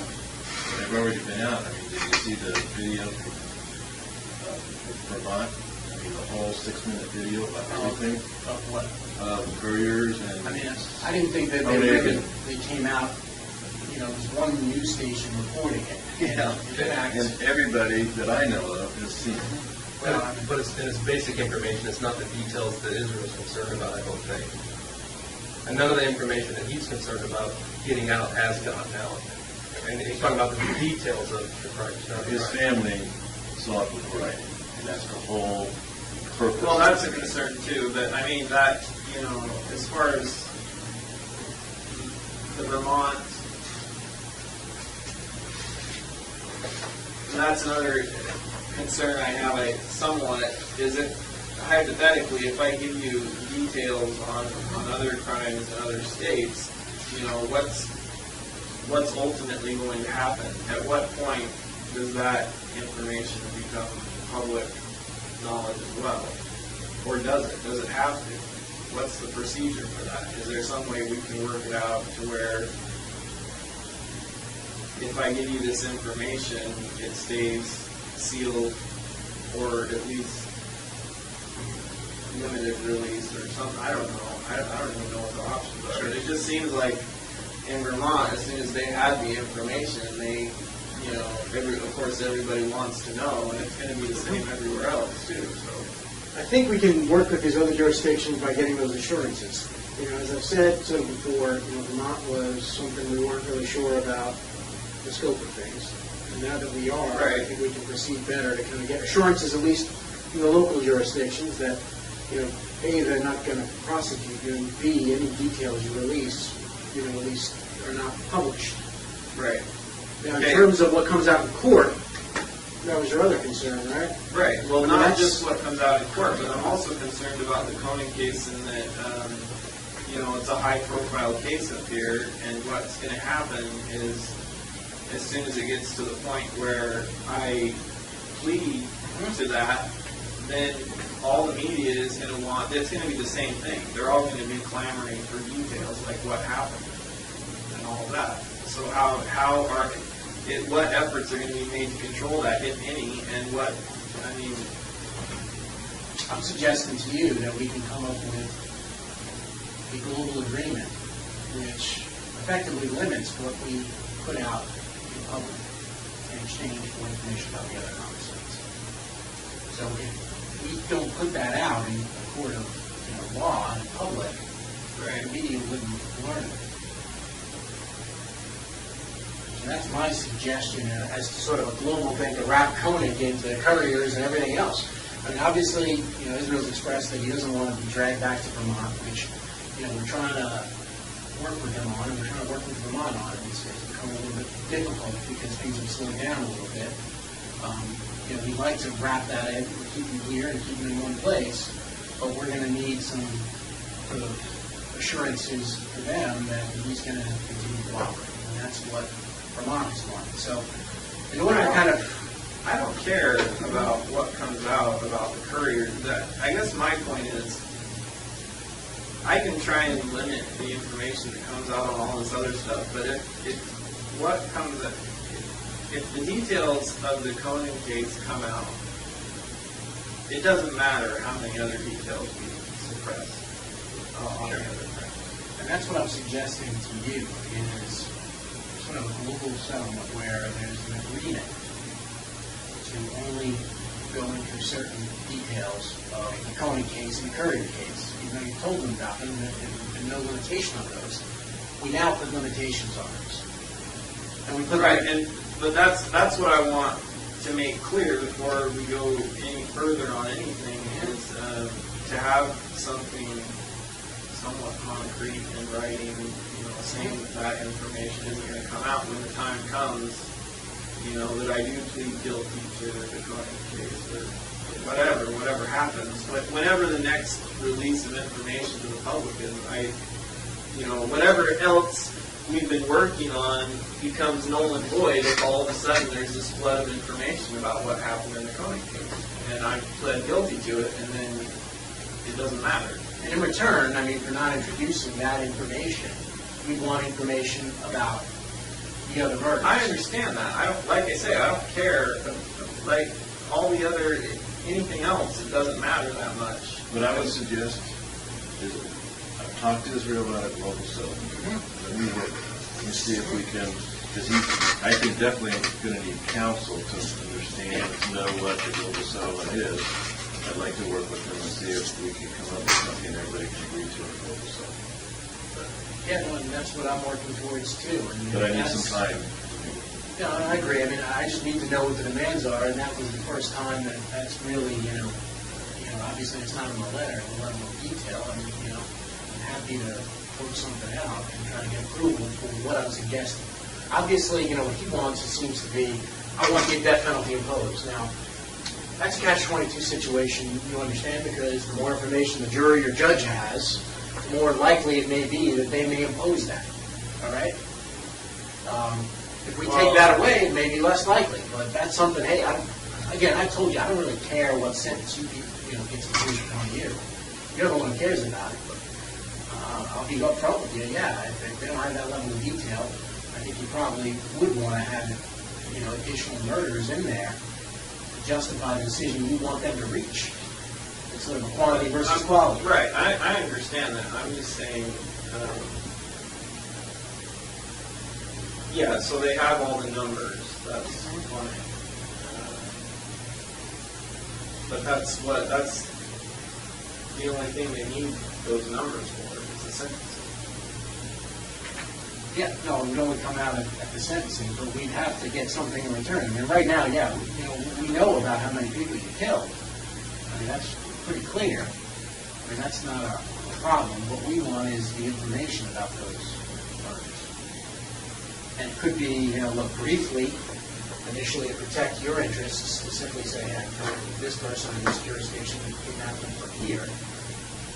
And, that would sort of satisfy our goals. And it would also satisfy your goals, I think, too. But again, I think we both have to figure out what we want to get out of this. It's possible to limit that information that's presented, I think, in a sentencing hearing.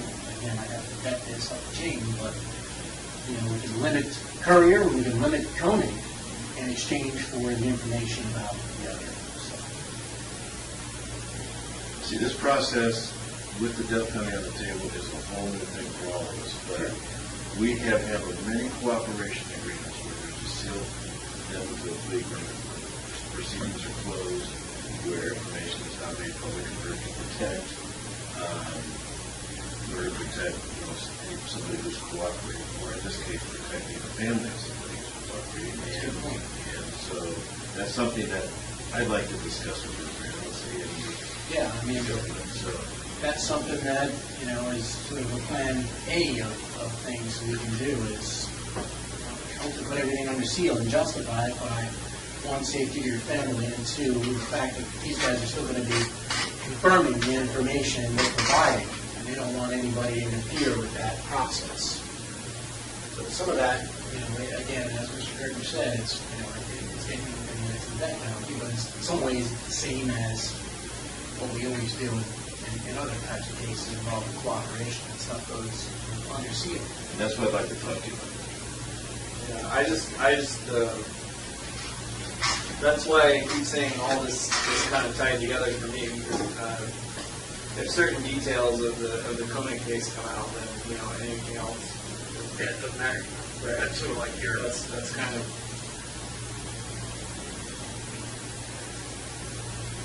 worst case scenario, then everything else I did before that is automatically going to be assumed just as bad. it's a fair point. And the problem I'm dealing with, and I'm telling Israel this, is the problem I'm dealing with in Vermont, and they feel like they're unbound by any loyalty to us and what has been done for that case, because there's no assurance that things in the future are going to be done. What I'm trying to do is kind of put their charging decisions off and try to give us some breathing room to figure out how to wrap all this stuff up rather than give it different jurisdiction, perhaps three. I still don't know how I can even make any kind of decision on this if I don't even know. First of all, you say you can't tell me what your recommendation was. I made it clear what I wanted it to be, and so you're expecting me to make decisions on everything. You're saying you made it clear. I mean, you didn't sign the agreement, so that wasn't exactly clear. It's verbally clear. Yeah. Is there a reason you didn't want to sign this? I didn't get it.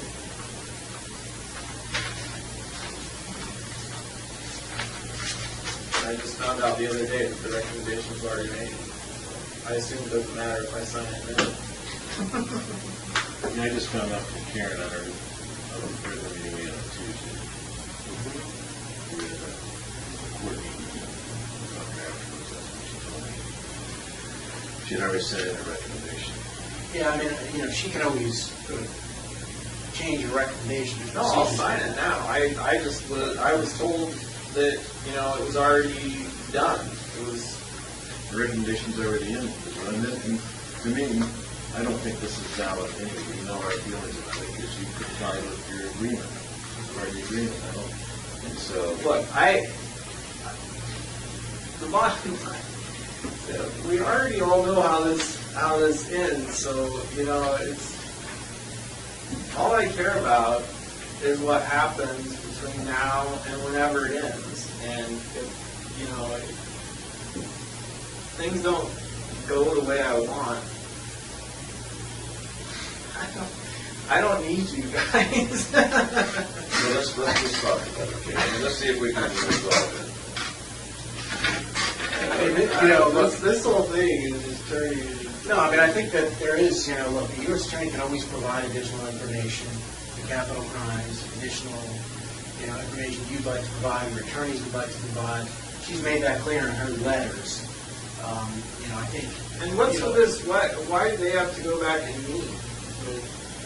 What did you call it? Yeah, essentially, that's going to be between you and your attorneys, but the process typically is, in the typical case, is the attorneys argue that, death penalty shouldn't be imposed. Right, let's just mix that one. That's between you and your attorneys. Well, I'm telling you now, if they show up, then they're not authorized to be there. You can discuss that with them. We're required by our policies to give them an opportunity and you an opportunity to do that. So you talk to them about what you want them to do. That's between you guys. All right. So, but to the extent that this letter, I think the U.S. Attorney would appreciate it, ratification if you did sign this letter. Yeah. And I just got to put on record, this is against my advice to Israel.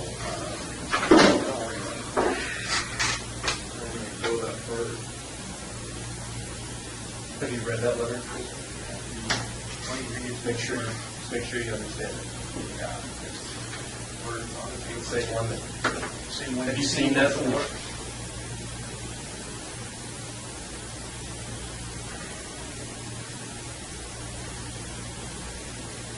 Yeah. Okay. So the date of this, just to sort of put the date on, is 7/26. But I'll forward this to the U.S. Attorney as well. concentrate, but I think these dates are pretty quick, and they're, you know. What's the first one, August 5th? August 6th. 6th. That's, I mean, whatever your attorneys need to tell us, I'll tell them, I'll write them back, you know, today and say, right, here's the date that you can conference this. And what happens next? Then, Like, if then they it goes to the Attorney General. if they don't show up. Then it goes to the Attorney General for the state. All right. So are there any dates that, Rich, that, No, they don't need to be there. Well, he's not the council. yeah, I mean,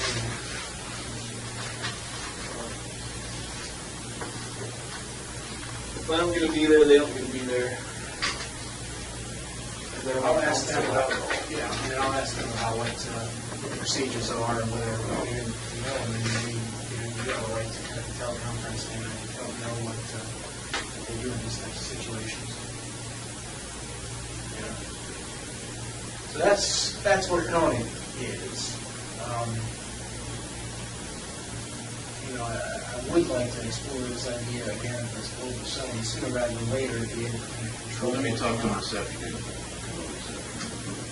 Yeah, we can talk about it, but I mean, I want to make it clear that from here on out, the Coney case gets incorporated in whatever information that's exchanged. Any information I give you is incorporated into that, to whatever happens in the Coney case. So you'd like to build a So that I have control over what information is released in that, and you know, we can do it on like a piecemeal basis. If you know, if I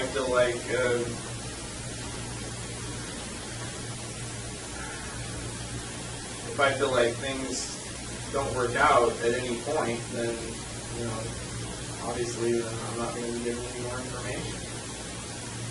I just don't. Yeah, like starting this whole process with the courier. I don't even know why the courier thing has happening right now. But whatever they decide to do with it, I don't care about that. I'm more concerned about what happens with Coney.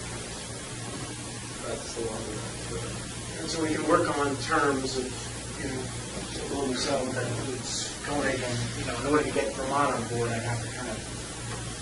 Oh, whatever they want to do. No, I know, but I mean, you don't want to be in a situation where we solve everything else and then courier's still out there, correct? No, I mean, Yeah. So that's why I'm trying to keep them, you know, I'll tell them when I talk to them, I'm sure I'm going to talk to them this week, is that, you know, you're considering and talking to your attorneys about the idea of a global settlement, and, you know, to give us some time to do that. right. Yeah. I'll see what I can do. I don't understand, like I say, I'm sure they want to do a press release about me or whatever, but I don't understand why they're even concerned we're not charged with it. It's not like I'm going anywhere. No, I know, but it's, you know, it's a community thing for them, and I understand their position, and I'm, you know, been staving them off all this time by telling them, like, you know, he's cooperating on other crimes. That's his intent. But again, me telling them that he's just going to tell us this information right now. And the other thing maybe you want to do, because I know you like time frames and setting some ground rules and stuff, and you have to happy with the way things are moving. Like now, do you want to set, when do you want to talk about this again? I know that Mr. Curtis wants to talk to you today. When do you foresee being able to do this to expedite things so that we're not 3 weeks from now talking about the same thing? Yeah. You know what I mean? Because you're in control of that. Now that everybody's here, you can have some expectations. Maybe you can set those out. Well, As far as the meeting again and discussing things. I think we need to get this, explore this local settlement thing. And if we can, we'll work on that. If we can get that together, then that's the thing.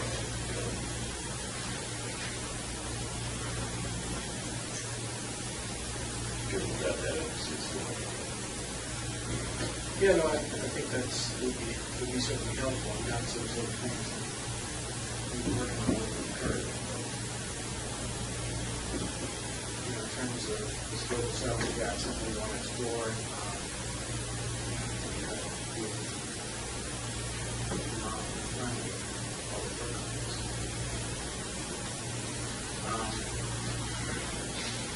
Well, I mean, that's What I can say, at least it sounds like, I can advise Capital Times that August 6th is sort of a workable date if it's planned to change. Well, I mean, for me, on my schedule, September 17th would be work. But yeah, I know exactly. It doesn't even have to happen. So why do we even need a date? Yeah, I mean, Why does there have to be mitigation? I don't understand. there's no. You just said it doesn't have to be, so It's just a date, an opportunity. We don't want to deprive you of that opportunity, but you don't want that I don't get to opportunity. go, so if I got to go, then yeah, let's do it. It's clear. It sounds like obviously you don't want any mitigation presented in the piece. Correct? I'm not interested in any dates in the Coney case, anything added to it that's going to complicate it. Whatever you have to do to get it moved along, do it. All right. Well, I'll talk to Capital Crimes and pass along your views on it, and as well as the view of you'd like to be heard on it. I don't know. Is that true? Yeah. No, if there's some sort of mitigation that's set up, I definitely want to be part of it, because that means I didn't know about it. I don't know if there's a procedure for that. Maybe there is. I'm not sure, but I can ask them about that. In the meantime, I think we explore the global settlement. You're talking about the one initially when I wrote that letter, Rich, on July 16th, right? Well, personally, I would make it accountable for Yeah, I understand. And I incorporated a little more concrete details in the July 20, which you had what? The July 16th letter on the global settlement. It's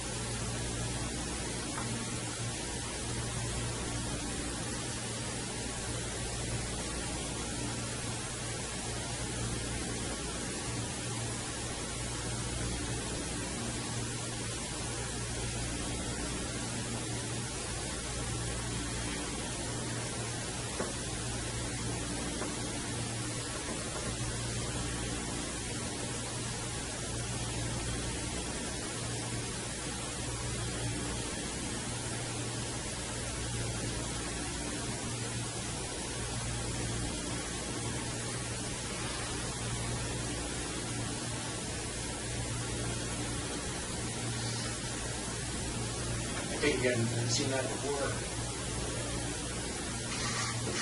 I think that was written before the stuff in Vermont. first, then do you want to say? Well, it makes a lot more sense to do it in the Coney case than Courier. Yeah, that was written on there, yeah, I think that was like a Thursday or Friday. So then Monday, they told me that the FBI was going to stop it, and then that's when I wrote you the other thing on the Lincoln. That way, I know, you gotta check them out. All right. Any other questions as we go along here? Any time frame you'd like to see that here? Project here?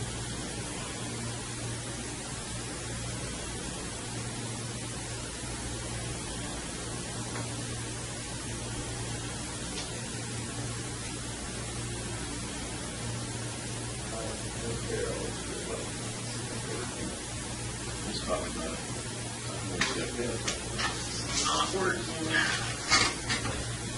In terms of what, like we're doing, or? I mean, I was kind of asking you.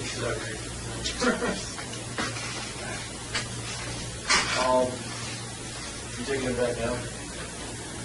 When he's ready?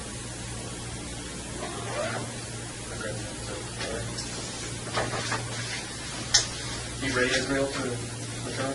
Come back? Yeah, I think that's... You reception, right? Give us a minute here and then people looking up here to take a leak or anything for me back? No, I'm good.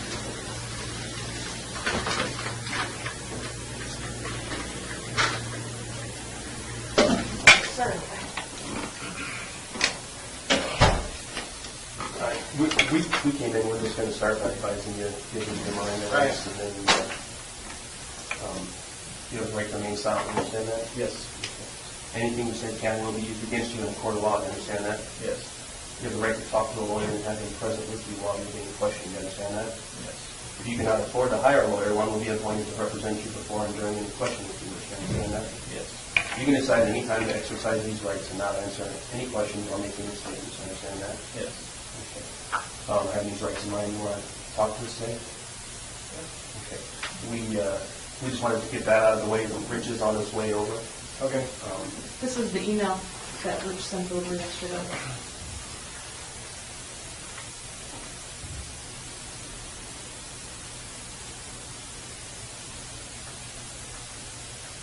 All right.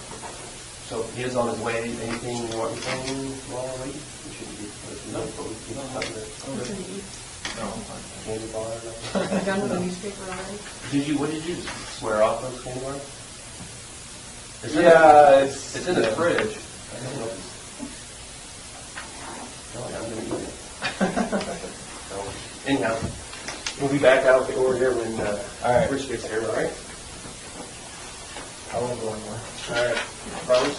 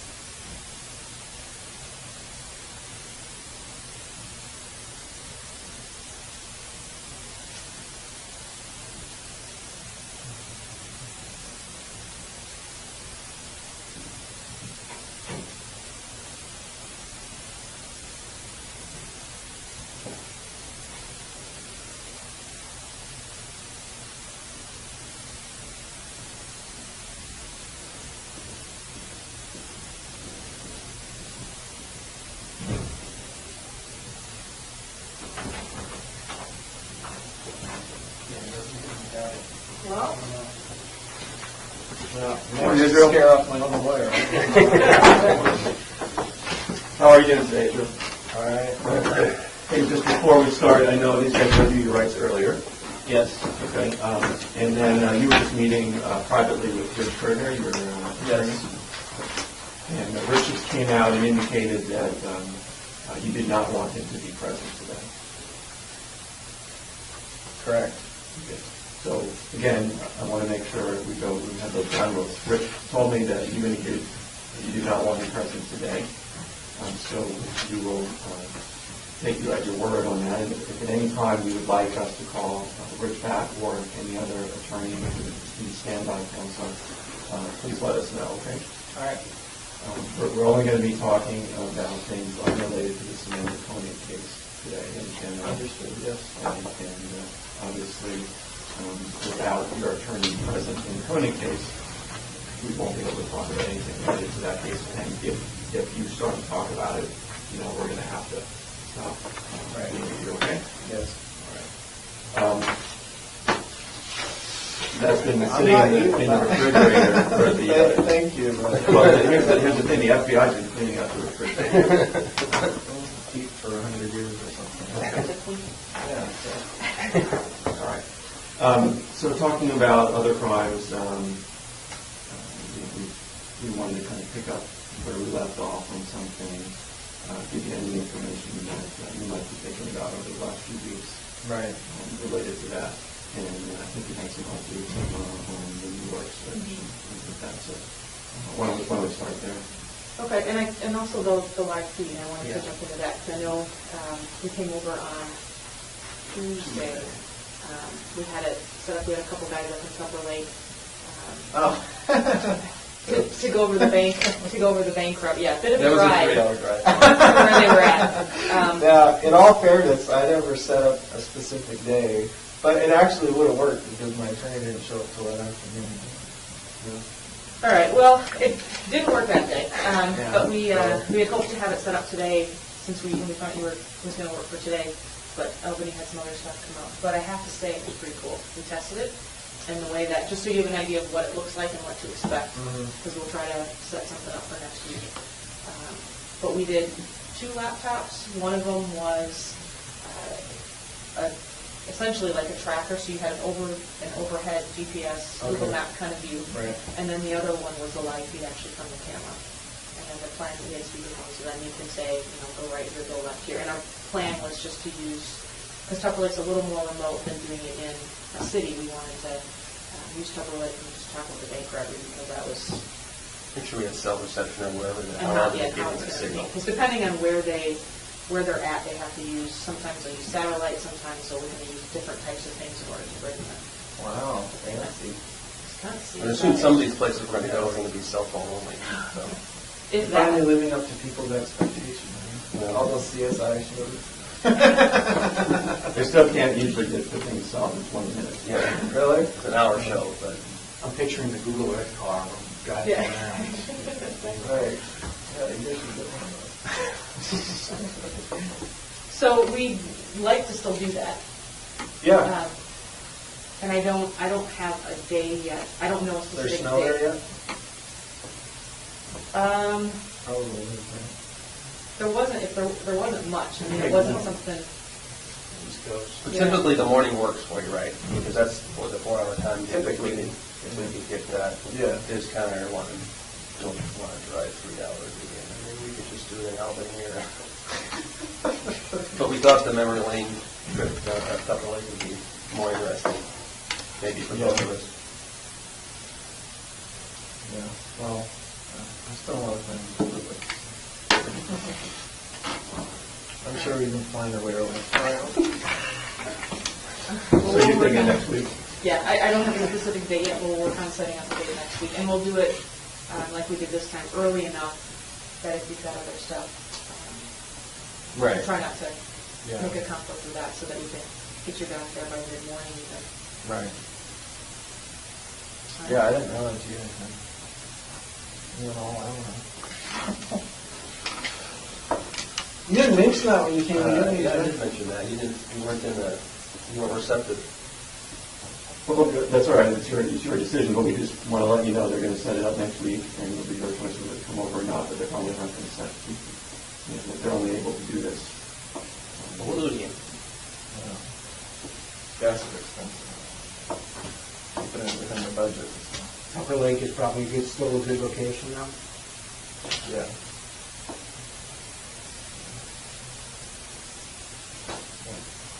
The new thing is New York stuff. So what they took from the property in New York. All right. There you go.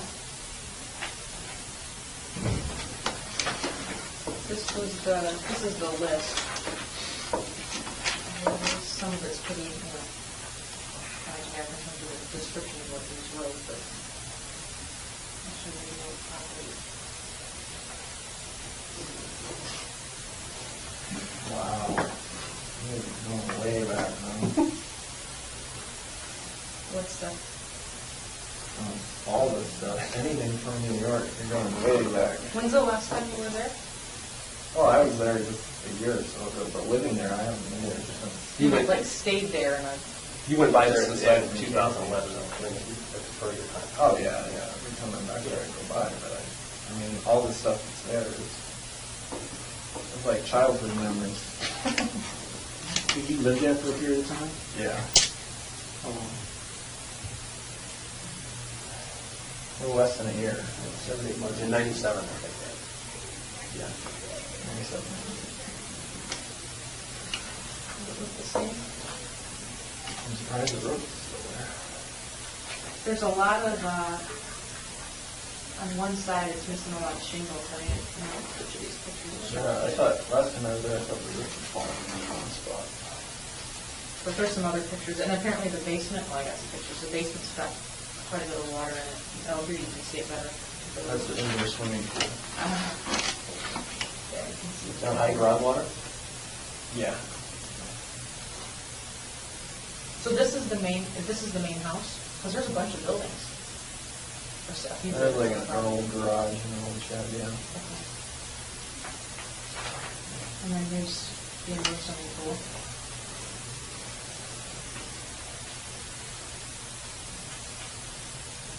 In one of these pictures, you can see, maybe it's this one right here, it's just the angle.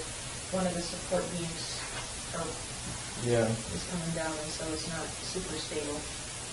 How did they able to get down? Press through the window. Oh. You can down, put a ladder down through the window. Okay. And go down that way. Yeah, I was scared. Is that the kitchen of the main house? Yeah. I don't know who that is.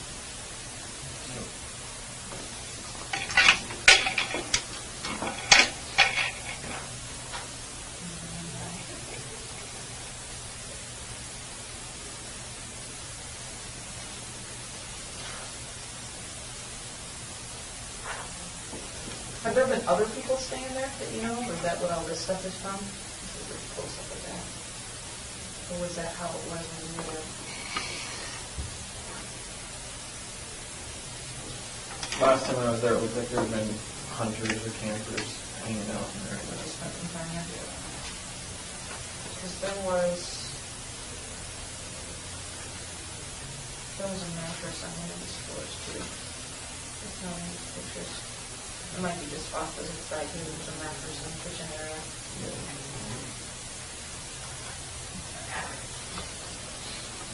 And then, what building is that?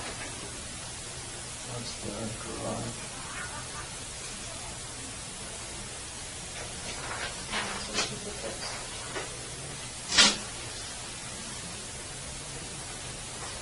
And then, Yeah. there was no running water.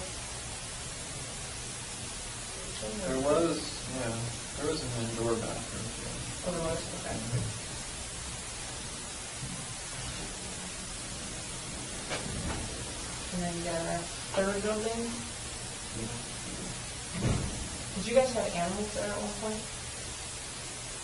Not like dogs and cats, but like animals in one of these, There were you know, cows the there, barn? yeah. That's what they said it was like, because there's some hay or straw and stuff still around.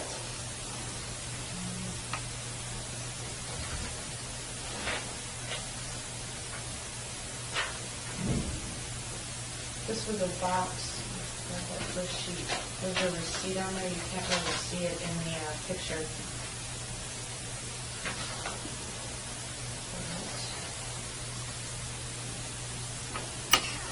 There was an invoice for some guns and ammo back in 1994. You remember what that was for? I reckon these little books vaguely, but it's been a while since I've been through that stuff. Did you have a place up there that you could buy guns? No, not in New York. I never bought guns officially. I was always under the table. Okay. We'll get the invoice, because you said the invoice was in your name in March of '94. What had a gun on it? That's what I thought. I thought it had a gun on it. That was my interpretation, but I'll have them send up the invoice so we can look at it.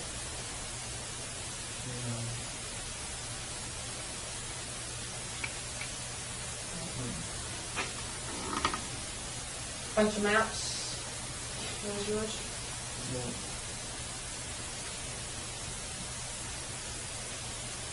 Anything we should be Before the looking days for? of computers.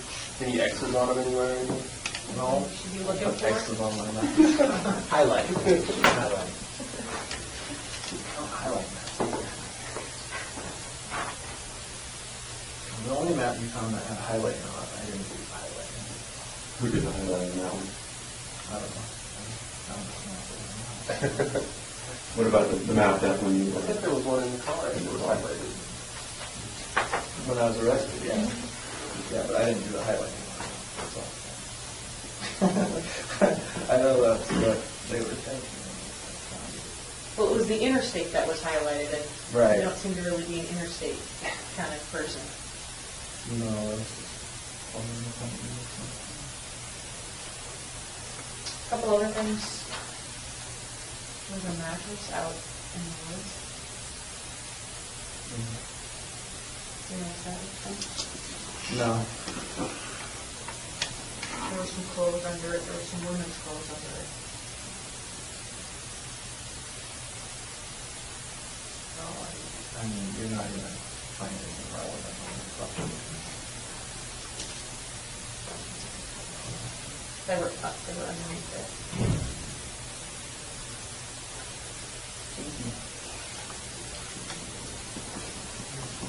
And then this is a photo from the fire pit area behind the house. Oh, yeah. It's a ring. It's like a men's ring. And these are some beads from a necklace. Huh. Yeah, I haven't burned anything in that pit for a long time, so. Anything that you found in there is probably from hunters or somebody who came from there. So, I mean, there hasn't been any. I put a gate across the road. As soon as my folks moved out of that place, but it only stayed up for a year or two, and then hunters cut it down. Were they hunting? What's there? Whitetail. Was there ever a time that you burned anything of significance in that fire pit? No, not a great. Anything related to crimes? Possibly, but nothing. This is all Nothing ancient. like this. Yeah, no, this is all ancient. Before I haven't really spent much time there ever since I was in the Army. So this isn't going to be a ring to somebody that we need to be worried about. No. Right. I think the rest of these were. These are all duplicates of others. Do you have any questions about this stuff? We're going to get all of this up here, and so once we get it up here, we can pull it out. Like we'll grab this stuff, just see what that is. What the invoice is. Okay. Some of this other stuff.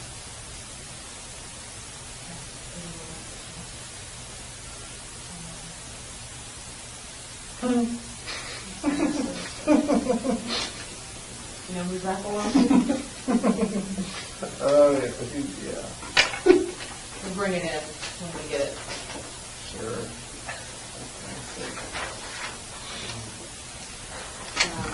So I think that, You anything said about trip this? down memory lane. Yeah, There it was. Yeah. Okay, anything? I didn't even realize I still had anything in there. I'm Yeah, guessing that's all what I that stuff was in the garage or something? Or? It was spread out. I think the box was in the garage. I don't remember where some of the other, if there were, some of the other specific stuff, but I know the box, pretty sure the box was in the garage. Huh. And I think, we jump into this, pictures, I had this stuff laid out to show you. What's it called? Yeah. I think we maybe even showed you these before. I don't know No, if I we did saw or the not. ones that were done.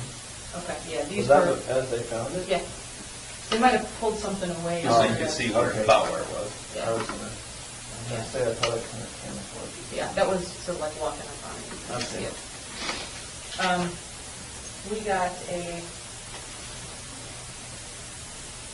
report, we just got all this stuff sent it into the lab, and we do everything that we get, and, on the tray, that holds the ammo in there, there's a perfect right thumbprint.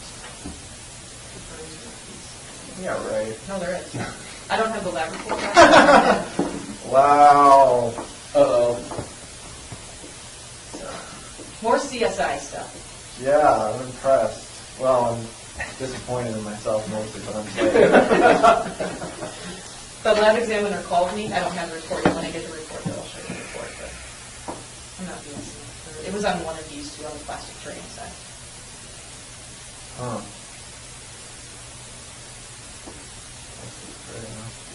Like these pieces must be the plastic, like a bottom view of Yeah. the top view of it. Okay. Slides into that cardboard sleeve. Well, it was kind of in a hurry right now. I'm too lazy to even dig a hole for that one. Just piled rocks on top of Are you planning on going back for that? it. Yeah, this summer.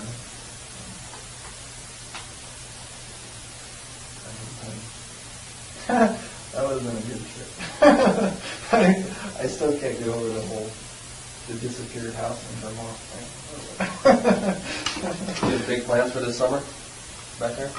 Well, I was going to go back there. I just pictured driving up, looking everywhere for that farmhouse and not being able to find it. To burn it down?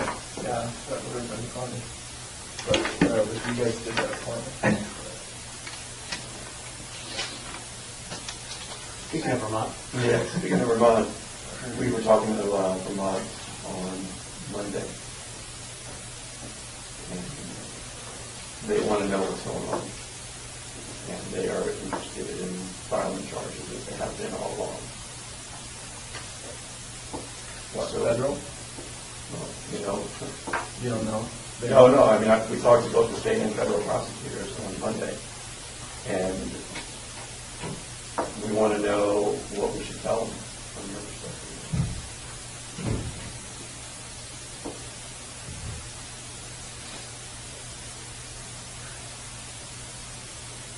Well, it's a little hard to talk about my general overall perspective right now, for obvious reasons. Well, just tell us your perspective. I understand that, and we're not going to do that, but we are interested in your perspective on the Courier murders, because that's what they're interested in. And They're also interested in, your cooperation on other crimes and where that stands, and whether you intend to follow through on some of that. So that's the kind of thing that they're looking for from us. Well, like I've said all along, my cooperation on other crimes is dependent on what's going on with crimes that I'm already charged with. And I've said that all along.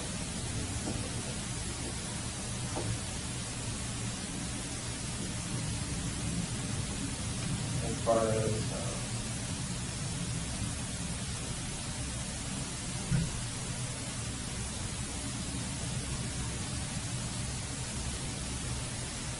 really an interesting legal process, I guess you could say. well, you know, and we've talked about this quite a bit, that Vermont is willing to be patient if they think that there's forward momentum on solving other crimes. You know, I know that you don't care about that from the perspective of families or other victims, but Vermont does. And so there's a way to meet in the middle by giving something that they can then have. No, they don't need to know the details of it, but they need to know who's got it, so that they can continue to hold on.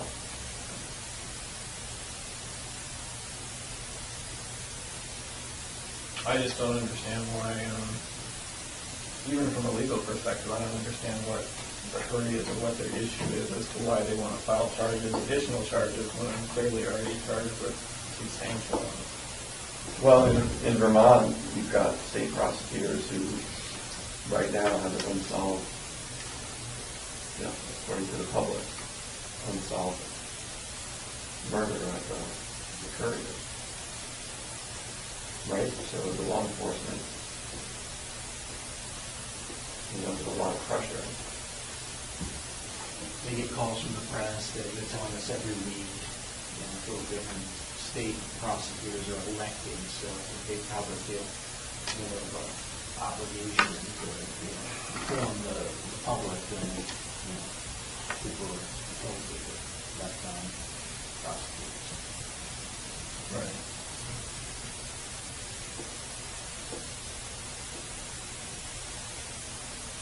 But since they called off the search for the bodies,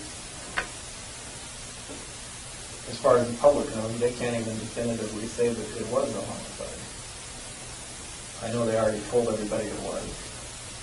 They know that. Vermont knows that. Right. They know. So Vermont, let's just be a really realistic approach to it. State prosecutor in Vermont, you know, you want to come out and say, hey, here are the charges we've got the guy, he's solved. That's what you want to do. Right. So you need to give them a reason to say, don't do that.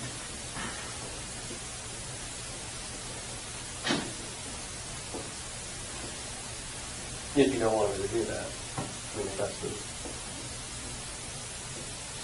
Well, like I say, my perspective at this point is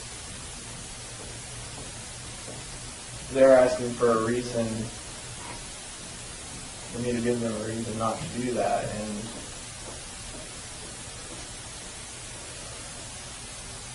I have no reason to suspect that at this point that any further information I give is going to be used or portrayed to the media in the way that I'm told it will be or won't be, just because that's the way it's played out so far. So if they're saying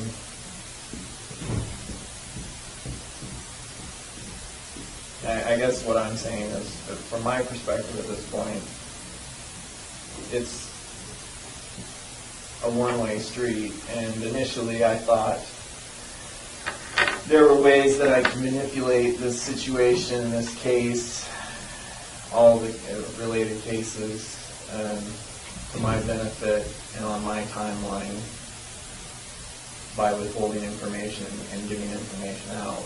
And obviously, over the last few months, I came to the realization that I can't do that, not realistically.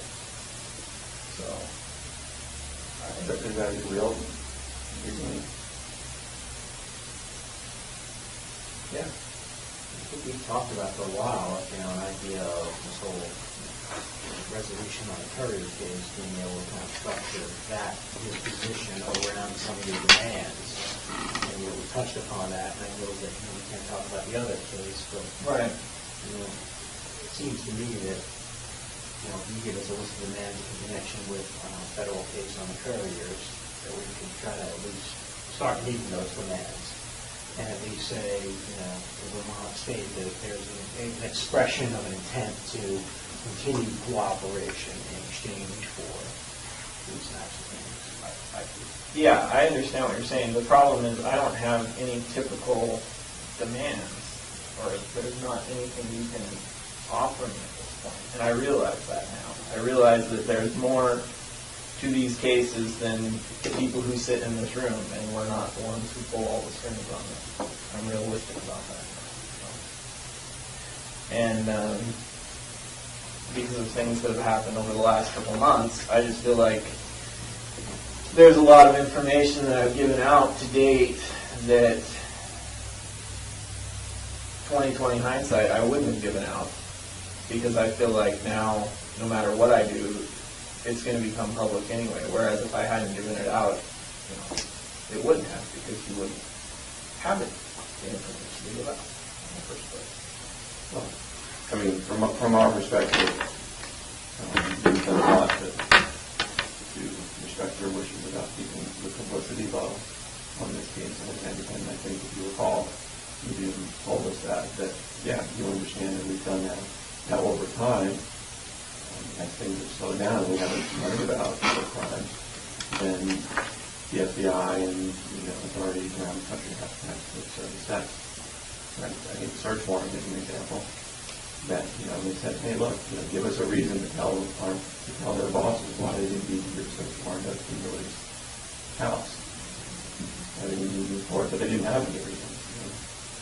So I think you can see that we can have a lot of control when we have some information from you and cooperation from you. If we don't, then we all lose control.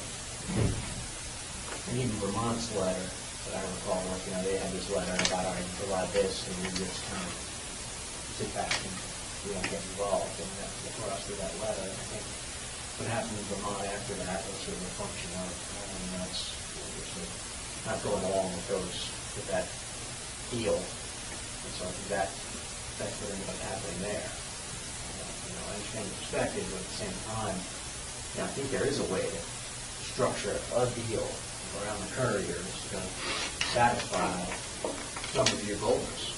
Not every one of them.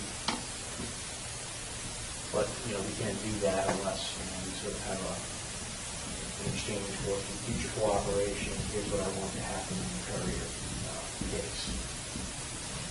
If we have that, I think that's a little bit more concrete to that. The only reason the courier case has even become an issue is because of me wanting to keep control of that situation before it became a situation. That's why we talked about it in the first place. Or loose ends, whatever you want to call it. Mm-hmm. That was my concern. As far as long term, clearly the whole situation is going to turn into longer term than I anticipated, even from my perspective. And so my position on it at this point is, you're asking for more information, and I am still waiting to see what happens with the information I've already given. So essentially, what can happen is,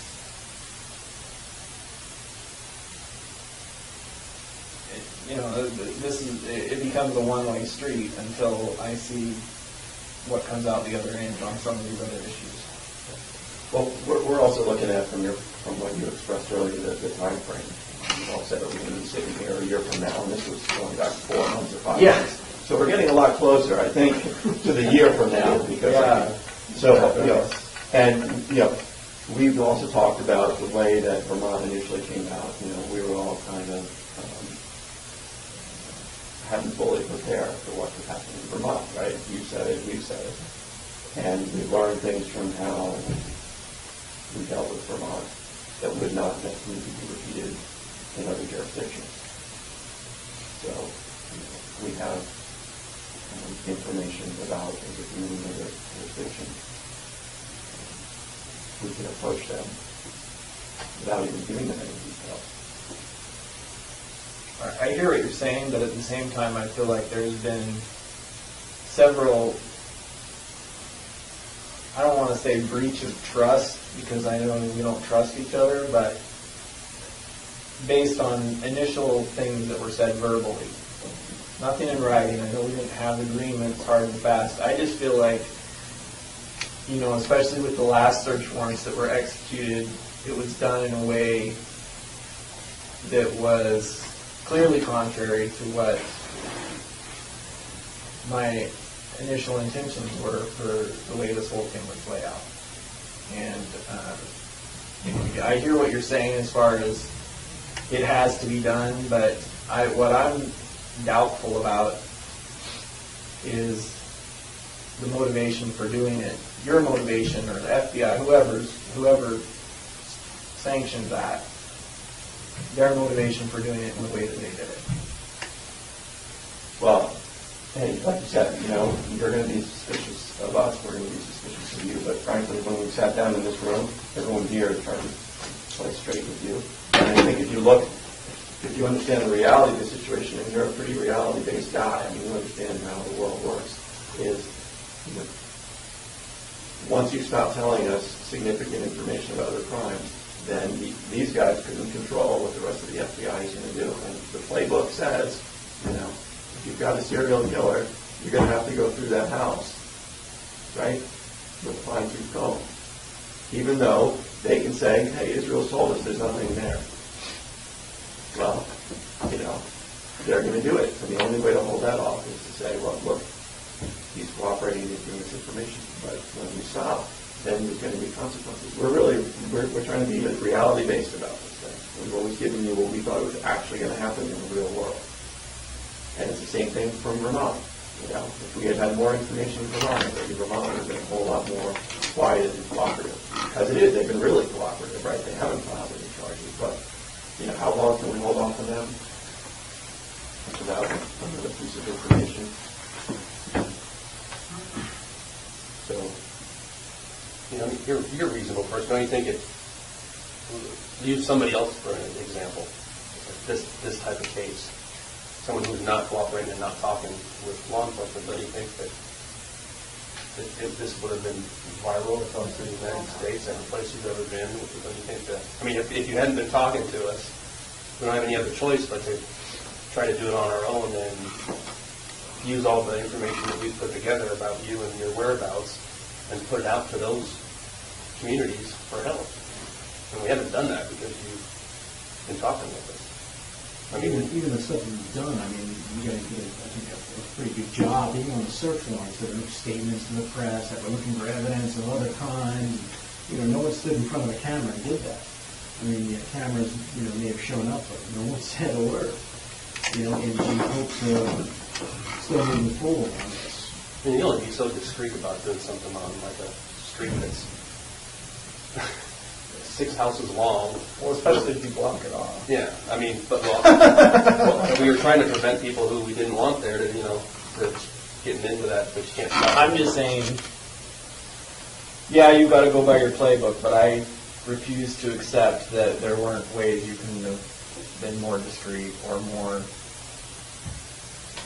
That's just my impression. I have nothing to go on other than what I see and my gut feeling on stuff at this point, because I feel like I get the trickle-down bullshit from all parties involved. So, that may or may not be the case, but that's just where I feel like I'm at right now. Right, we can't change your feeling, but we can, we've always come into this room trying to give you the straight scoop. And we've tried to deal with you that way because we know that you're a smart guy and you know how the world works. And what I'm sensing, what you're telling me now is you're trying to look at us as if we've been manipulating you somehow. No, I don't think anyone in this room has been manipulating. That's not my concern right now. My concern, you're asking for more information. You talked about it going viral. If I give you any more information and it somehow gets out and it gets in the paper again, one more snippet of information could push the whole thing over the edge, and then for the time being, as many times as it's been in the paper and there's still all this speculation, it hasn't really taken off. And why do you think that is? Well, I know it's because you haven't been giving official statements that you could, which I do appreciate that aspect of it. What I'm saying is, until I know what's going to happen with certain current issues, my big concern is that another rumor gets out It doesn't have to come from you, just another rumor from somebody, I don't know. And then, I'm no longer in touch with all the different, I don't even know what's being said in the media or what has been said about the stories. I see little snippets here and there, but that's my concern, is that, if something else were to get out, and especially in a different area or something, then, and now there's the whole Nia Bay aspect of it now too. Like my kids live in Nia Bay now, and gossip is the town pastime. So that's my concern right now. Is it doesn't even have to be. I feel like at this point it wouldn't even have to be something that was confirmed. It could just be a rumor. And well, you're not going to get rumors coming out from us, and you haven't so far. The stuff that's come out is when the people outside of this room feel like that you're not being forthcoming. Right. And we can be advocates for how we want to pursue this case, but we need something we need material, we need currency, we need something to advocate with. And that's what that's exactly what we've told you for the last 6 months and more. Yeah, I understand that. So, What about, just the idea of, and I'm just thinking along the lines of what telemonologists stand down, even just a clue that doesn't give up anything from your perspective, but at least gives everybody something to work with behind the scenes, nothing that we, have to go and publicize to the world, but a clue about, one of the past murders, that it's really not going to reveal anything. So you're not playing any cards, but at least where then going back to these guys' bosses and to Vermont and saying, like, you've given us a clue in exchange for this sort of discretion for everybody to kind of stand down, so to speak. Well, first of all, I don't know.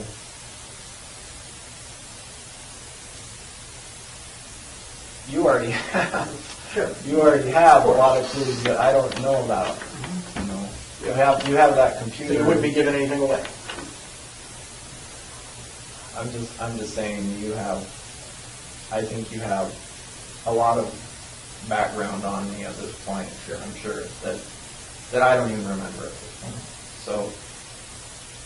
The bosses above us, though, don't know what's on that computer. Jeff and I know what's on that computer. So let's just use Frank's example for a second. So if you were to give us a clue, they don't know. Our bosses don't know what.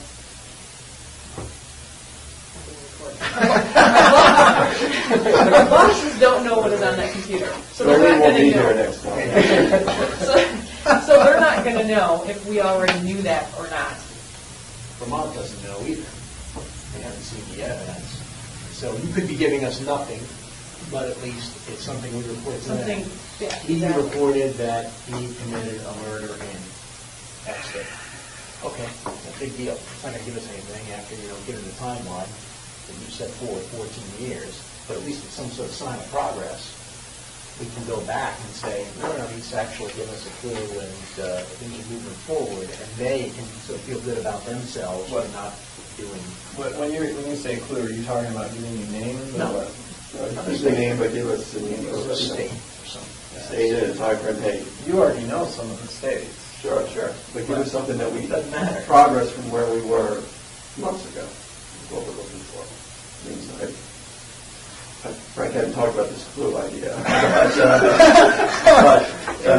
something that we don't. Obviously, you can tell us something we already have discussed in here. That's not progress.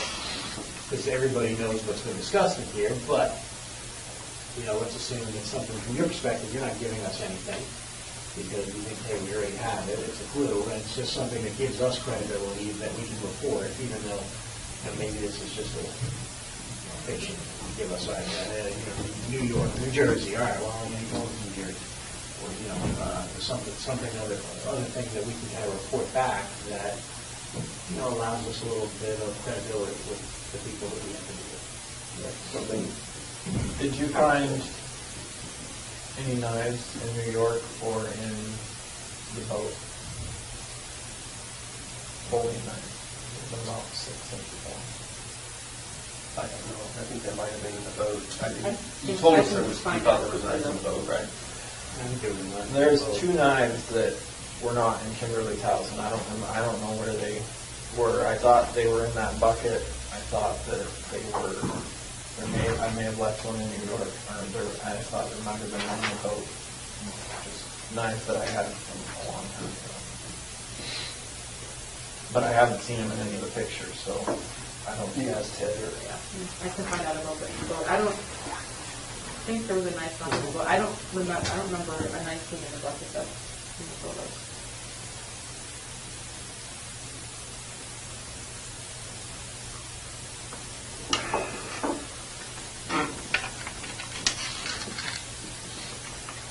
The knives that were there was a folding knife. Why is that knife? Well, it's a folding knife, so I don't know. You took it apart and like would there be blood on the knife? There, well, the knife not on it, but maybe inside. the kind that has the handles are actually bolted or screwed to it or something. It's not a solid piece, nothing you could disassemble it in some manner. Yeah, that's what it is. Would the blood be from a long time ago or just the knife? No, the blood's not from a long time ago, but I haven't carried it for a while, so I couldn't remember where I left it. Any other places where it might be? No, I don't. Well, within the boat, it was a long time ago. Well, 2005. right. Yeah, I mean, they're both knives that I know. And would those be associated with the Washington murder? Yeah.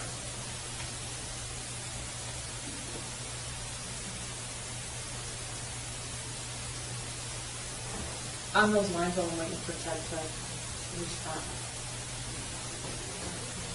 That's the guy who was met with one of the times after he wanted to take a photo. From Ted, on those lines. We talked to someone out at the lab and we were talking about, when the time comes when you decide that you want to give additional information so that we're prepared on what we need to do to be able to respond quickly. We asked about, what are the chances of if there is someone that is, if there's a body at the bottom of the lake, what are the chances of that body still being intact 7 years later, or that kind of thing? What are we going to be looking for, and what do we need to have in place in order to be able to find that? And one of the things that they said, might be of interest to you, is depending on how the body was put down there, it's possible that the body is actually very intact. If the body was just tied to something and dropped it to the bottom of the lake, there's definitely still going to be long bones and that kind of stuff. You won't have finger bones and that kind of stuff. There'll be femurs and long bones and that kind of thing.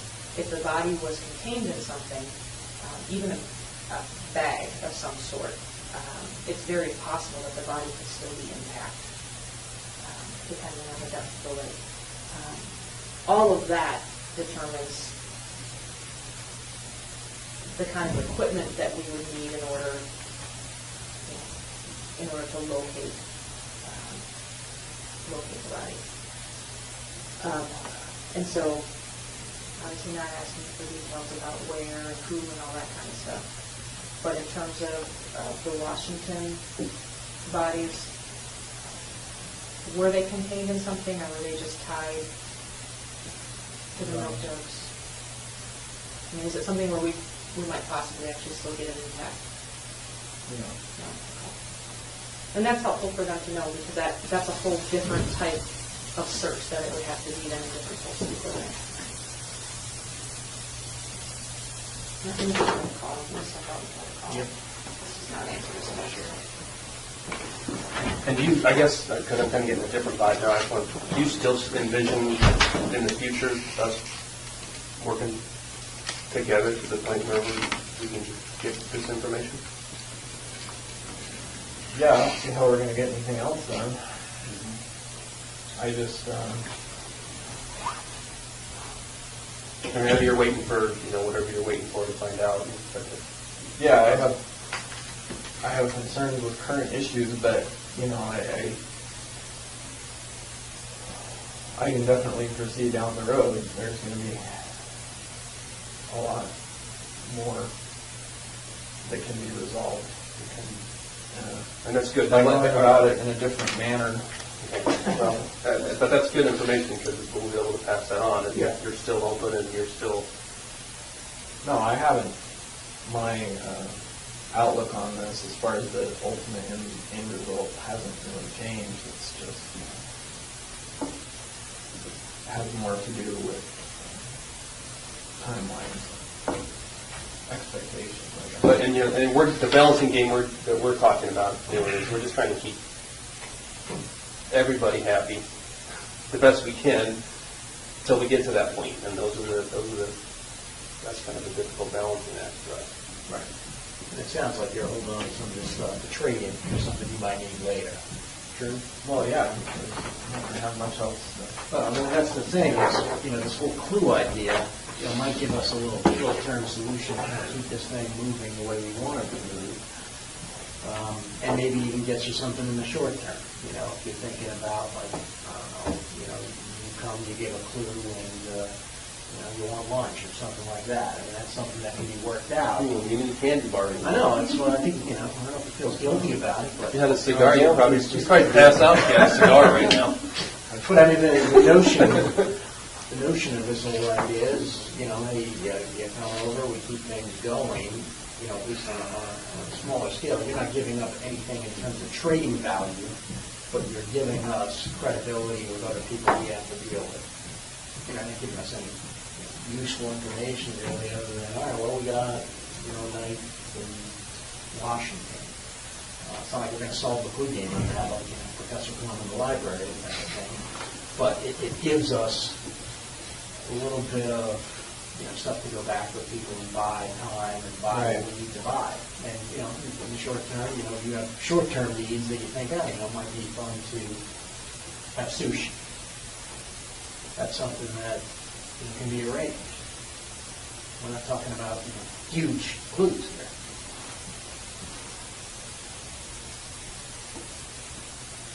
What did you guys find in the book? Was there anything left?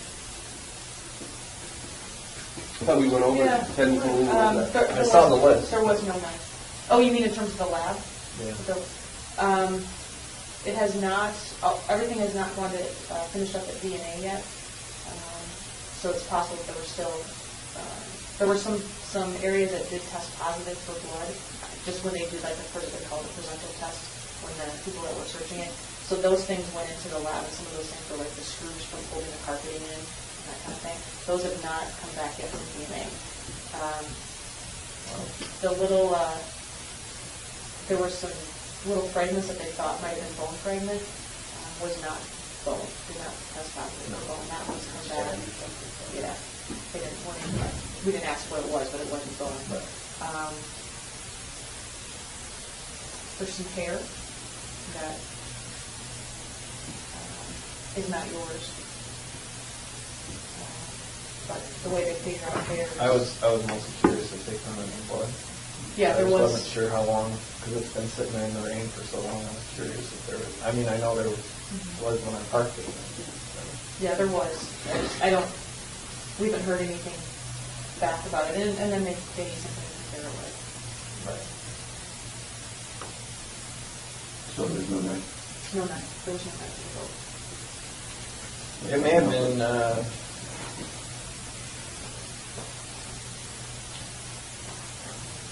I don't know what happened to that night. It was a Tonto, cold steel Tonto. How big? Like, was it It had a 4.5 inch folding blade. And I think I bought it at Walmart.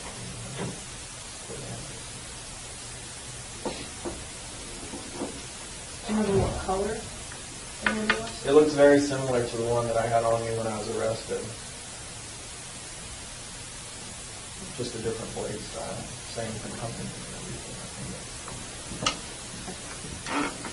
So if I'm correct about that, that was the murder weapon for one of the Washington murders. Well, it was involved. It was involved. I think we talked about before when we were asking about federal jurisdiction about guns. Yeah. Were any of those victims shot? No. Strangled.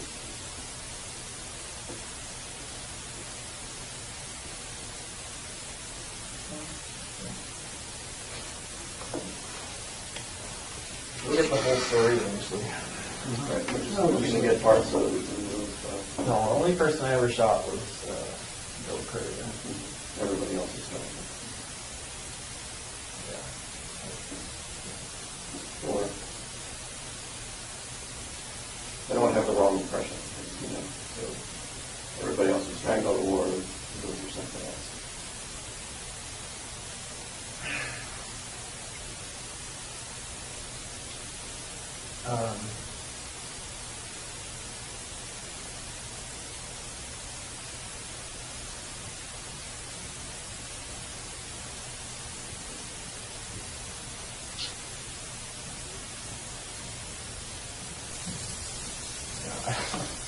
So one of the Washington things there was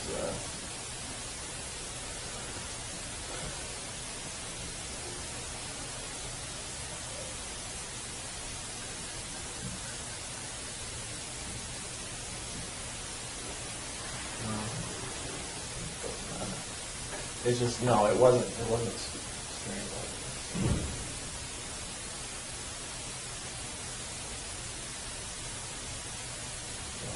I hit somebody in the head. So. Did you mean to tell them what they died? Was there a struggle and you hit them and they died, or did you mean to tell them that? No, I wasn't trying to kill him. I just taking out of action. We read that in one of the letters, which was the male and female couple. Yeah. I sort of. Rich mentioned that they gave you all that stuff. I should have asked them to give me a copy so I know which ones you have. We could go over that together and fill in the blanks at some point in time. Well, we know. I didn't realize they were allowed to take stuff out of my soul that I wasn't paying with. That was pretty good. Well, we know from that there was a couple in Washington State, and now we know a couple. So we read that when you go. Are those the same couple from that you took to the boat and dumped in the lake?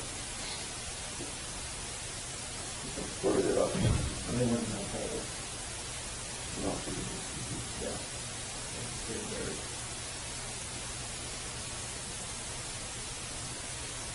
Yeah, that was wow. That was a long time ago. Right after the military, is that right after the military? You told me once, right after the military. After you got out of the military. It was before I got the boat. And you told us one time that, it wasn't long when you got out of the military that you killed somebody, and it was that sort of feeling that you needed to do something that was hard to resist.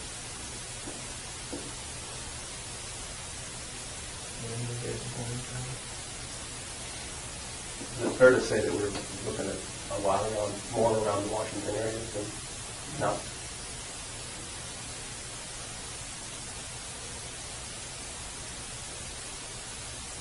Just the two in Washington? No, there's a couple. There's a couple in Washington, and then there's two. Is that right?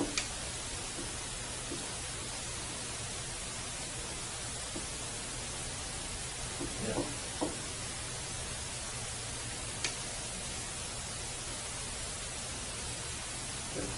So if we can't find this knife, this one, unfortunately, I can do as much as we go on.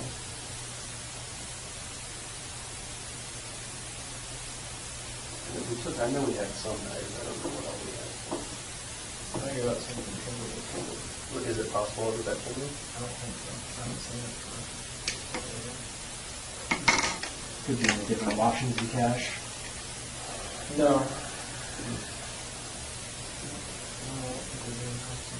You want any more you got there?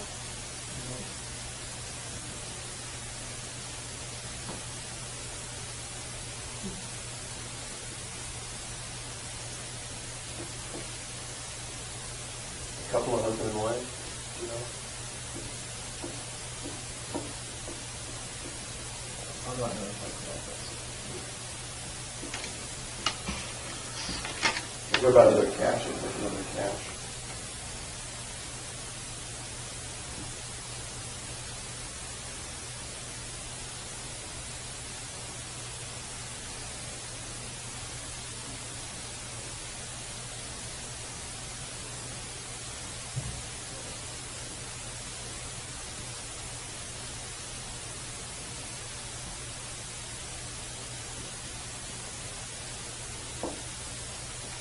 Well, the other caches aren't related to any, I mean, that one you directed is the only one directly related to the murder as far as I know.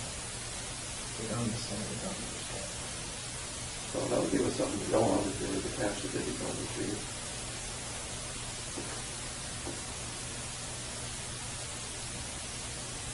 Yeah. That would keep, I think that would keep the FBI busy. Yeah.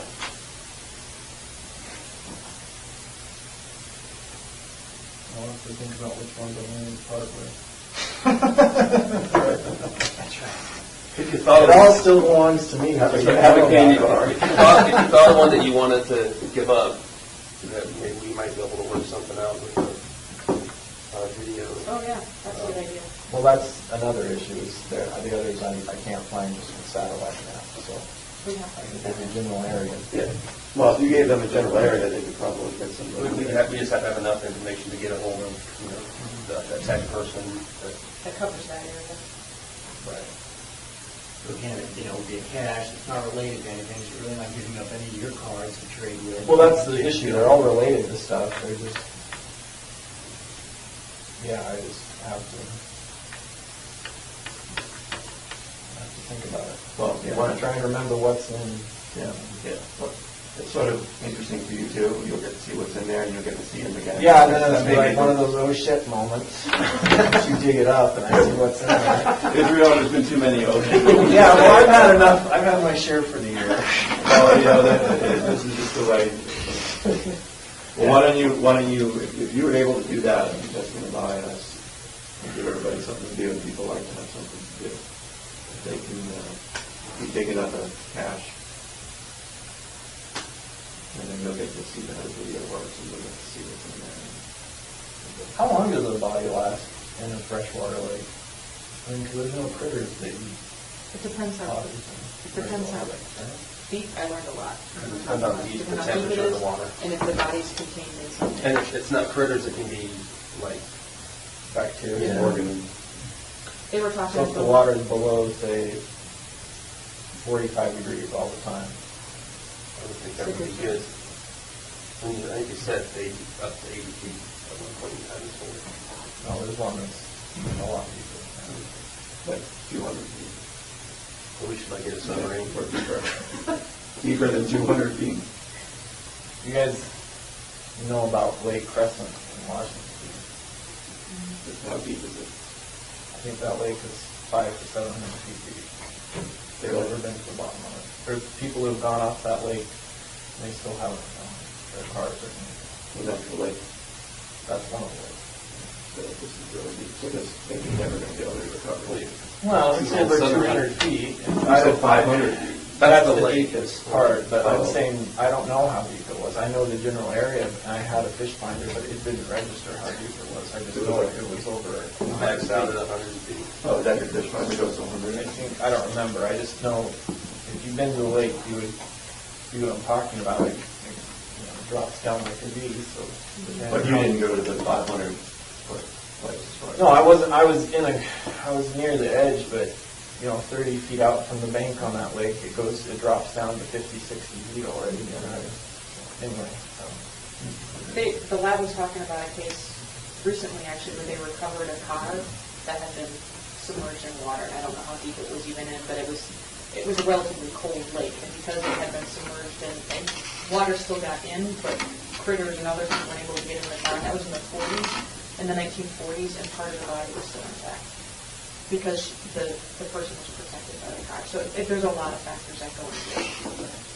But there will definitely, even if there wasn't skin or things like that, long bones can be recovered. It just because it's small bones.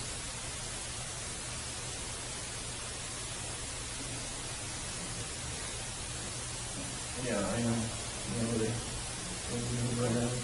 But if there's other specifics in terms of things that you know of depths and temperatures and that kind of stuff, you can certainly make some phone calls and find out what. Well, I figured you would have guessed that, but that was pretty obvious.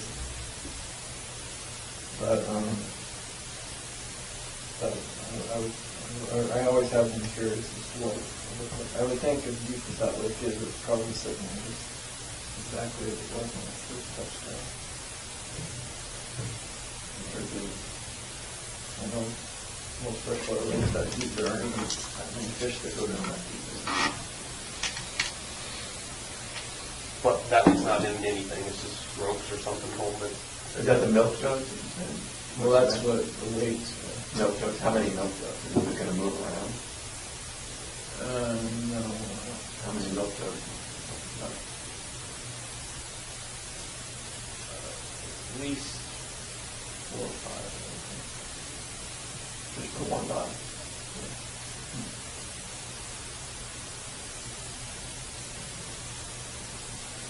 Well, what about a cache that they can work on for next week?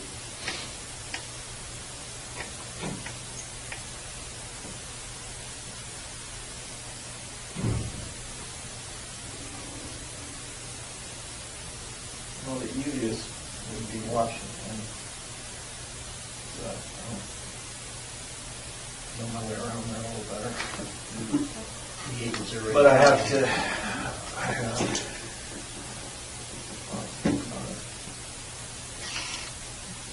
I'm trying to remember what's in it. Do you want them to line it up? That's the thing. You can't make the decision that day because they won't have time to. Yeah, they won't have time to line it up. You think about it over the weekend. Yeah. But you think about it over the weekend or something. Yeah. If there's anything you want, like, Can you give me like an hour on the internet, maybe? Before we do this. You want an hour on the internet? You gotta do a little research. I've been in full blackout for too long. I think it's, you think about that, and if there's anything you want short term in terms of... I was joking, I wouldn't do that anyway. No, I'm not talking about the internet. I'm talking about, like, if you want some sort of, all right, I'm going to do this, but... You wouldn't do that on the internet if you set a computer down here? Oh, because I know you're just going to go right to everywhere I went. I wouldn't do that to you. No. But yeah, no, anything, to kind of satisfy any short-term goals you have, even if it's just food or coffee or, whatever, obviously, coffee anywhere. Again, it's sort of a situation where I think you're not giving up anything, you're giving us help with whatever we need to persuade.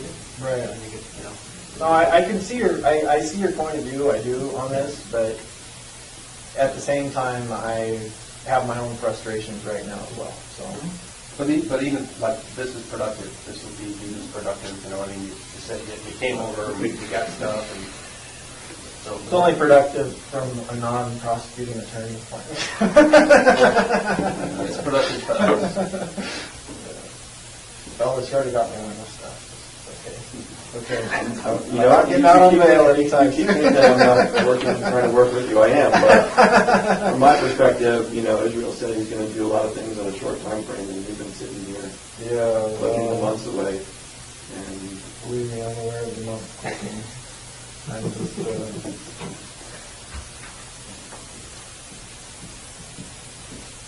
I have an appreciation for things being done at a different speed, that's all. So let me just make sure I'm clear on the cache. Do you have a general area now that you can give us, or do you want to think about it? Washington, right? But I mean, even Oh, there's the two it's a big districts. state, and we have offices in a bunch of places, so we have to figure out which office we're working with.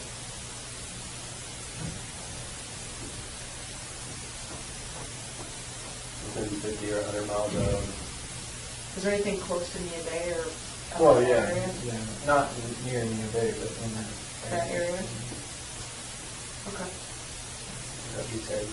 Outside of Seattle, between Seattle and Seattle. Right. You already met those agents already, so it's not like Yes. bringing in new people. Did I see that top picture?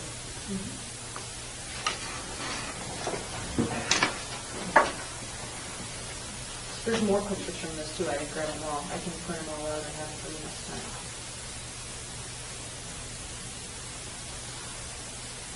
I know there were a couple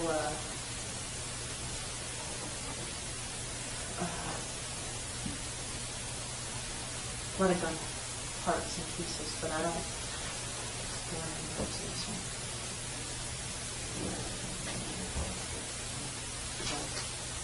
Okay, I can grab most of the pictures right tonight.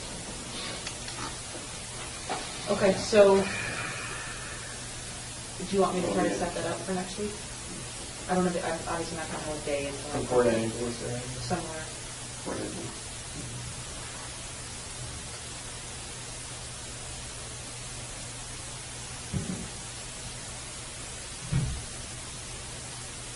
Yeah, I don't set up a time yet. I gotta try and remember. Once you get the computer, you can look right now if you want. Where? It's not gonna help An you area? remember. Google, you can look at Google right now if you want. Well, you know the area, right? I know the area. I'm trying to remember what's in it. He's trying to remember what it is. That's probably not going to be on Google. We can find that together. We'll just open it up and do like Al Capone calls. It's not that impressive. It's just, I'm more concerned about the little stuff that might be in it.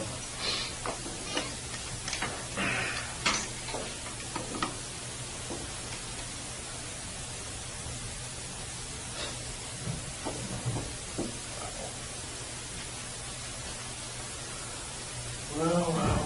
Things you never thought you'd be talking about.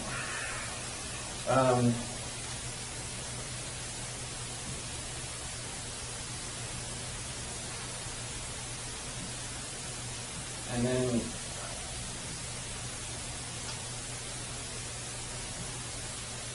on the Tupper Lake thing, you had agents up there with the cameras, but you just wanted to talk about the bank robbery, or were you? Well, what we had set up was we just had them at the bank robbery parking lot to show you the live feed that we could do. We can talk about whatever you want to talk about.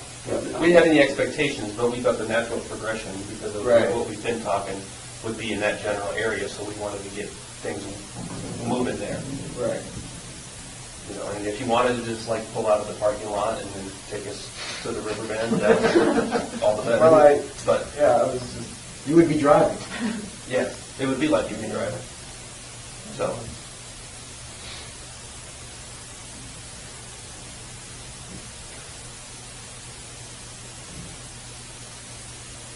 Because we thought maybe that's how it's going to have to be eventually. Maybe is that you might have to be in the driver's seat, so to speak, to see, you know, landmarks or whatever you need to see. Yeah.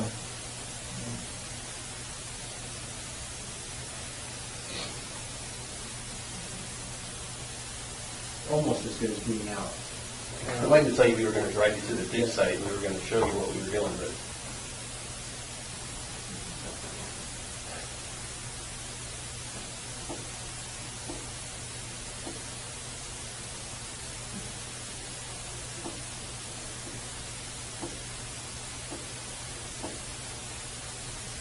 I'm having a harder time remembering roads in Port Angeles than I was in. I'm sure I can figure it out. When you need that computer for an hour or two. No, I just haven't been this road.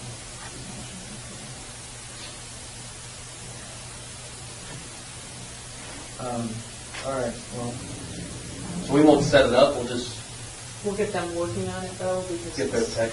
yeah, the tech PPI has to Their geek get squad. the camera and get everything all kind of set up. right. So we will get that moving, and then we can touch base with you at the beginning of next week. And have a better idea of what your schedule is going to be like, and figure out what, and I'll know at that point what their schedule is going to be, and we can maybe figure out some time that'll work. Yeah, we might be able to have another meeting next week.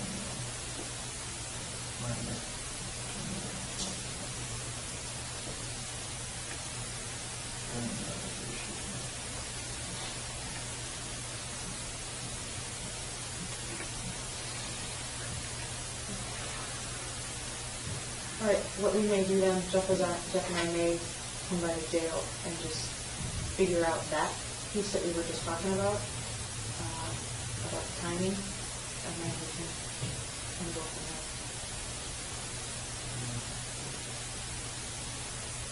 In the meantime, I'm supposed to talk to them all tomorrow, and I'll just tell them that, use those clues and use that to our advantage. Yeah, I don't really understand the role or not. It's frustrating from my perspective. I mean, hypothetically, if they charge me federally, would they indict me up here? I just don't understand, considering everything else that's going on, why they would,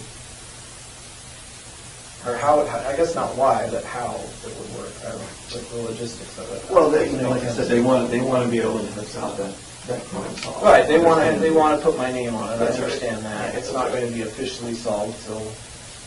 I know, but they want to be able to put your name to it. Right, And, I understand that. And then the question is how that's going to work. Do they want to file charges there? And that's what we're looking at. It's a lot easier for them just to stomach it if they, their forbearance is giving rise to clues to other murders, whatever those clues might be. I think that is able to accomplish our goal. I understand their perspective. Yeah. From my perspective, though, even if they were to officially charge me at this point, it's not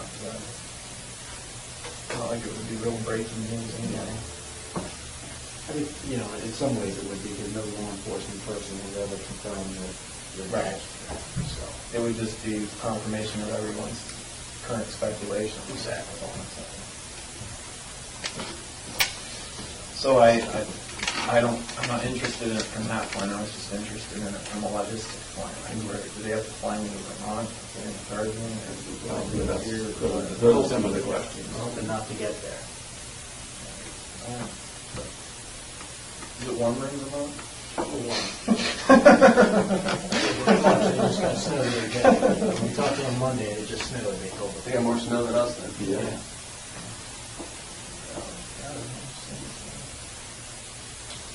Got a quota for last year. Yeah.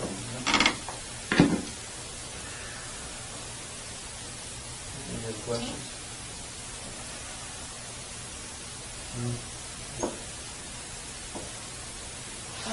You gotta take a week or anything before we take them back? You're not gonna eat this? No, I'm good, thank you. For sure. Yeah, I'm sure.